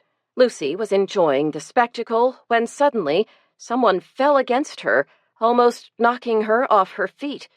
As she staggered to keep from falling, Bill took in the situation and leaped to her aid. "Here you go, fella," he said, grabbing the man by the upper arms. "Steady now." "I'm so sorry," the man said. Lucy was surprised to recognize Howard White. Pale and drawn, he hardly seemed the imperious chairman of the Board of Selectmen. "Are you all right?" asked Lucy. "Should we call the rescue squad?" "Oh, no." White spoke with some effort. He was out of breath, and his chest was heaving. "The fire station's just down the street. I'll get an EMT," said Lucy. "I'm all right." The words came out in a rush. White continued to breathe heavily. "I just need to catch my breath. It's the cold, you see." Lucy hesitated. Her instincts told her he needed help, but she knew White would hate the embarrassment of causing a fuss at the parade. Indeed, he did seem to be getting back some of his color and to be breathing more easily. "How foolish of me," he said. "I was fooled by this mild weather and was rushing to meet my wife. I should have taken my time. It's this darned asthma." "Shall I go and get her?" No. I'll be fine. I'll just go on slowly, as I should have done in the first place. I apologize for being so much trouble." "Not at all," said Lucy, watching as he made his way cautiously down the street. "Poor old fellow," said Bill. "Yup," agreed Lucy, mentally scratching another suspect off her list. Miss Tilly was undoubtedly correct that Howard White wasn't mourning Kurt Nolan's death, but Lucy doubted very much that he would have been physically capable of committing the evil deed. That war club was heavy. Lucy herself had held it when Rumford had brought it to the flint-knapping workshop at the library. There was simply no way Howard White could have lifted the club and delivered a fatal blow, especially since it had been at least 20 degrees colder on the day of the football game. If temperature triggered his asthma and he was having trouble on a mild day, he would have been in serious trouble on a really cold day. The parade continued, but Lucy wasn't watching. She was lost in her thoughts. She was thinking of the button Barney had described. It sounded like the sort of button that was often used on tweed sport coats, the sort of sport coat that Fred Rumford almost always wore. Once again, she remembered that day at the library. "Mom! Mom!" Zoe was screeching, waving madly at Santa atop his fire truck. "I want to tell Santa what I want for Christmas." "Okay. What do you want to do, Sarah? Do you want to visit Santa Claus?" Sarah rolled her eyes in disgust. Her mother should surely know better than to ask a question like that of such a mature individual as herself. "You take Zoe to see Santa," said Bill. "Sarah and I will go on over to the football field and see who wins the prize for the best float. You can meet us there." Taking Zoe's hand, Lucy headed for the fire station, where Santa traditionally held court. By the time they arrived, however, the line of children eager to tell him their Christmas wishes was halfway down the street. "I hate standing in line," said Lucy. Disappointment clouded Zoe's little face, and she stuck out her bottom lip in a pout. Lucy pulled a schedule from her pocket and checked the time. "Look, Santa's going to be here for another hour. Why don't we do something else for a while and come back in 45 minutes or so? The line will be much shorter then." "What could we do?" "How about this?" said Lucy excitedly, spying an opportunity to continue her investigation. "There's an open house at the college museum. You know you love the mummy." Zoe nodded. She was fascinated by the exhibit of a drab and dusty mummy case that contained the well-wrapped remains of an ancient Egyptian workman. "Okay," she said. As they walked the 3 blocks to the museum, Lucy told herself she wasn't really involving her child in a murder investigation. Of course not. She was taking Zoe to see the mummy, which was just one of the many strange artifacts William Winchester had collected on his grand tour and later donated to the college he had created back in 1898. No, her main interest was amusing Zoe, but if the opportunity rose to question Fred Rumford, she would certainly take advantage of it. As she had expected, few people were attending the open house at the college museum. Lucy and Zoe helped themselves to lemonade and cookies from the table set up in the lobby. Then they wandered through the largely empty rooms, studying the old-fashioned glass exhibit cases. One case contained artifacts collected in Polynesia, including spears, drums, and a plaster model of a woman wearing a grass skirt. Lucy looked at the faded photograph of William Winchester, surrounded by several half-naked native women, and noticed he seemed remarkably dour for a man in that situation. "Come on, Mom. The mummy's in the next room." Lucy followed as Zoe ran up to the glass case, then stopped short. "Is it really a dead person?" Zoe asked. "Yes, it is, but the person has been dead for a very long time, thousands of years." "Why did they wrap it up like that?" "It was their religion." "I wouldn't like to be tied up like that." "Neither would I. Not if I was alive. But once you're dead, it doesn't matter. You don't know what's happening to you." Zoe had crouched down, trying to get a better view of poor old Asherati, the stone carver, and Lucy wondered what the poor fellow would think of his new situation, if he were able to. He had died, secure in the knowledge that his remains would be properly prepared for the afterlife. He would probably be horrified to find himself a subject of curiosity in a New England museum. Leaving, they passed the empty display case that usually contained the War Club. Lucy paused for a minute, thinking sadly of Kurt Nolan. When she was leaving, She spotted Fred Rumford coming out of his office. To her disappointment, he was wearing a blue blazer with brass buttons. "I see the police still have the war club," she said, approaching him. "Do you know when you'll get it back?" He shook his head. "They say it's evidence.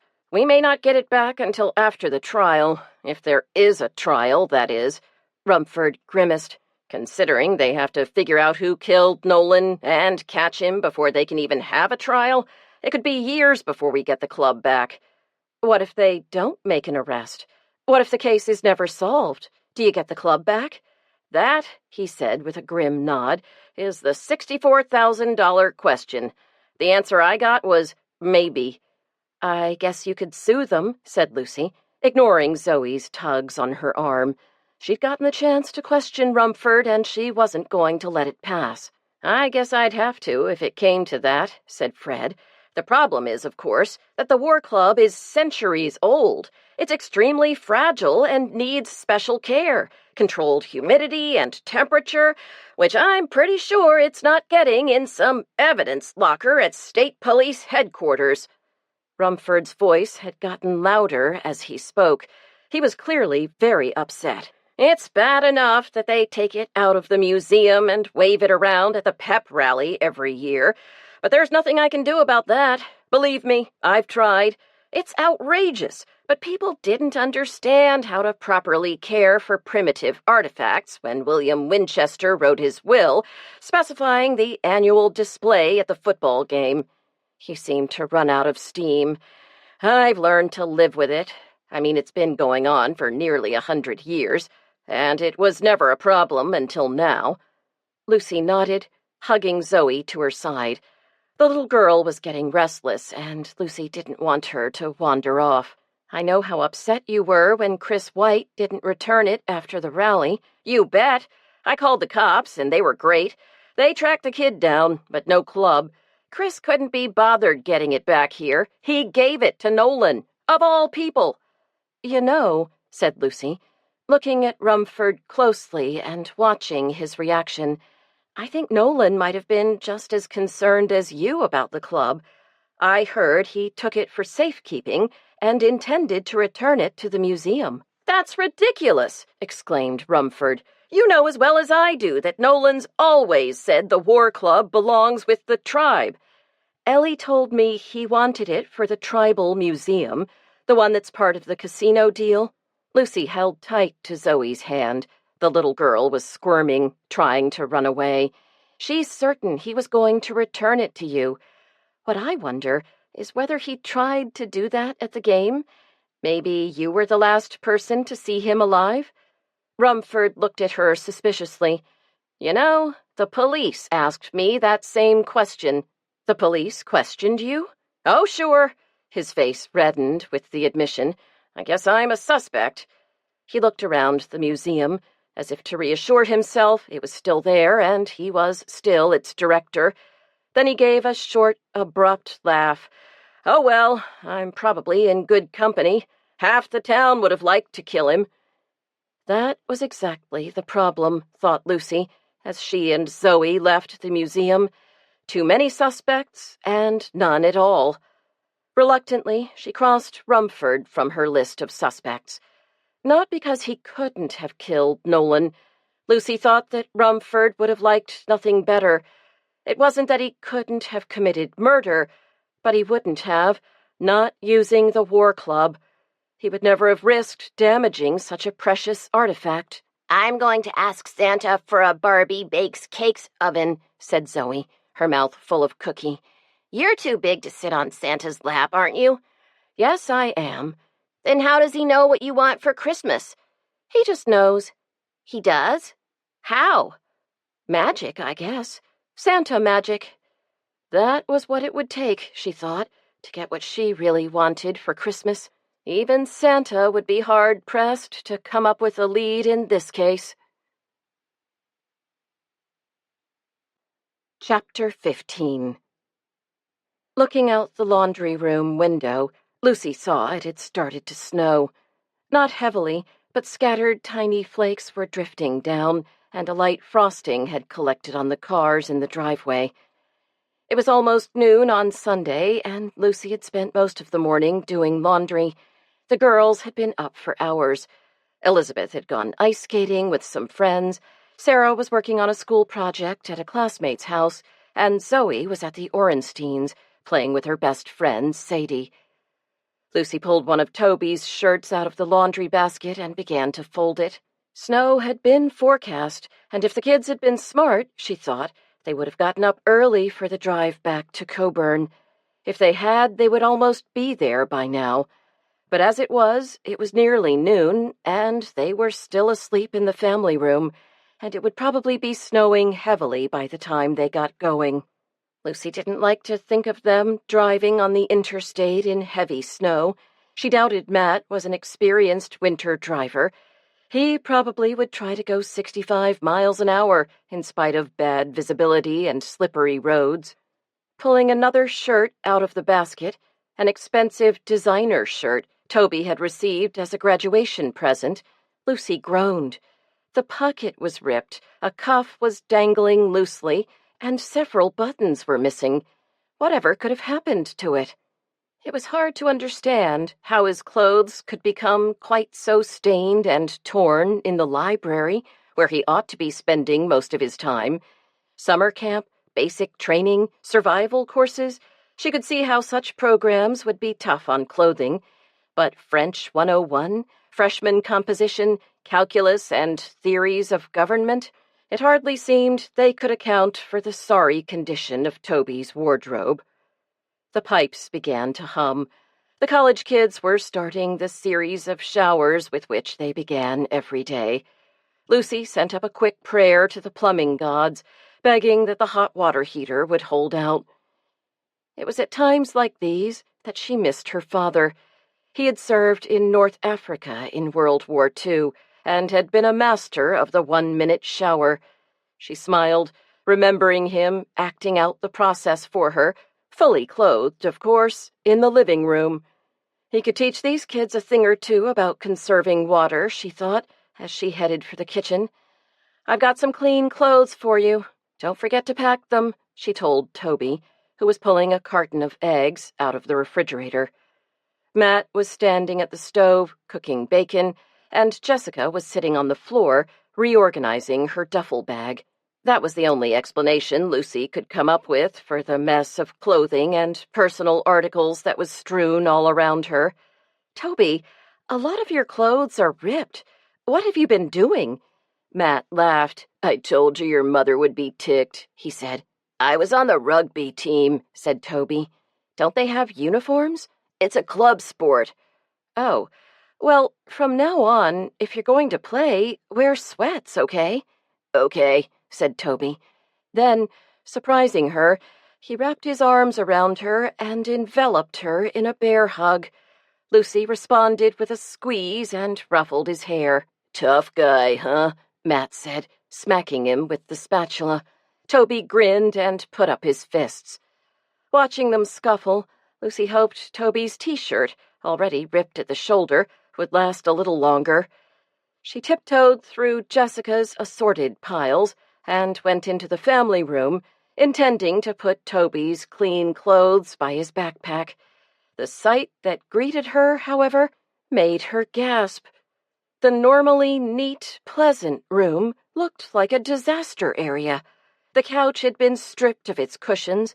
Clothing, shoes, blankets, sleeping bags, and pillows covered the floor, and for some inexplicable reason, the shade had been removed from one of the lamps.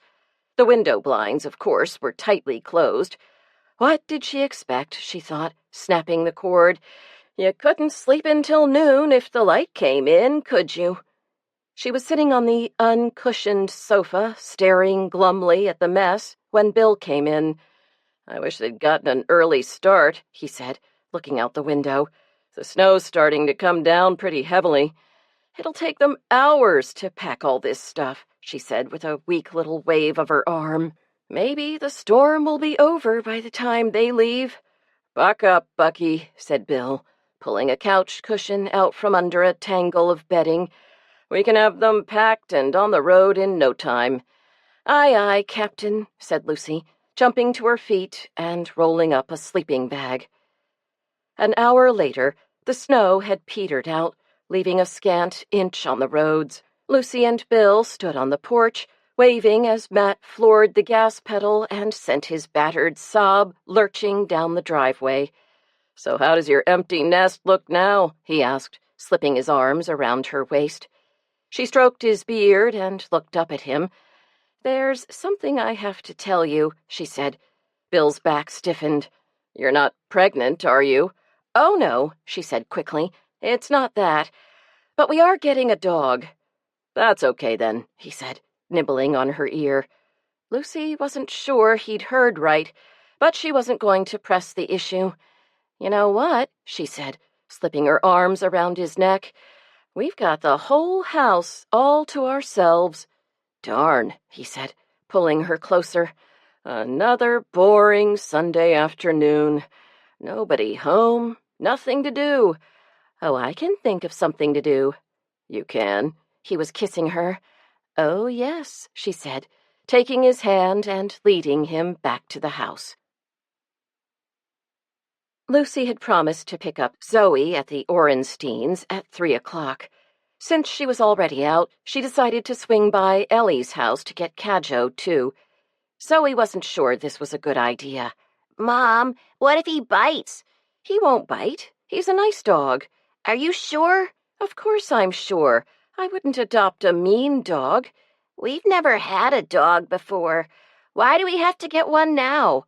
"Cadjo needs a home." But why does he have to come to our house? Why can't he go somewhere else? "You'll like him." I don't think so. Lucy pulled into Ellie's driveway and braked, then turned to face Zoe. "We're taking Cadjo on a trial basis. If it doesn't work out, we won't keep him." Promise? "Promise." Together they walked up to the house and knocked on the door. Ellie greeted them warmly and invited them into the kitchen, where Bear was seated at the table. "Tea for you, Lucy?" "How about some hot cocoa for Zoe?" "Sure," said Lucy, sitting down. "You know, I bet Zoe would like to see your dolls." "Would you like that?" Ellie asked Zoe. Yes, answered Zoe. Ellie led her down the hall to her workroom, leaving Lucy and Bear alone. "You're a reporter, right?" he demanded, scowling at her over his coffee cup. "You heard anything about Kurt's murder? Have they got any suspects?" "I heard they've been questioning a lot of people," said Lucy, unwilling to admit she didn't really know how the police investigation was going. "And they've got some physical evidence." "What's that mean?" "Something they think belonged to the killer." She paused. "They're not saying exactly what it is." He narrowed his eyes. "You've been talking to people? Asking questions?" Lucy wondered what he was getting at. "It's my job." He shrugged. "Nothing wrong with that. If you ask me, it's the cops that aren't doing their job." The kettle whistled, and Lucy got up and turned the stove off. Ellie had left the cups ready to add water. Lucy poured and brought the hot drinks back to the table. "You surprise me," said Lucy, lifting the tea bag out and squeezing it with a spoon. "Last time I talked to you, you said you would have liked to kill Kurt yourself."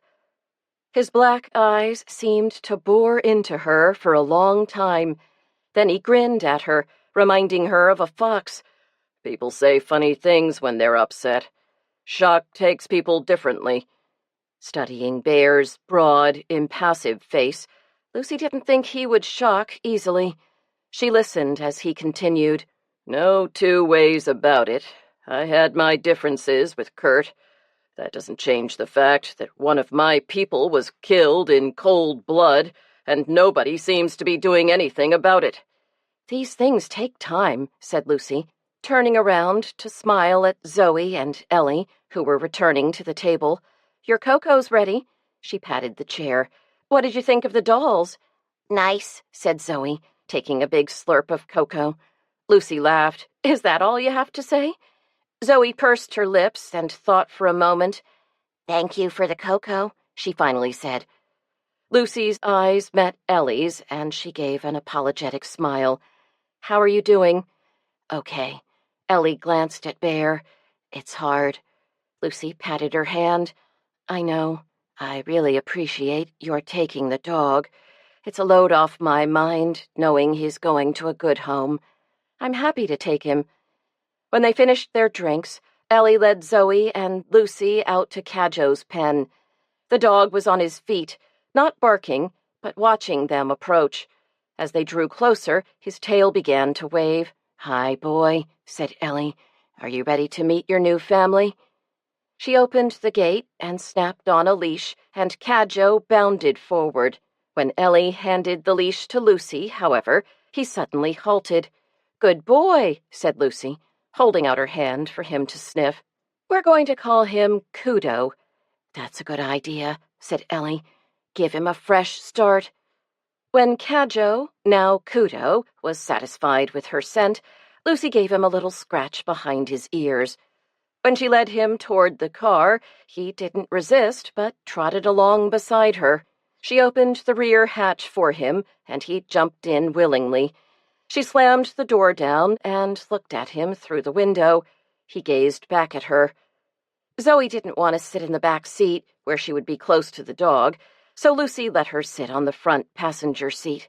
She made sure Zoe's seat belt was tightly fastened, then started the car. Ellie came up and stood by the car door. Lucy opened the window.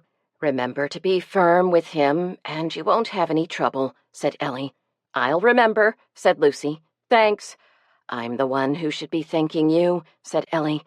"By the way, I don't know if you want to come, but the funeral is tomorrow, 10 o'clock at the meeting house in Hopkinton. Thanks for telling me. I'll be there. Better come early if you want to get a seat." Ellie bit her lip. "I just wanted to have a private graveside service, but Bear said that wouldn't do. He said Kurt was a tribal leader and deserved a traditional ceremony. Personally, I think it's a big waste. It isn't as if Kurt is going to know." Lucy recited the usual platitude. "It's not for him. It's for the people left behind." Ellie shrugged, holding her hands out in a helpless gesture. Lucy gave a little wave and shifted into drive, checking that the driveway was clear before accelerating. Seeing Bear climbing into his truck, she waited, watching with disapproval as he carelessly careened down the icy drive, holding a cell phone to his ear. As she followed, driving slowly, Lucy checked the rear-view mirror to make sure Kudo was behaving himself in the cargo area. He seemed to be doing fine, not minding the motion of the car. She braked carefully when she got to the road so he wouldn't be knocked off his feet. Then she proceeded to turn. She had no sooner got onto the highway, however, than he jumped into the back seat, causing Zoe to shriek. Signaling, Lucy immediately pulled off onto the shoulder and stopped the car. She climbed out of her seat and opened the rear door. Kudo sat on the back seat, grinning at her, his tongue lolling. He seemed to be saying he much preferred riding in the back seat, sitting like a person, to sliding around in the cargo area. "We're not getting off to a good start," Lucy warned him, looking him straight in the eye. She took hold of his leash and pulled, but Kudo resisted. Lucy snapped the leash and yanked him out of the car. To her surprise, once he was on the ground, he followed her easily around to the rear of the car. She opened the hatch, and he leaped in. She got back in the driver's seat and started the engine, checking the rear-view mirror before pulling onto the road. In the mirror, her eyes met Kudo's. "You'd better behave," she said. Kudo grinned. Still not trusting the dog to behave in the car, Lucy chose to drive home over back roads rather than to risk being distracted on busy Route 1.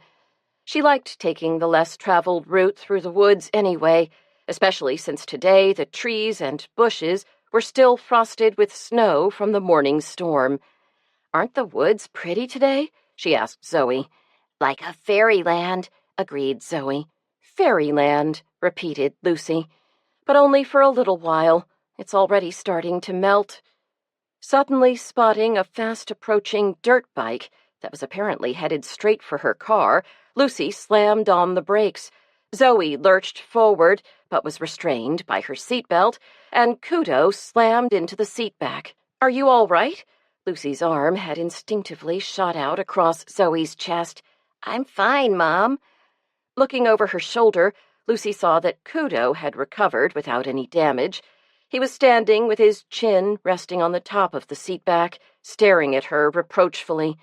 "It wasn't my fault," she told him, before proceeding down the road. She had no sooner got started again, however, than the dirt bike reappeared in her rear-view mirror. This time, Lucy continued driving slowly, trying to get a good look at the biker. Although she could see he was dressed in black motocross leathers, she couldn't make out his face. It was hidden behind a black visor. Once again, she heard the motorcycle engine roar, and once again he zoomed past her with an ear-deafening vroom. She tensed, ready to brake if he stopped again, but this time he continued on his way, disappearing down a side trail.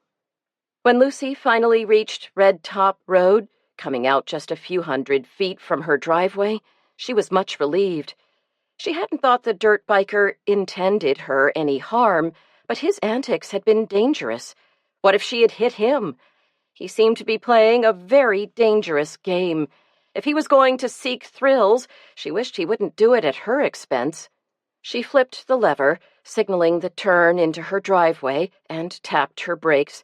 When she checked the mirror, she flinched at the unexpected reappearance of the dirt biker. He had pulled up on the side of the road, opposite the driveway, and he remained there, watching as she hurried Zoe and Kudo out of the car and into the house. Once they were safely inside, she looked to see if he was still there, but he was gone. Standing on the porch, Lucy could only hear the faint sound of the motorcycle engine as it grew more and more distant, and finally ceased altogether. Satisfied that he was gone, she went into the house herself. She wondered if she should call the police and report the incident. Looking at the phone, trying to decide, she remembered Bear Sykes and his cell phone. Had he called the biker? She wondered briefly, before dismissing the thought. She was reminded of more pressing duties by Kudo, who was rubbing his wet nose against her hand. "Come on and meet the family," she said, pushing open the door to the family room. Chapter 16. That evening, having reclaimed the family room, Bill switched off the TV at 10, and he and Lucy headed for bed. Kudo had been sleeping at Lucy's feet, but as soon as she stood up, he also got up and stretched. Then he looked at her expectantly. She went through the kitchen, and he followed, nails clicking on the bare floor. She opened the back door for him, and he trotted out, obviously with a mission in mind. Lucy decided she might as well use the bathroom herself. Then she opened the door and called the dog. He appeared out of the darkness almost immediately, and she let him in, pointing to the bed she had put down for him in a corner of the kitchen. Kudo approached it cautiously, suspiciously sniffing the expensive, flea-repellent bedding. "Go on," said Lucy in a reassuring voice. "It won't bite." Then she turned out the light and opened the door to the back stairs. As she started up, Kudo was right at her heels. "Oh, no," she said, turning around and pointing him to the dog bed. "You sleep in the kitchen." Kudo dropped his head and made a little whining sound. "That's enough," said Lucy sternly. "Down you go." The dog turned and went down a few steps, then paused, shivering pathetically. "It's not cold in the kitchen. It's a lot warmer than my room, that's for sure," she told him. He raised his head and looked at her, somehow turning his yellow dog eyes into pools of melting chocolate. "Okay, you win," said Lucy, resuming her climb up the stairs. "Just for tonight. I know it's hard getting used to a new home." "What's he doing up here?" asked Bill, who was in bed reading a home builder's magazine. "He followed me up the stairs. You know, Lucy, I'm not at all sure why we have this dog, but he's sure as hell not sleeping with us." Lucy looked wounded. You said it would be okay." "I don't remember that," said Bill. He got out of bed and snapped his fingers. "Come on, boy." Kudo stepped closer to Lucy and made a noise that began as a whine, but ended with a throaty rumble. Bill looked at the dog, narrowing his eyes. "I think he wants to stay with me," said Lucy. "That's obvious," said Bill as he climbed back in bed. "But do we want him to stay with us?" "I don't mind," said Lucy. "Do you?" Bill sighed. He'd lost this battle before, when the kids were little and wanted to sleep in their parents' bed. He'd believed the books that said children must learn to sleep by themselves, but Lucy could never stand to send them back to their cold, solitary beds, where frightening monsters lurked in the dark. "I guess not," he finally said, "but not on the bed." Lucy settled herself on the pillows, propping a book on her chest. Kudo stood beside the bed, resting his chin on the mattress. Lucy gave her head a little shake, and the dog expelled a huge breath and curled up on the carpet next to the bed.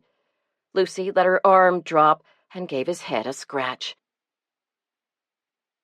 The next morning, after Bill and the kids had left the house, Lucy pulled on a warm jacket and took the dog out for some exercise along the old logging roads that ran behind their house. Lucy walked at a good pace, enjoying the fresh air and sunshine.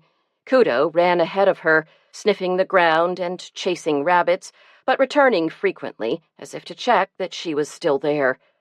Lucy picked up a stick and threw it. Kudo ran after it and brought it back to her, grinning proudly. She threw the stick a few more times, then realized it must be getting late. She checked her watch and discovered it was time to go home if she planned to go to Kurt Nolan's funeral service.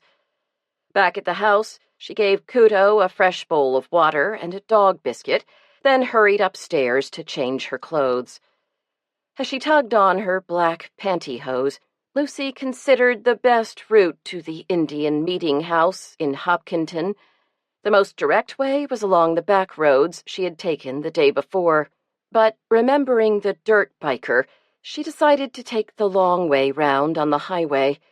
Chances were that the biker, whoever he was just some kid who'd been having fun at her expense. Sure, the leathers and helmet had looked menacing, but that was just the style. They all wore them. No doubt the biker was back in school today, or maybe even back on the job. Lucy slipped on one black leather pump and sat holding the other. Maybe the biker wasn't a kid at all. Come to think of it, dirt biking was an expensive sport when you added up the cost of all the equipment, and there weren't too many kids in Tinker's Cove who had that sort of money. But if he were a grown man, she wondered, what was he doing harassing her like that? It was the kind of stunt a kid would find funny, but it wasn't the sort of thing an adult would even think of doing. She put the shoe down and slipped it on. Rocking back on her heels, she lifted her toes, then slowly lowered them and put her hands on her knees. Why had that biker been so interested in her? And why had he followed her home? Had it been an intentional move to find out where she lived? Even more disquieting was the thought that Bear Sykes might have summoned the biker using his cell phone. What possible reason would he have for doing that, she wondered, as she stood up and fastened her faux pearls around her neck. Come to think of it, Sykes had seemed awfully interested in what she knew about the murder. That didn't mean he was involved in any way, she told herself. As the tribe's leader, he would naturally want to know how the investigation was proceeding. After one last check in the mirror to make sure her slip wasn't showing, she decided she was ready. She was probably being paranoid, but she wasn't about to risk another encounter. Today she'd stick to the highway. It was funny, she thought as she carefully closed the door behind so Kudo couldn't get out. She hadn't felt a bit nervous this morning when she was walking with Kudo. She had felt sure that the dog would protect her. But even in a car, she didn't want to risk the same deserted roads by herself. As she started the car, she thought it might be a good idea to pay attention at the funeral and see who was there and who wasn't, and to keep an eye out for strange behavior. Arriving at the plain little country church with only minutes to spare before the service was scheduled to start, Lucy felt a surge of sympathy for Ellie. Judging from the number of cars and the crowd of people, not to mention the large white trucks topped with satellite dishes bearing the logos of the Portland TV station and Northeast Cable News parked along the road opposite the church, it was going to be a three-ring circus. It was bad enough to lose someone you loved, but to have your private grief turned into a public spectacle made it all that much worse. Lucy had to park at least a quarter of a mile farther down the road and had to hike back to the church in her uncomfortable high heels. She arrived, out of breath, just as the bell was tolling. As she drew closer, she realized she hadn't needed to worry about getting a seat. This crowd wasn't interested in attending the service. The people gathered on the church lawn were demonstrators, content to stand outside in view of the TV cameras. A few were holding placards with a photograph of Nolan demanding justice for our brother. Lucy looked for a familiar face, but the only person she recognized was Bear Sykes. Dressed in a denim shirt with a beaded chest piece worn over it, he was being interviewed by a TV reporter. As she mounted the steps, she heard him deliver a ringing declaration and stopped to listen. If Kurt Nolan were white, you can be sure the police would not be dragging their feet in investigating his murder.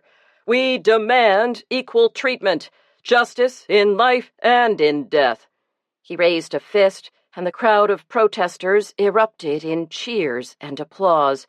Placards were held aloft, and someone began beating a drum. The crowd began chanting, "Justice! We want justice!" Watching the spectacle unfold before her, Lucy found herself reaching for her reporter's notebook and camera. She didn't have them, of course. She'd left her big everyday bag at home and had brought her small, dressy purse. Maybe Ted was here, she thought, hopefully scanning the crowd of reporters gathered outside the church for his face. There was no sign of him. Lucy wondered what to do. She had come to attend the funeral service, but maybe she should stay outside and cover the demonstration. A few police cars had arrived, without sirens, but the barking of their radios could be heard, and their roof lights were flashing. A certain tension seemed to be building among the demonstrators, and their chanting was getting louder. Lucy remained on the steps, hesitating. A few organ chords made up her mind, and she pulled open the heavy door.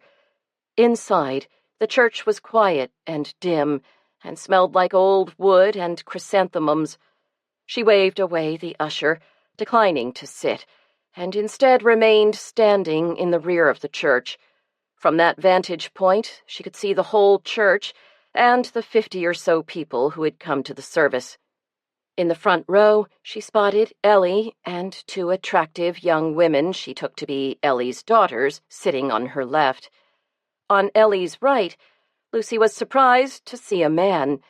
She couldn't tell who he was from his back, but he was very solicitous of Ellie, who was leaning against his shoulder. When the hymn began and everyone stood, the man turned around as if to check and see how many people had come. Lucy was astonished to recognize Jonathan Frankie. As the hymn droned on, Lucy struggled to make sense of this new development. Perhaps he was simply an old friend who had put aside his dislike of the deceased to offer support to Ellie. Or perhaps, thought Lucy, he was taking advantage of the death of a hated rival to advance his own case as a suitor. The final amen sounded, and Lucy wrestled with a vague sense of guilt. Here she was in a church, and all she could think of was sex and murder. "Let us pray," began the minister, a stocky, white-haired man with a ruddy complexion, and Lucy took the opportunity to check out her fellow mourners. Just a few rows behind Ellie, she saw Chuck Cannaday and Andy Brown, along with Joe Marzetti. She thought rather cynically, the business community. Never ones to alienate customers, they showed up at almost every funeral. On the other side of the narrow aisle, she spotted a few more members of the Board of Selectmen, Sandy Dunlap and Bud Collier. There was no sign of Pete Crowley or Howard White. Even this prime opportunity to win some votes had not been attractive enough to overcome their dislike of Nolan. She didn't see Fred Rumford either, even though he could have used the funeral as an occasion to bridge the widening gap between the museum and the tribe. Perhaps knowing he was a suspect, he hadn't wanted to draw attention to himself. Listening with half an ear to the minister, Lucy followed her own thoughts.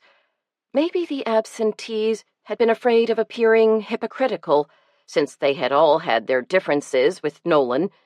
Personally, Lucy thought they were mistaken. By attending the funeral, they could have shown respect for Nolan and for the Matinicot people. A sudden increase in the noise level from the crowd outside drew Lucy's attention, and she decided she'd better see what was going on. She tiptoed to the door and, opening it as little as possible, slipped through. Once outside on the stoop, she paused, horrified.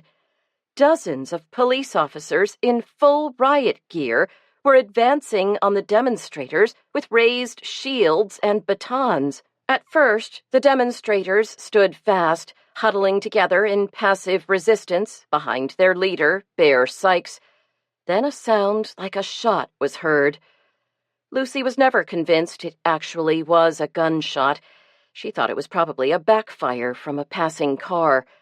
Whatever it was, it had the effect of terrifying the crowd of demonstrators, who suddenly broke ranks and began running for safety, pursued by police officers through the churchyard and adjacent cemetery. Sykes remained in place, vainly calling for order, until he was collared himself and led to a cruiser. Lucy watched in dismay as the officers wrestled people to the ground and handcuffed them. She winced at the thwack the batons made when they connected with human flesh. She heard the screams of fear and pain. Nevertheless, she was able to remain a detached observer until she saw a young child in a familiar threadbare lavender jacket. Tiffany had apparently become lost and separated from her family and was wandering about, dazed, with tears streaming down her face. Jumping down the stairs, Lucy ran to the little girl and scooped her up in her arms. "Hold it right there," said a gruff voice. Lucy froze, hugging Tiffany to her chest and patting her back. Next thing she knew, she was seized roughly by the shoulders. The screaming Tiffany was torn from her arms, and her wrists were restrained. "I'm not," she began in protest, attempting to make eye contact with her captor. All she saw was her own face, very small, reflected in his aviator sunglasses. "Tell it to the judge," he said, as he thrust her inside the crowded paddy wagon. Chapter 17. Judge Joyce Ryerson wasn't interested in what Lucy had to say. She tapped her long, polished nails on the bench impatiently. "How do you plead?" "There's been a misunderstanding." Receiving a warning glance from the judge, Lucy decided this was not the time to argue. "Not guilty." "Thank you," said the judge, with exaggerated politeness. "You're due back in court on December 15th. "That's so close to Christmas," protested Lucy. The judge ignored her and studied a sheet of paper. "I see no reason not to release you on your own recognizance. See the bailiff." She banged down her gavel, and Lucy got in line behind the other accused lawbreakers at the bailiff's desk. When it was her turn, she waited while he scribbled on an official-looking form. "That'll be $50, he finally said, without even raising his head. $50? Lucy knew she didn't have that much money in her wallet. She guessed she had something in the neighborhood of $5. "Can I write a check?" He raised his head and lifted an eyebrow. "Do you take Visa?" He shook his head. "I understand I get a phone call?" He nodded, and she was led back to the holding cell. When she finally got her turn at the phone, Lucy didn't know whom to call. Bill was on the job, and nobody was home. She could leave a message on the answering machine, but the odds of one of the kids actually listening to the message and taking action weren't good. She could call the paper, but suspected Ted was most likely out on assignment. Phyllis usually only worked mornings, which meant she'd have to leave a message and trust he'd check the machine before quitting for the day. Besides, it was getting late, and the banks would be closing soon. She knew he refused to carry an ATM card, and the chances he would have $50 in cash were slim. Her best bet, she finally decided, was to call Bob Goodman, Rachel's husband. He was a lawyer, after all. He would know what to do. "The law office of Robert Goodman. May I help you?" Martha Bennett's voice was music to Lucy's ears. "Martha, this is Lucy Stone. Could I speak to Bob?" "Lucy, I'm afraid he's not in right now. Can I take a message?"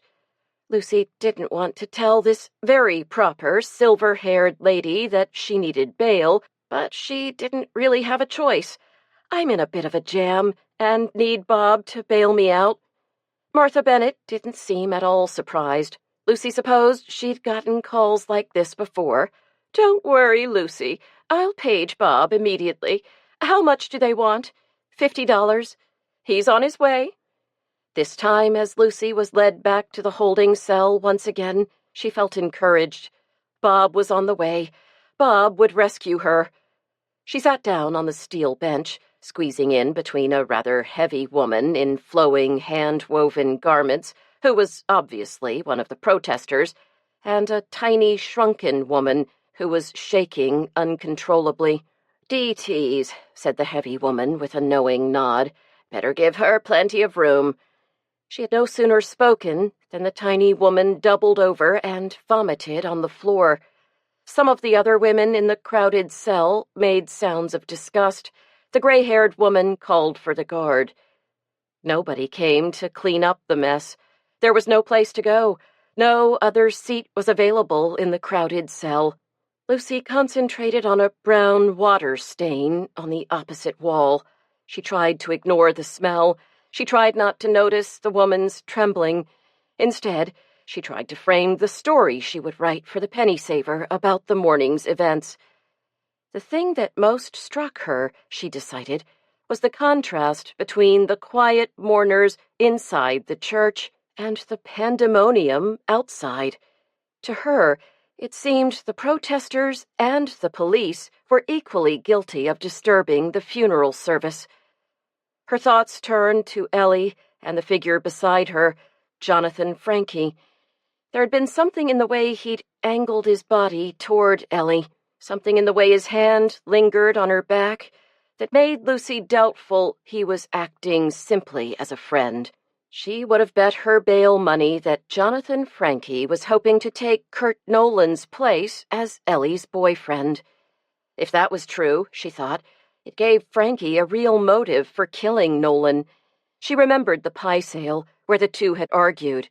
Now that she thought about it, the two men had exhibited more animosity than could be accounted for by their differing views about zoning regulations.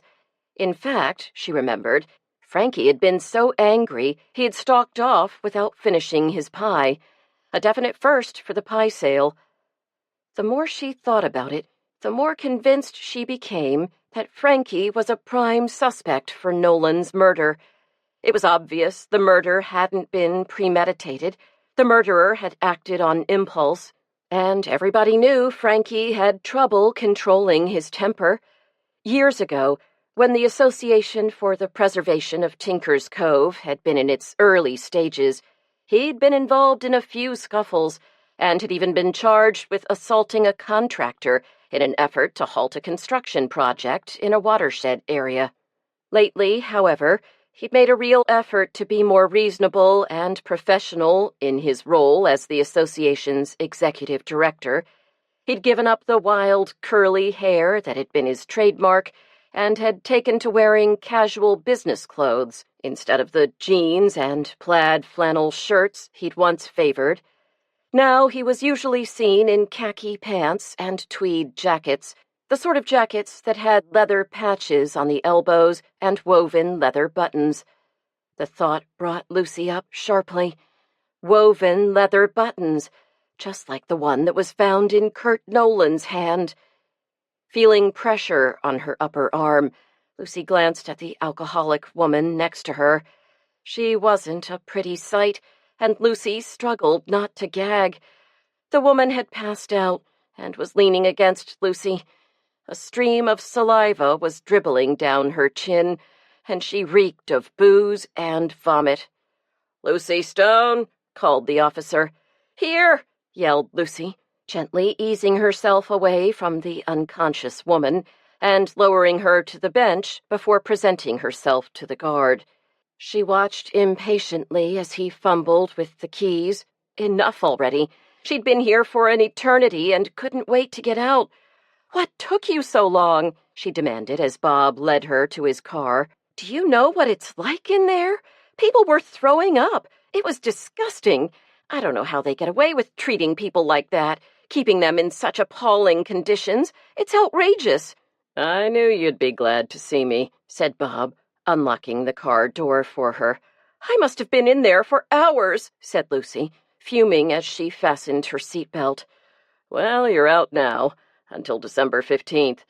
Want to tell me how you got in this mess so I can convince Judge Joyce not to lock you up and throw away the key?" "She could do that?" Lucy was horrified. "I'm exaggerating," admitted Bob. "But you've got to face the fact that this isn't over.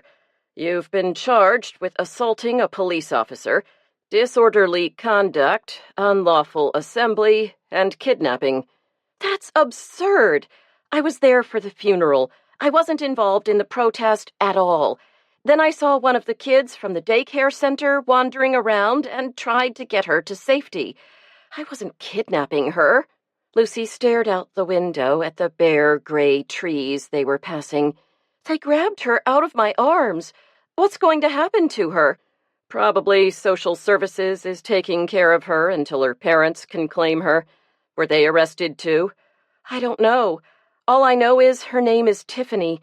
I don't even know her last name." She bit her lip. "I hope she's okay." "She's in good hands." "I wish I could be sure of that." "All right," said Bob. "I'll check on her and let you know." "Thanks," said Lucy. "About time," said Bob. "Most of my clients are a lot more appreciative.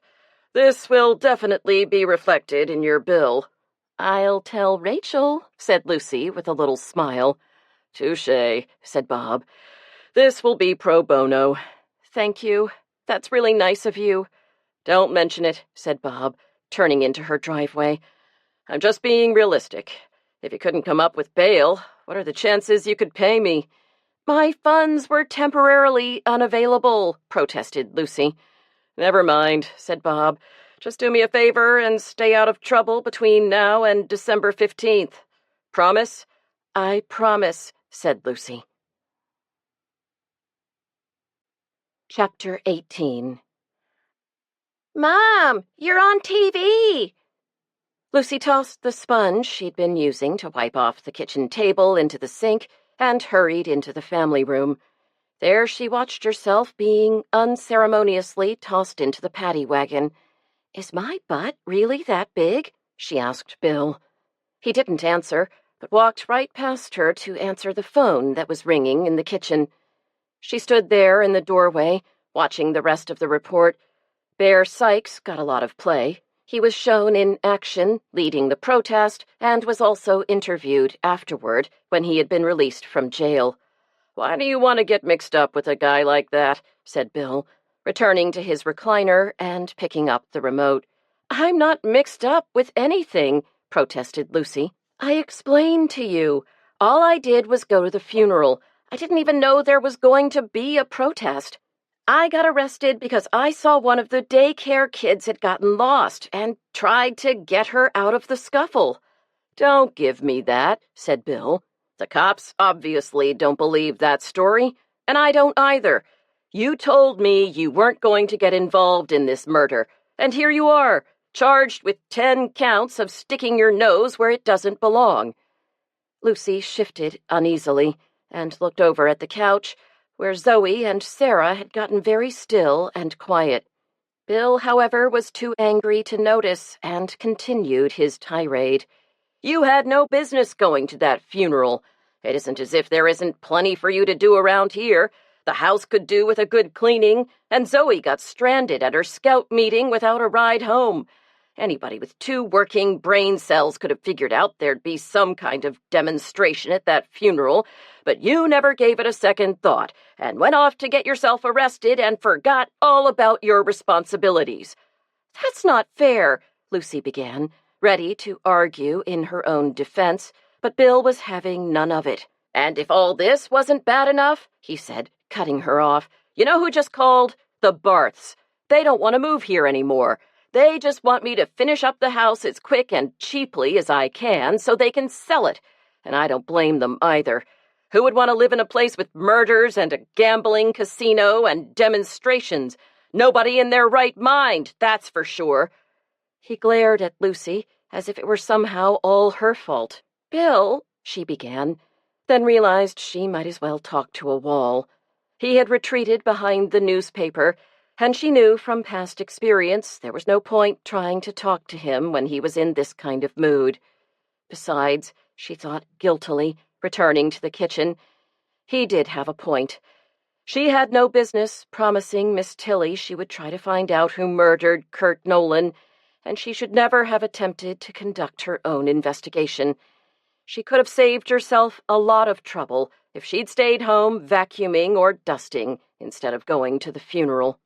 Angry and depressed, she yanked open the freezer and pulled out the emergency chocolate bar she kept behind the ice cube trays. She smacked it on the table, smiling with grim satisfaction as she felt it shatter into small pieces. Then she sat down and unwrapped it, popping a piece of chocolate into her mouth. Sitting there with the sweet, delicious chocolate melting on her tongue, safe in the house she didn't seem to appreciate, and surrounded by the family she had neglected, Lucy felt tears stinging her eyes. She pictured once again Tiffany's frightened, tear-stained face as she wandered in the midst of the disordered crowd, looking for a familiar face among the struggling police and protesters outside the church.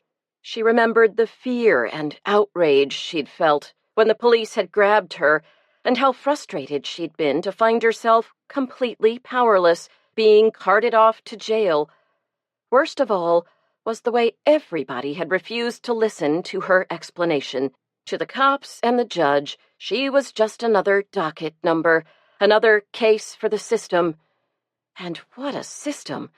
She hadn't had any idea how people were treated when they were arrested, all jumbled together in that appalling paddy wagon and then confined in that filthy cell.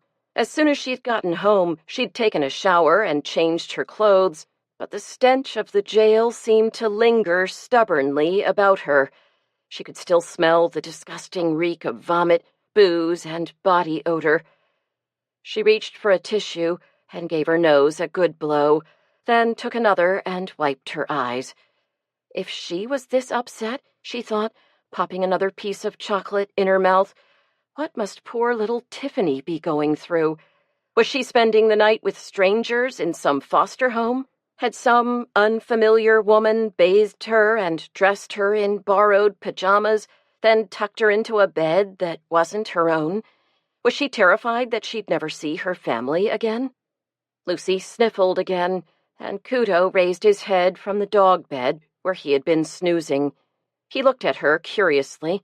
He got up slowly and stretched, then clicked across the floor to her and rested his head on her lap.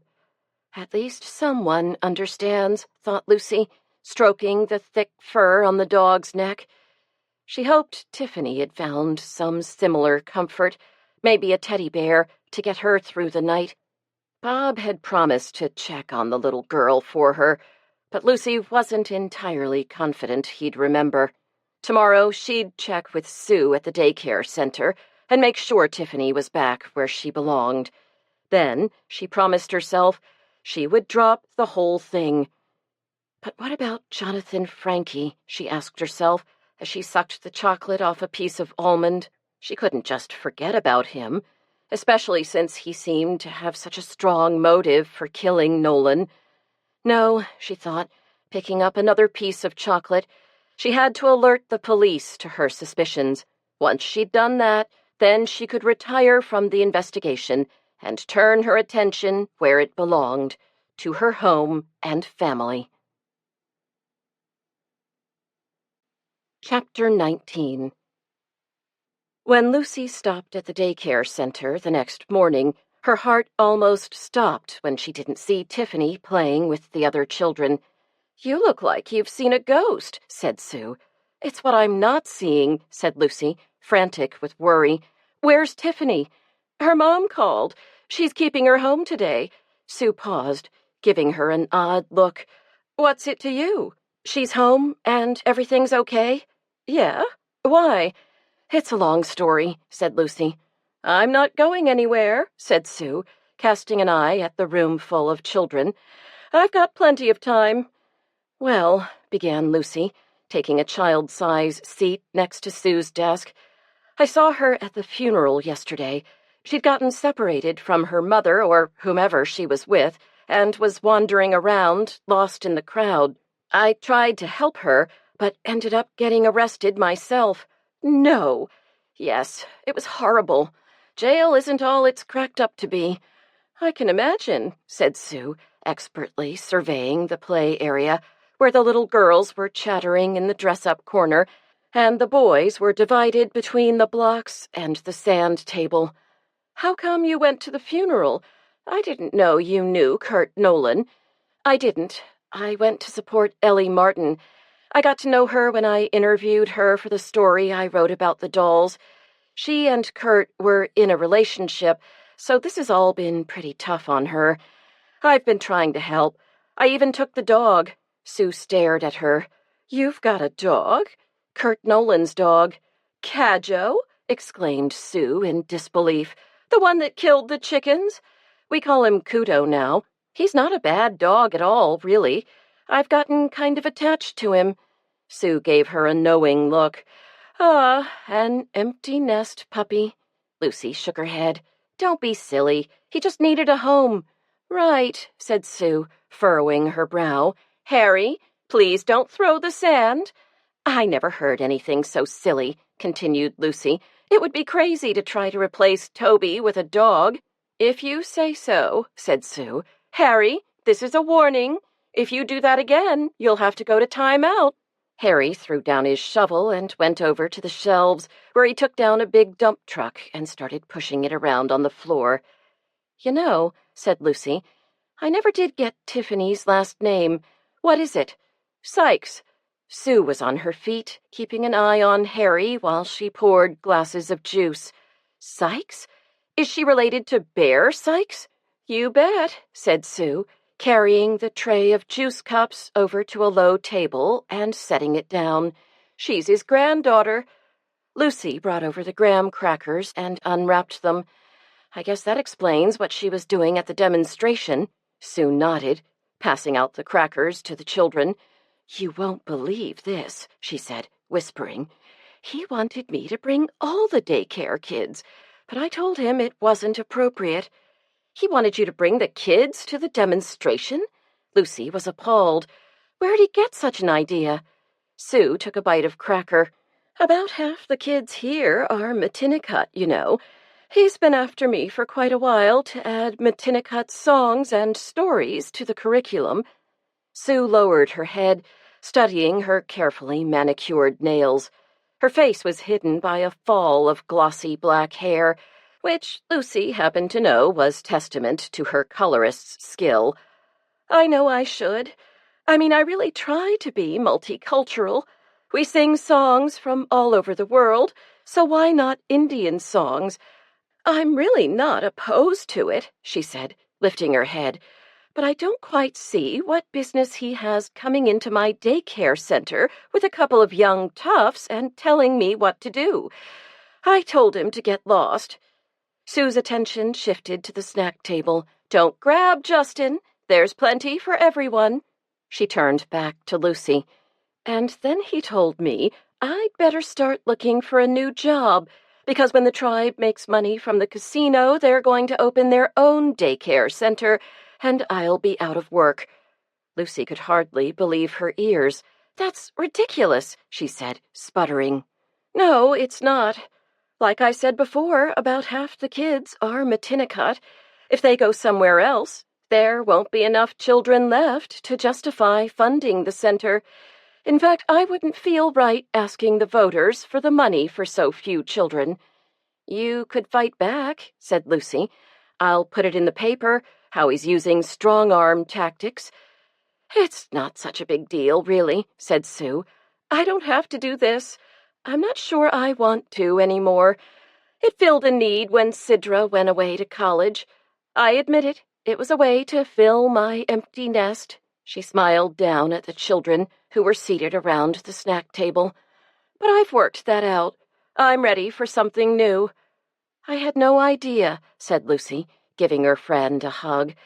"I didn't realize you were that upset when Sidra went away." "It was terrible. I almost got a dog," said Sue, struggling to keep a straight face. "Ouch!" exclaimed Lucy. "I'm not taking any more of this abuse. If I want abuse, I can go to work. At least Ted pays for the privilege." But when Lucy got to the Penny Saver office, there was no sign of Ted. "He's interviewing Bear Sykes," said Phyllis, "for a story about the demonstration yesterday." "Oh," said Lucy, digesting this information while she hung up her coat. All of a sudden, it seemed as if Bear was popping up everywhere. He was the man of the hour, and as yesterday's protest seemed to indicate, the tribe was falling in step behind him. "Lucy," said Phyllis, breaking into her thoughts, "since you're here, would you mind keeping an eye on things? I've got to go to the post office." "No problem." Lucy sat down at Phyllis's desk, where she could answer the phone and keep an eye on the door. Since she was alone, it seemed a good time to call Lieutenant Horowitz and tie up that last loose thread. Then she could retire from the investigation in good conscience. Lucy reached for the receiver, then hesitated. This wasn't going to be pleasant, she told herself, recalling previous encounters with the lieutenant, but it had to be done. Bracing herself, she dialed the number of the state police barracks in Livermore. "Ah, Mrs. Stone," he said when her call finally got through to him. "I was wondering why I hadn't heard from you." "I didn't know you cared," said Lucy, picturing his long rabbit face and his tired gray eyes. "I care very much," said the lieutenant, adding a long sigh.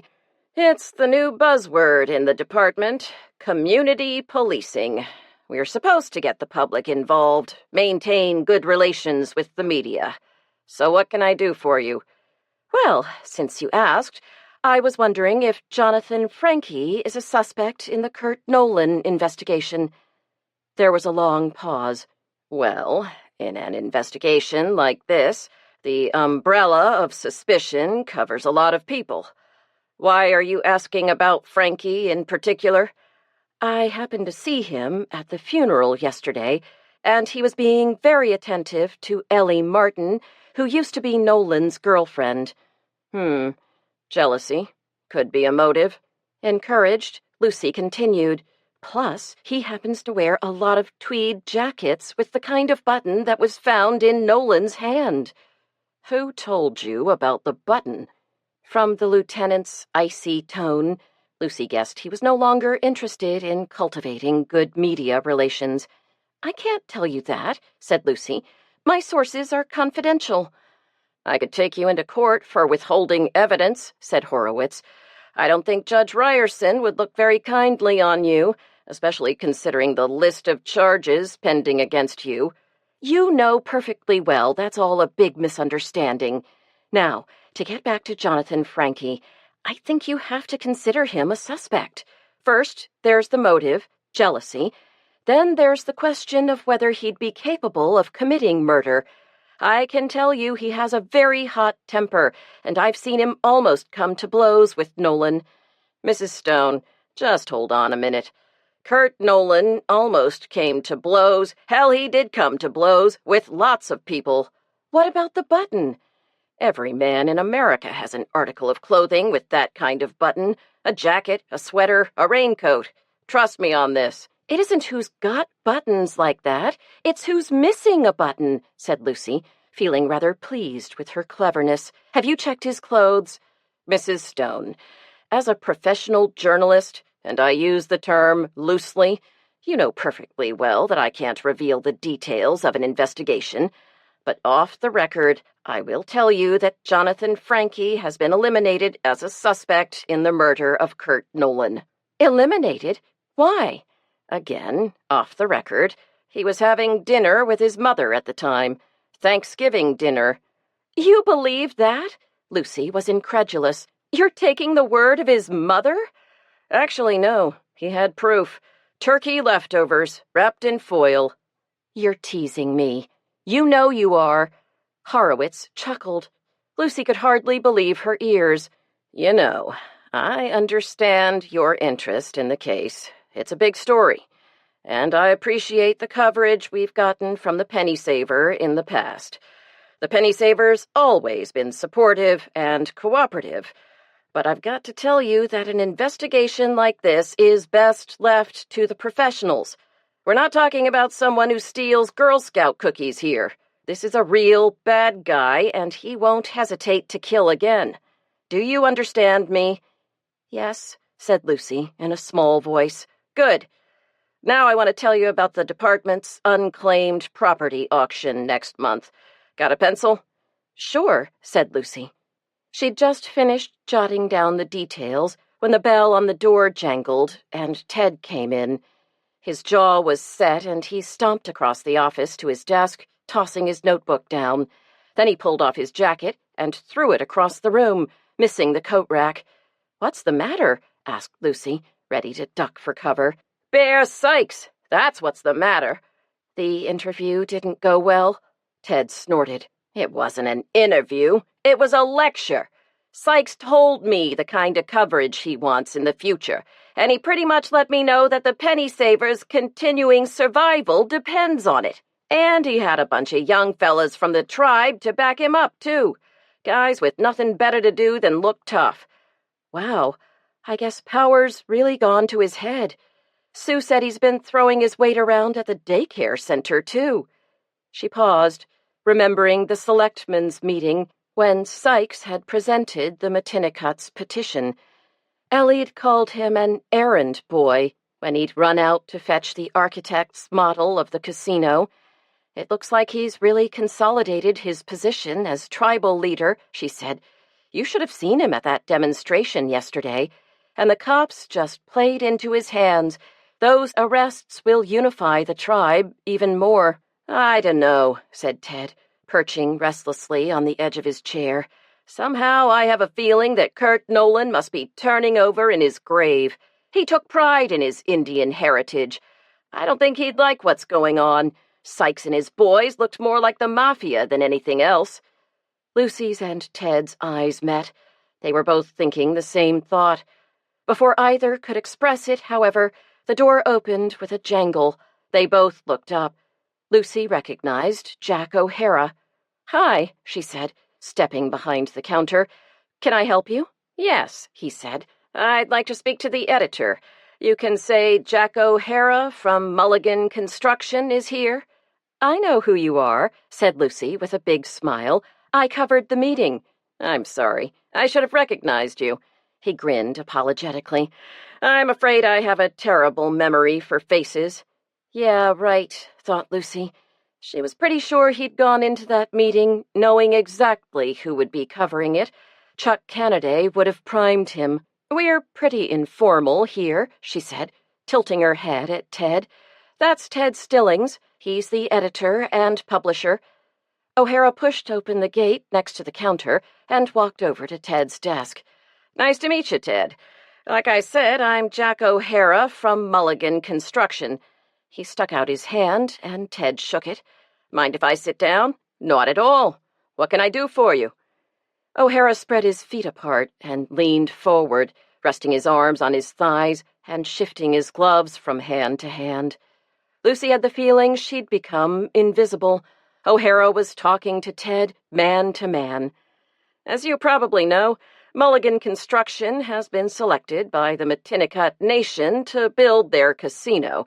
It's a big project, and we know it's bound to be controversial. This is a small town, and people in small towns don't usually like change very much.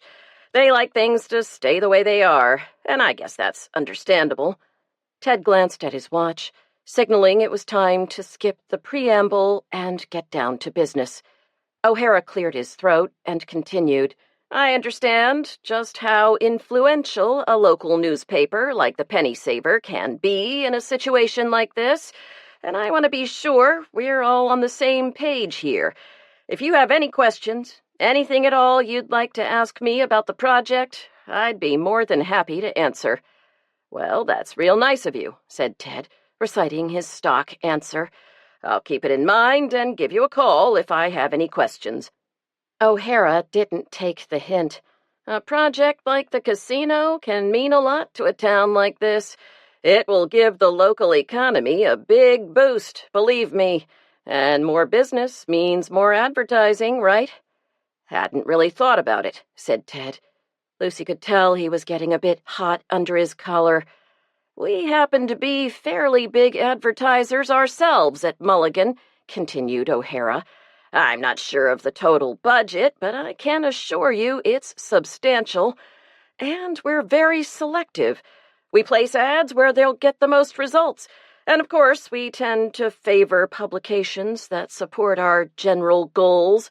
We play ball with people who are on the team, if you know what I mean. Lucy watched, waiting for Ted's reaction. This was the second time someone had tried to pressure him in one day, and she knew he must be pretty fed up. We'll be happy to run your ads, Ted said, spitting the words out. As for supporting your goals or playing ball, I don't work that way. The paper's a public forum, and we try to give equal coverage to all sides. O'Hara looked down at his shoes, then turned his gaze on Ted. I understand your reluctance, he said, practically winking at Ted. I can assure you we would definitely make it worth your while to write a positive editorial. I understand that your opinion is valuable, more valuable than you might think. Ted sat there, his eyes bulging and his mouth gaping like a goldfish. Are you saying you would pay me to write an editorial in favor of the casino? Oh, no, you misunderstand me, O'Hara said smoothly. We would work something out. I hear you have a son in college. Perhaps he could win a Mulligan scholarship. How would that be? Get out, roared Ted, rising to his feet and pointing to the door. This discussion is over. Get out of my office. O'Hara maintained his casual manner as he stood up and crossed the floor to the gate. He pushed it open, then paused. You're making a mistake, he said, slapping his gloves against his hand. We can make things pleasant, or we can make them very unpleasant. It's up to you. Are you threatening me? Ted took a few steps toward O'Hara. I think I've made myself clear, O'Hara replied, opening the door. A moment later, he was gone, with nothing to remind them of his visit except the jangling bell. Chapter 20. That was weird, said Lucy after O'Hara had gone. Ted didn't answer. He grunted and started flipping through the stack of papers on his desk. Then he shoved them aside, pushed his chair back, and stood up. I'm going out for some fresh air, he said, dropping the stack of papers in front of her. Would you mind typing in these listings for me? Lucy figured Ted had had enough for one day and needed to get away from the office for a while. No problem, she said. Once he'd gone, however, she realized it would take hours to go through the stack of press releases announcing club meetings and used book sales and holiday bazaars. She was struggling to decipher a particularly confusing notice about an amateur production of A Mall and the Night Visitors when the phone rang. It was Miss Tilly. I wondered if you'd like to join Rachel and me for lunch, the old woman purred. Rachel worked as a part-time caregiver for the old woman, driving and cooking for her. I'd love to, but I can't. I've got too much work to do. That's too bad. Rachel and I were hoping you could give us an update on your investigation. Lucy squirmed in her seat, remembering her conversation with Lieutenant Horowitz. I don't have much to tell you, she said. In fact, I've been so busy. You can't fool me, Lucy Stone, snapped the old woman. I know you must have some idea by now of who killed Kurt. Oh, I have some ideas, said Lucy, but I think I'd better keep them to myself for the time being. I wouldn't tell a soul, coaxed Miss Tilly. Lucy glanced around the empty office. She was dying to discuss her thoughts with someone, and Miss Tilly was a gold mine of local knowledge.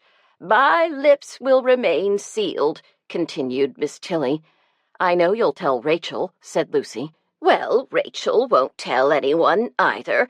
She's married to a lawyer, and she's used to keeping secrets. She's nodding in agreement as we speak, and making a sign of zipping her lips. Lucy chuckled. This is just an idea now. I don't have any real evidence, but it does seem that one person has benefited from Nolan's death more than anyone else. It's the cui bono thing. Bear Sykes, exclaimed Miss Tilly, confirming Lucy's suspicions. I just knew it. Then she added, Rachel thinks so, too. This is just a hunch. I'm sure you're right. It's obvious when you think about it.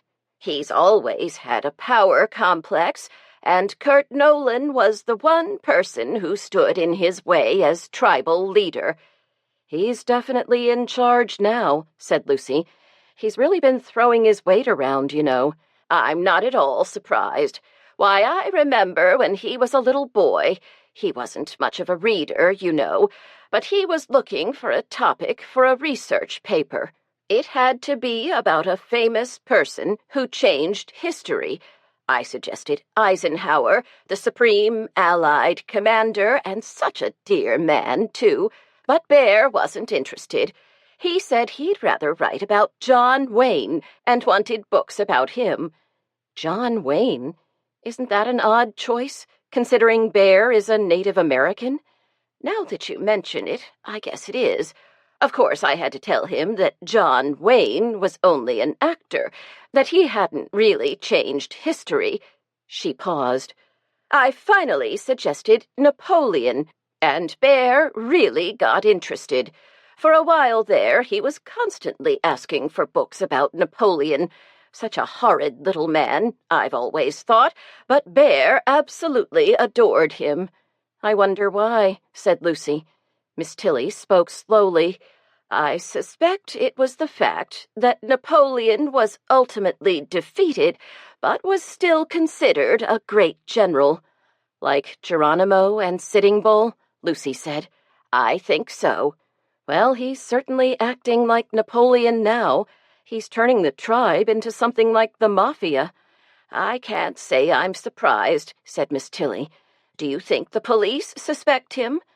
I don't know, admitted Lucy. Maybe you could help them. Isn't there some way you could get evidence? I can't think how. Search his house or something? You want me to break and enter? Lucy was astonished. That's illegal. What if I got caught? Miss Tilly clucked her tongue. What's happened to you, Lucy Stone? You used to be much bolder, you know. Let's say I'm older and wiser, unlike some people I know. Miss Tilly wasn't about to give up. If you applied yourself, I'm sure you could trick him into confessing. And how would I do that without risking my neck? You know, I have a family, and they depend on me. Miss Tilly didn't answer immediately, but Lucy could have sworn she heard wheels turning through the telephone line. Use the telephone, like that Linda Tripp person. Record him and take the tape to the police. That's illegal. They've filed charges against her, you know. Miss Tilly sighed. It was just an idea. You're probably not clever enough to trick him into confessing anyway. Thanks for the vote of confidence, said Lucy. I have to go. Rachel says lunch is ready. It's shrimp wiggle today, said Miss Tilly, naming a favorite dish of Lucy's.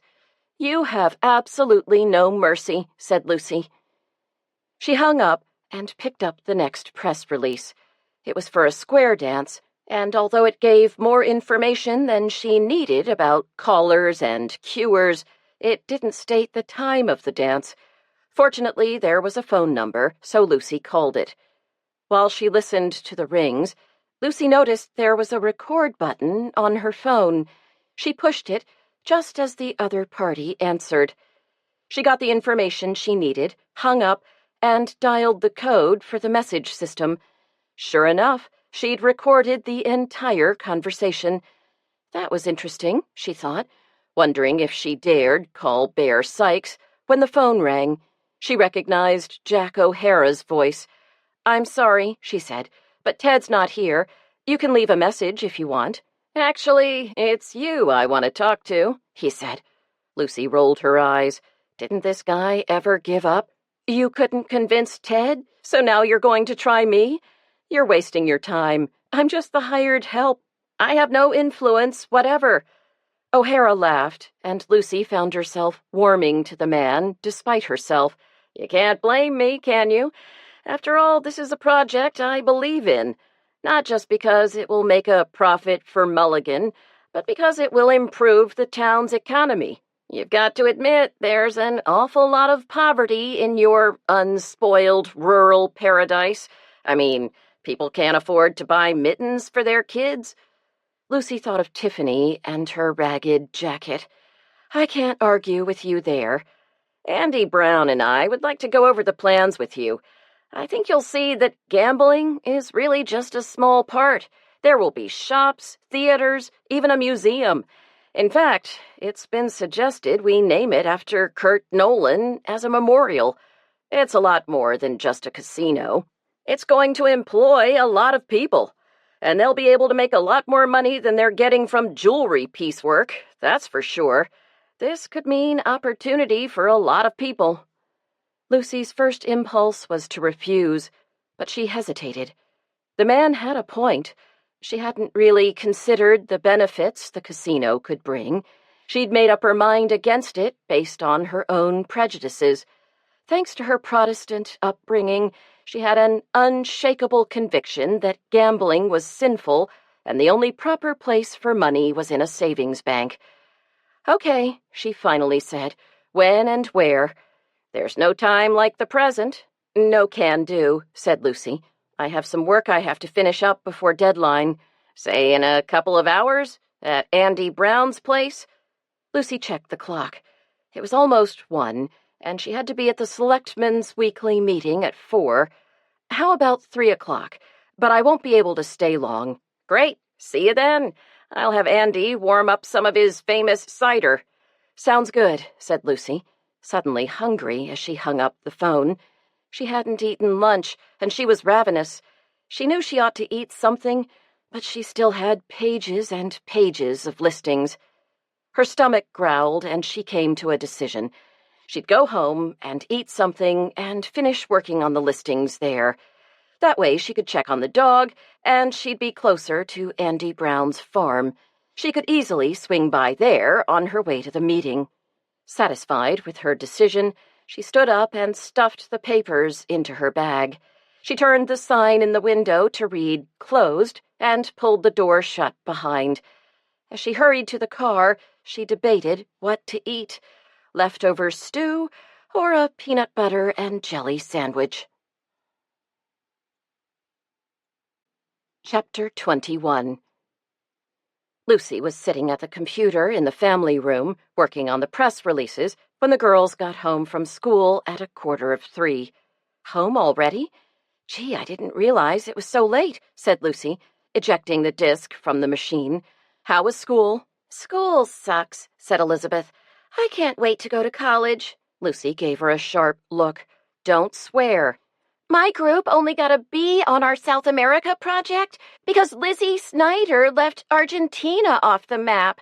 It's not fair, wailed Sarah, who wasn't much of a team player. Mrs. Wilson put my picture up on the wall, said Zoe, beaming proudly. Great, said Lucy, bending down and giving her a peck on her forehead. Listen, guys, I've got to go to a meeting, so I want you to hold the fort. I won't be home in time for supper, so, Elizabeth, you'll have to cook the franks and beans. Sarah, you can make a salad, and Zoe, you set the table. Got it? Got it. Elizabeth was reaching for the phone, which had begun ringing right on schedule minutes after the girls got home. Lucy shrugged off the guilt that invariably accompanied her when she left the kids in charge of dinner and headed for the door. Kudo was right at her heels. Sorry, she told him. I don't have time for a walk today, and believe me, you wouldn't like the selectmen's meeting. Kudo didn't seem convinced. He wagged his tail eagerly. Lucy reconsidered. She supposed she could take him along for the ride to the farm and drop him off at the house on her way to the meeting. You win, just this once, she said, opening the door. A blast of cold air hit her, and she quickly shut the door, almost bumping Kudo's nose. Oops! Just a minute. I've got to get my coat zipped. She slapped her hat on her head and pulled on her gloves. Now we can go, she told the dog, holding the door for him. Kudo ran ahead of her to the car and waited by the rear hatch. As soon as she lifted it, he jumped in and stood in the cargo area, wagging his tail and smiling. We're just going for a little ride, she warned him as she started the engine. In the rearview mirror, she could see him grinning at her, his big pink tongue lolling out of the side of his mouth. What a doofus, she thought. Though not quite so much of a fool as Jack O'Hara, who actually thought he could bribe Ted to support the casino. Maybe that sort of thing happened in the world of big business, but it certainly didn't happen at the Penny Saver. As she drove along, she wondered if bribes were business as usual at Mulligan Construction. From what Howard White had said at the meeting, it seemed O'Hara was pretty important in the company. Hadn't he said O'Hara would be the next CEO? She'd wanted to ask St. John Barth about him on Thanksgiving when he'd mentioned he used to work for Mulligan Construction, but the opportunity had slipped by when the conversation took a different turn. She glanced at the dashboard clock as she pulled into the yard at the farm and saw she was late. It was already 3:10. Brown and O'Hara would have to make their case for the casino quickly, because she could only stay for a half hour at most if she was going to get to the meeting in time. She debated what to do with Kudo. She would have liked to let him out of the car, but she wasn't confident she could control him, even on the leash. It was cold and windy outside, but the sun was shining and the car would stay warm, so she decided to leave him. Be a good boy, she told him. Kudo stared at her for a minute, almost as if he couldn't believe he was going to be left behind. Then he curled up in a ball for an afternoon nap. As usual, there was an assortment of vehicles in the Browns' farmyard, but none of them looked like the kind of car O'Hara would drive. The shiny black pickup truck was Andy's, his wife drove the Caravan, and the battered Corolla with radio station stickers probably belonged to one of their kids. The motorcycle, she figured, could belong either to Andy or one of his boys, maybe even a farmhand. Lucy wasn't sure if she should go to the house or the barn. There'd been mention of mulled cider, which seemed to indicate the house, but since the barn door was propped open, she thought she might as well check there before climbing the hill to the house. After the bright, albeit waning, sunshine outside, it took a few minutes for her eyes to adjust to the dim light inside the barn. It was surprisingly warm, and she pulled off her beret and jammed it in her pocket. "Over here!" yelled O'Hara, and she finally made him out, standing by Tom Turkey's pen. As she got closer and her vision cleared, she was shocked to see he was wearing a leather motocross suit. "I took you for the kind of guy who drives a Lexus or a BMW," she said in a teasing tone. You'd be right, he said, smiling. I've got a Lexus, but I ride my bike whenever I can. It's great exercise, and a lot more fun than sweating on a treadmill in some stinking gym. A lot more dangerous, too, said Lucy, thinking of the cyclist who had harassed her on the back road and wondering if it could possibly have been O'Hara. She thought of Bear Sykes and his cell phone, but dismissed the thought. It seemed unlikely that O'Hara would be at Sykes's beck and call. It must have been one of the young toughs Ted had told her about. She relaxed. "Where's Andy?" she asked, glancing uneasily at the turkey, who was pacing back and forth in his pen. "I don't think old Tom here cares much one way or the other about the casino." "That's where you're wrong," said O'Hara with mock seriousness. "Before you got here, he was telling me he loves to play blackjack." "I think craps is more his style," said Lucy, wrinkling her nose. "You may be right," agreed O'Hara, unrolling the plans and laying them out on a stack of hay bales. The sun was sinking lower in the sky, and it streamed through the high windows, lighting the entire area in a golden glow. Andy had to make some phone calls, but he said he'd be right over. Lucy stepped closer, studying the blue and white diagram. "This is what they call an elevation," O'Hara said. "It shows what the casino will look like from the southeast. Actually, the main entrance." Lucy looked at the rounded awning, which was reminiscent of a longhouse. She noticed the carvings of a bear and turtle that stood on either side of the doorway. Her eyes followed the soaring lines of the hotel tower, and she counted the rows of windows. 14 stories. It seems so big. Bigger than anything we've ever seen in Tinker's Cove. "I know, but what would you rather have? A tall building like this, or a sprawling complex covering acres of land?" "I guess I never thought of it that way," said Lucy. "This is so much more economical. It's energy efficient." O'Hara paused, looking at her. "You know, I'll never understand you country folk. You got all this empty land, acres and acres of it, and you all act like one building is going to spoil it. What gives?" Lucy shrugged. "People around here like it the way it is. I noticed." He tapped the plans with his finger. "You can't hold back progress, you know. Whether you like it or not, things are going to change in Tinker's Cove, with or without the casino. If the tribe gets federal recognition, the whole balance of power is going to change. It won't be Howard White and his buddies calling the shots anymore. And your boss, Ted, he's awfully cocky for a guy whose entire livelihood is tied up in that rickety newspaper. I mean, think what one carelessly thrown match could do to that place." Lucy's head jerked up, and she stared at O'Hara. "Is that why you had me come here? To send a message to Ted that you're going to torch the penny saver if he doesn't support the casino?" O'Hara had been getting the full force of the slanting sunlight. It was so bright, it illuminated the dancing dust particles in the air. Beads of perspiration had formed on his upper lip, and he wiped them away with his hand. "You've got me wrong," said O'Hara, unzipping his jacket. "I just think people should think things through before they make big decisions. That's good advice for—" began Lucy, stammering to a halt as her eyes fell on the short black thread that dangled from the neck of his sweater. It should have held a button, a woven leather button, just like the ones that remained. "Well, for anyone," she continued brightly, hoping he hadn't noticed her staring. "It's just common sense," she babbled on, wondering if O'Hara's missing button was the missing button. "What my mother used to tell me, think before you speak."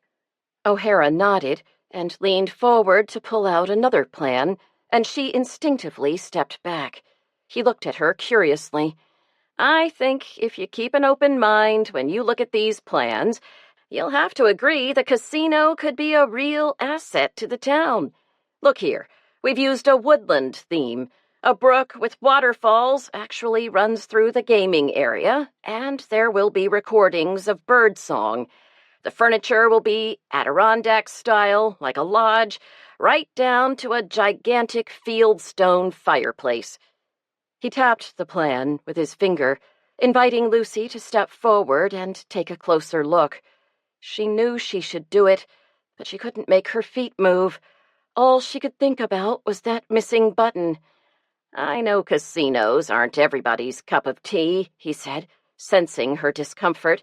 "Let me show you the shopping concourse. It's truly magnificent. It has a 4-story waterfall." As he spoke, Lucy came to a decision. She had to get out of there. She'd make up an excuse, a little white lie, and leave. "You know," she said, making a show of checking her watch, "I just realized that I have to pick up my daughter from Brownie's.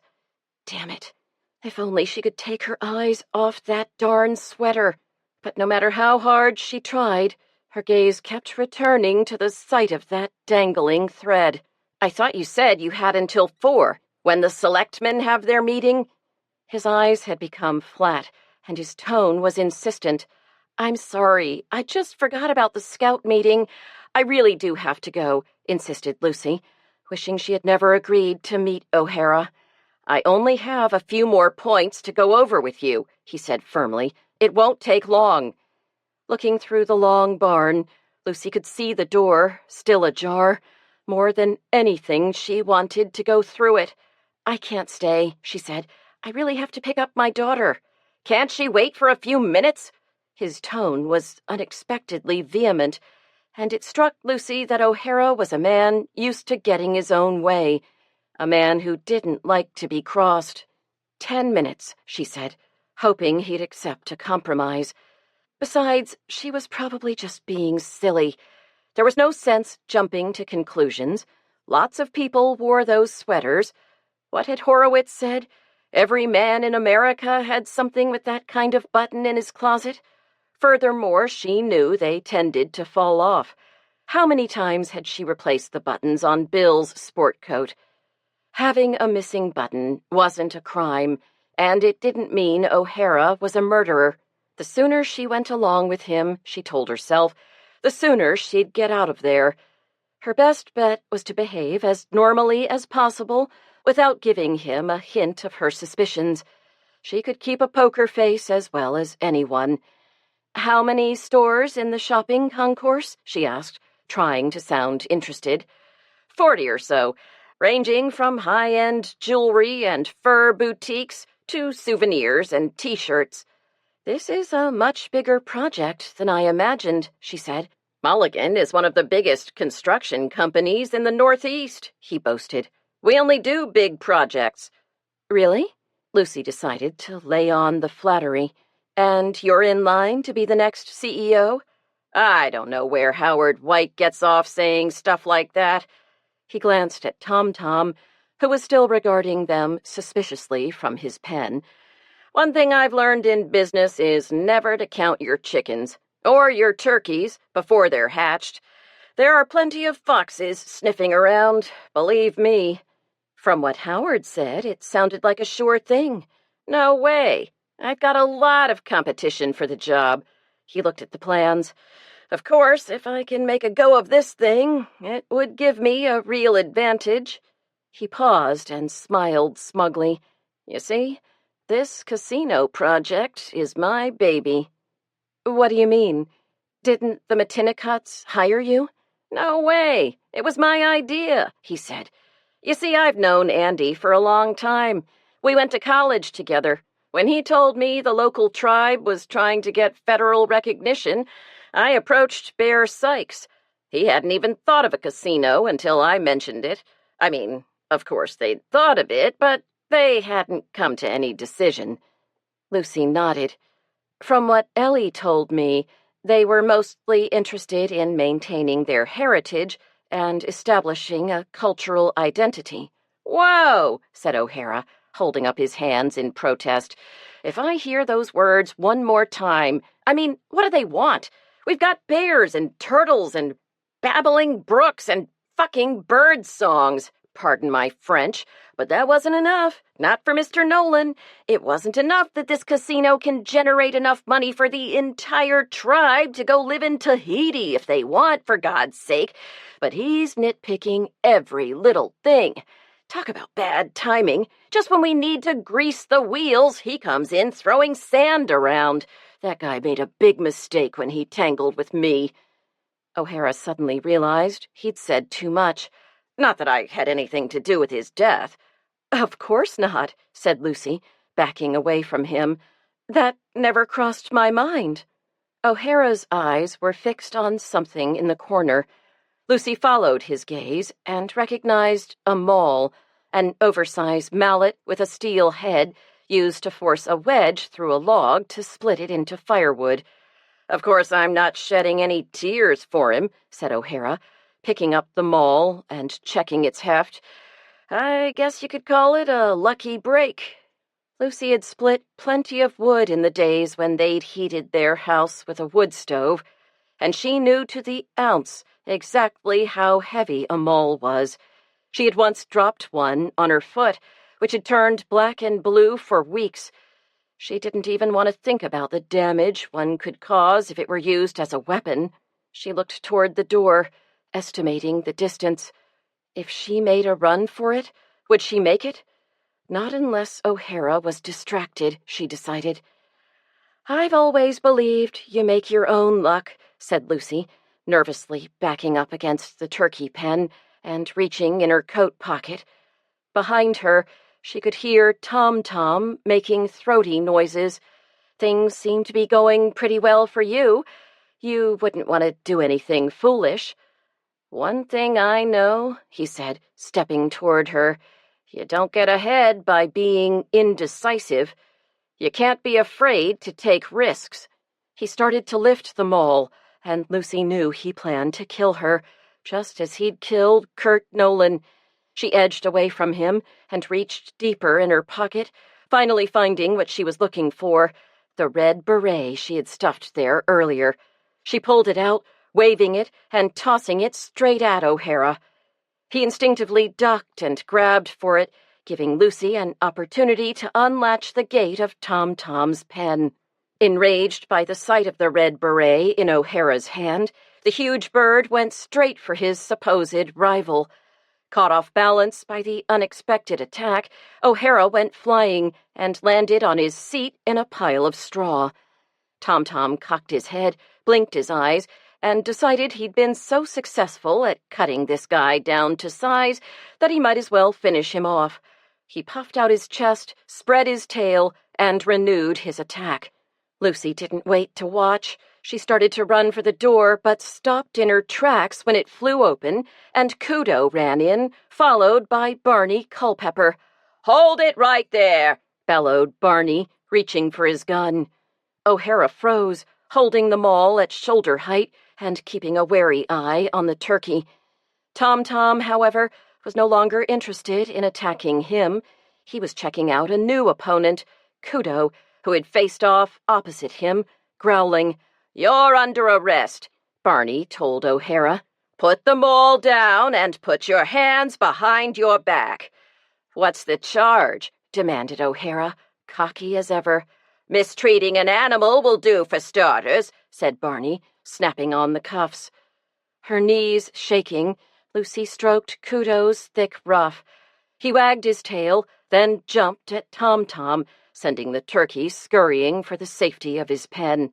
Lucy fastened the catch with trembling hands. Then she collapsed on her knees, burying her nose in the dog's fur and hugging him. He tolerated this embarrassing display for a few seconds, then pulled away, cocking his head and pricking up his ears. "You're right," said Lucy. "It's time to get out of here." Chapter 22.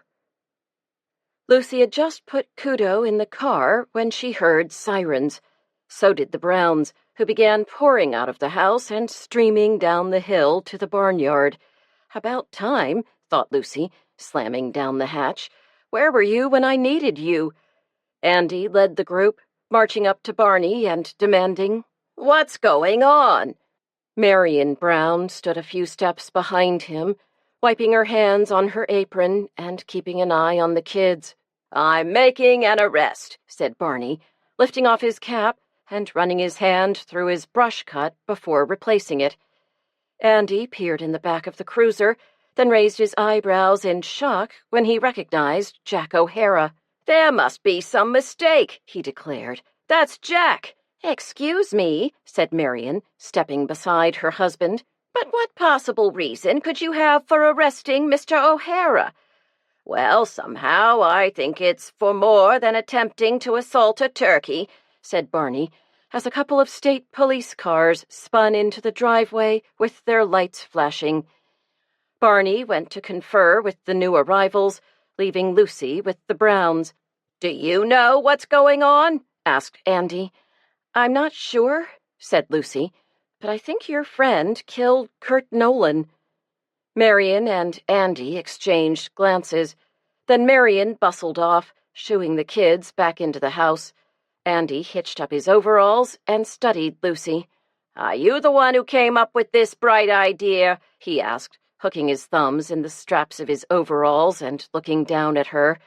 "It wasn't me," said Lucy, watching as Barney returned to the cruiser and drove off with O'Hara, followed by one of the state police cars. "O'Hara asked me out here to show me the plans. At least, that's what he said. But things got a little out of hand." She shuddered and looked at Andy. "What were you all doing?" "I must have been in the barn with him for half an hour. Didn't you notice you had company?" Andy's face got a little red, and he gave his overalls another hitch.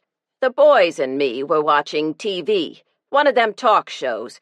It was about moms who steal their daughters' boyfriends." He grinned. "It got pretty wild there, pulling hair, fighting. They had to pull a couple of them apart." He shook his head. "They shouldn't allow stuff like that on TV." "Maybe you shouldn't watch it," thought Lucy, as Lieutenant Horowitz approached them. "I think we've got everything under control here," he told Andy. "Thanks for your cooperation." "No problem," said Andy. "Do you mind telling—" "I'm afraid I can't say anything right now," Horowitz told him. "Now, if you don't mind, I have a few questions for Mrs. Stone." Andy stood his ground for a moment, then realized he was being dismissed. He shrugged and went back to the house, leaving them alone. Lucy took a deep breath and looked up at the sky, which was orangey from the setting sun. "I thought we had an understanding," said Horowitz, scolding her. "I thought you were going to stay out of this." I did, answered Lucy quickly. "Honest." Horowitz spoke slowly. "O'Hara's a dangerous man." "You don't have to tell me," said Lucy indignantly. "He was going to bash my brains out with a maul." "I don't doubt it for a minute," said Horowitz, fixing his pale gray eyes on her. "Once we started talking to people at Mulligan Construction, he became our top suspect. Nolan wasn't the first, you know. O'Hara was involved in the disappearance of a secretary, but there wasn't enough evidence to charge him. We got a lot of information from a former employee who was planning to move here." "St. John Barth?" asked Lucy. Horowitz looked at her curiously. "You know him?" "My husband is restoring a house for the Barths, but they changed their minds. They want to sell it." "Barth didn't want to be anywhere near O'Hara," said Horowitz by way of explanation. "Barth knew too much about O'Hara." Lucy screwed up her mouth. She couldn't believe she'd had Barth at her dinner table the day of the murder, and he'd had the answer. If only she'd asked him. "Is something the matter?" Horowitz sounded concerned. Lucy shook her head. "I never suspected him. Not for a minute." She shivered, thinking what a close call she'd had. "Is that why Barney came? He knew O'Hara was here?" "Not exactly. Your boss called. I guess your conversation with O'Hara was recorded somehow on the message system.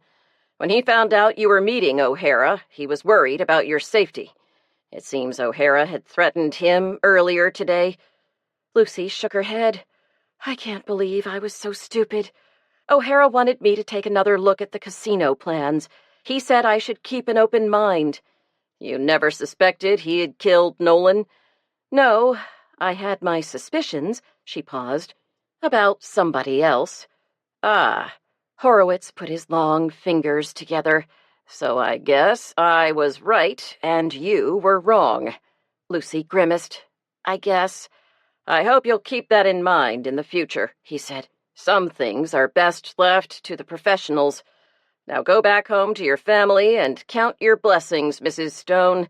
You were very lucky today, you know." "I know," said Lucy. She managed a little smile, and he gave her a nod. Then he started across the yard to his car. Lucy watched him go for a moment, then called out, "Lieutenant, just thought I'd let you know there's a button missing from O'Hara's sweater. Not that it means anything, of course, but it's worth checking out." "Thank you," he said, giving her a salute. Lucy took a last look at the sky, now a deep purplish blue, and opened the car door. Kudo was waiting for her. "Extra rations for you tonight," she told him. "A whole can of turkey and giblets." She had no sooner spoken than she could have sworn she heard a distant, protesting gobble from Tom-Tom in the barn. "Did you hear anything?" she asked Kudo as she started the car. There was no answer from the cargo area, but she did hear him lick his chops. Chapter 23. It was a beautiful spring morning. Lucy had to admit that. Who could argue with a cloudless blue sky, flowering apple trees, and gorgeous, lush lilac bushes covered with blossoms that bobbed in the warm breeze? It was the sort of day that lifted your spirits, put a smile on your face, and a bounce in your step. Nevertheless, her heart was heavy as she drove the familiar route to Andy Brown's farm. Today, the groundbreaking ceremony for the new casino was to take place, and she was covering it for the newspaper. Even though she knew the casino would bring jobs and money to Tinker's Cove, she hated to see the quiet countryside she loved become the site of a gleaming monument to greed and avarice. They called it entertainment, but she knew better. Gambling was simply another way to separate a fool from his money.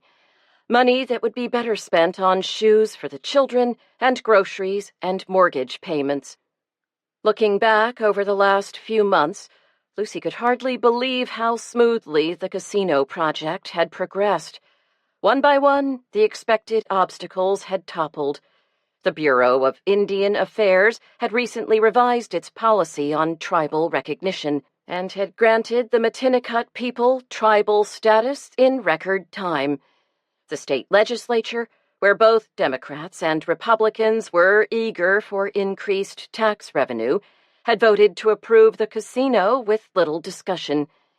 Faced with what appeared to be an unstoppable juggernaut, the members of the Tinker's Cove Planning Board had been unwilling to risk embroiling the town in expensive court appeals and promptly issued the necessary approval. In a matter of months, the casino project had gone from a set of paper plans to reality. She supposed the project's success would have assured Jack O'Hara the job he wanted so much that he was willing to kill for it. Perhaps he was taking some satisfaction from the fact that the casino would be built from whatever section of the hereafter he was presently occupying. O'Hara hadn't been willing to face a trial and the likelihood of spending the rest of his life in jail. Instead, he had managed a spectacular escape and had been shot by pursuing police officers. Suicide by cop, they called it, but Lucy suspected O'Hara was betting he could get away. As Horowitz had told her, it was St. John Barth who fingered O'Hara in the first place. He had been the last person to see the missing secretary alive, getting in O'Hara's car, but although he'd told the police, they had never been able to make a case against O'Hara. Barth had left the company, figuring it would be prudent to get as far away from O'Hara as he could. As he had explained to Bill, when O'Hara had turned up in Tinker's Cove, he didn't think he could risk an encounter. So he and Clarice had decided to sell the house. Now, with O'Hara out of the picture, The Barths had moved in, and St. John was working on a true crime book about his former nemesis. The thought made Lucy smile as she parked the car and climbed out, checking to be sure she had her camera and notebook. As she made her way through the crowded parking lot to the pumpkin field where the casino was to be built, she saw the crowd was divided into several groups. Holding center stage was Sandy Dunlap, dressed in a red power suit and sporting a chic new hairdo, backed by Mulligan construction executives and town officials sympathetic to the project.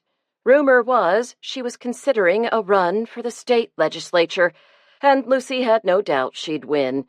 As Ted had pointed out so often, Sandy was a terrific campaigner, but she didn't have a clue what to do once she got in office. The Brown family was also there in force, all dressed in their Sunday best. Lucy wondered if they would stay on in the farmhouse next to the casino, or if they'd take the money and settle somewhere else, someplace where there wasn't a tacky casino spoiling the landscape. Also standing with Sandy and beaming approval were a group from the Business and Professional Women's Association of Tinker's Cove, led by Franny Small. This newly formed group was having a definite impact on town politics, well out of proportion to its small size. Last, but not least among the group gathered around the town officials, were Bear Sykes and the Matinicot people, dressed in traditional Native American clothing, decorated with fringe, beads, and feathers. Another group was also waiting for the ceremony to begin, but these people had grim expressions on their faces and had arranged themselves in front of a Mulligan construction bulldozer. Jonathan Franke was there, holding a placard that read, "Bet on the Environment," and so was Fred Rumford, holding a traditional deerskin drum. Ellie was absent, Lucy noticed, speculating that she would have found herself in an awkward position, having to choose between her loyalty to the tribe and her relationship with Jonathan.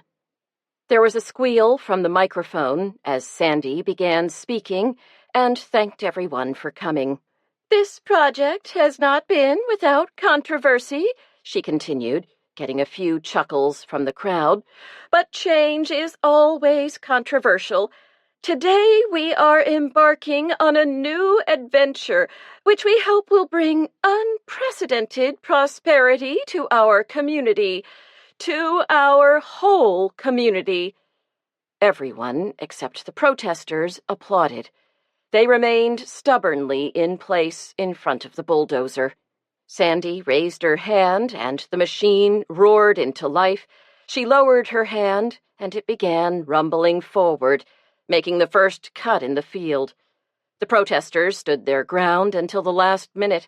Then they scattered for safety to the sidelines, where they stood in a ragged row.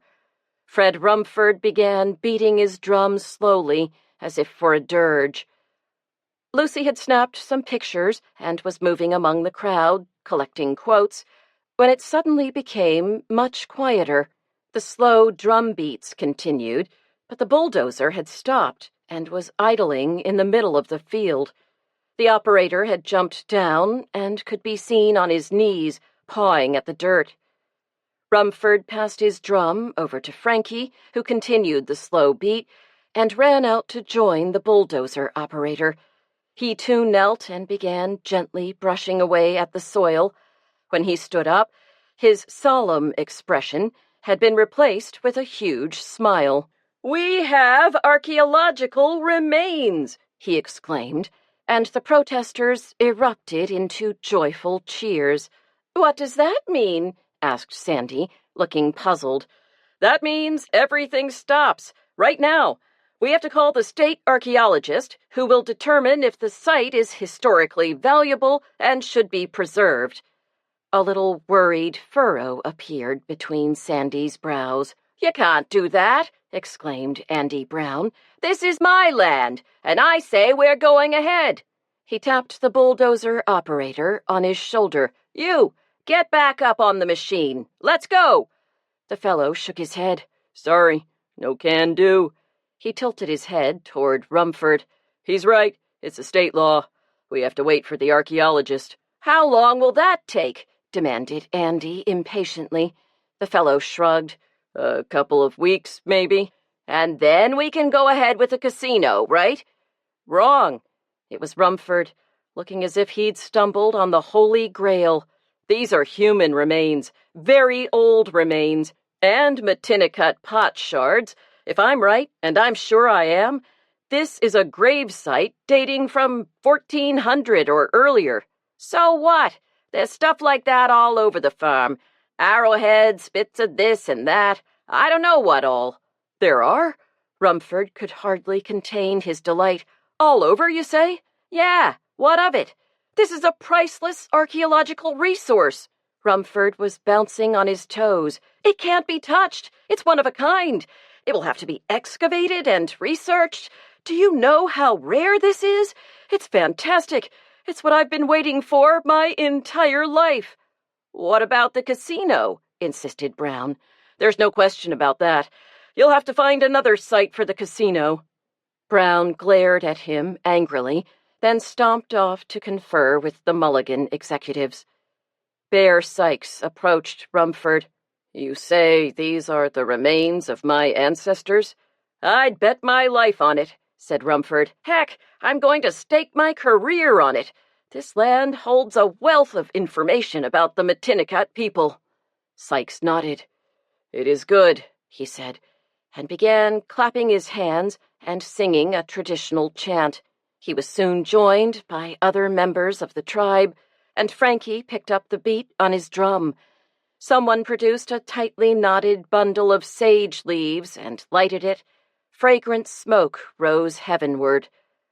Lucy took a deep breath and savored the sharp scent of the burning herbs. She surveyed the field filled with friends and neighbors and looked beyond to the budding trees that rimmed the field.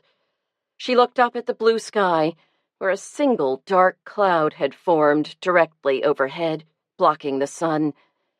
Then she thought of Kurt Nolan. She remembered the day he died, how his sightless eyes had looked up at the sky. Today, if he was up there, perched on that cloud and looking down on the human comedy in Andy Brown's pumpkin field, he must surely be smiling. As she watched, a gleam of bright light broke through the cloud. It split apart, and the sun shone brightly once again.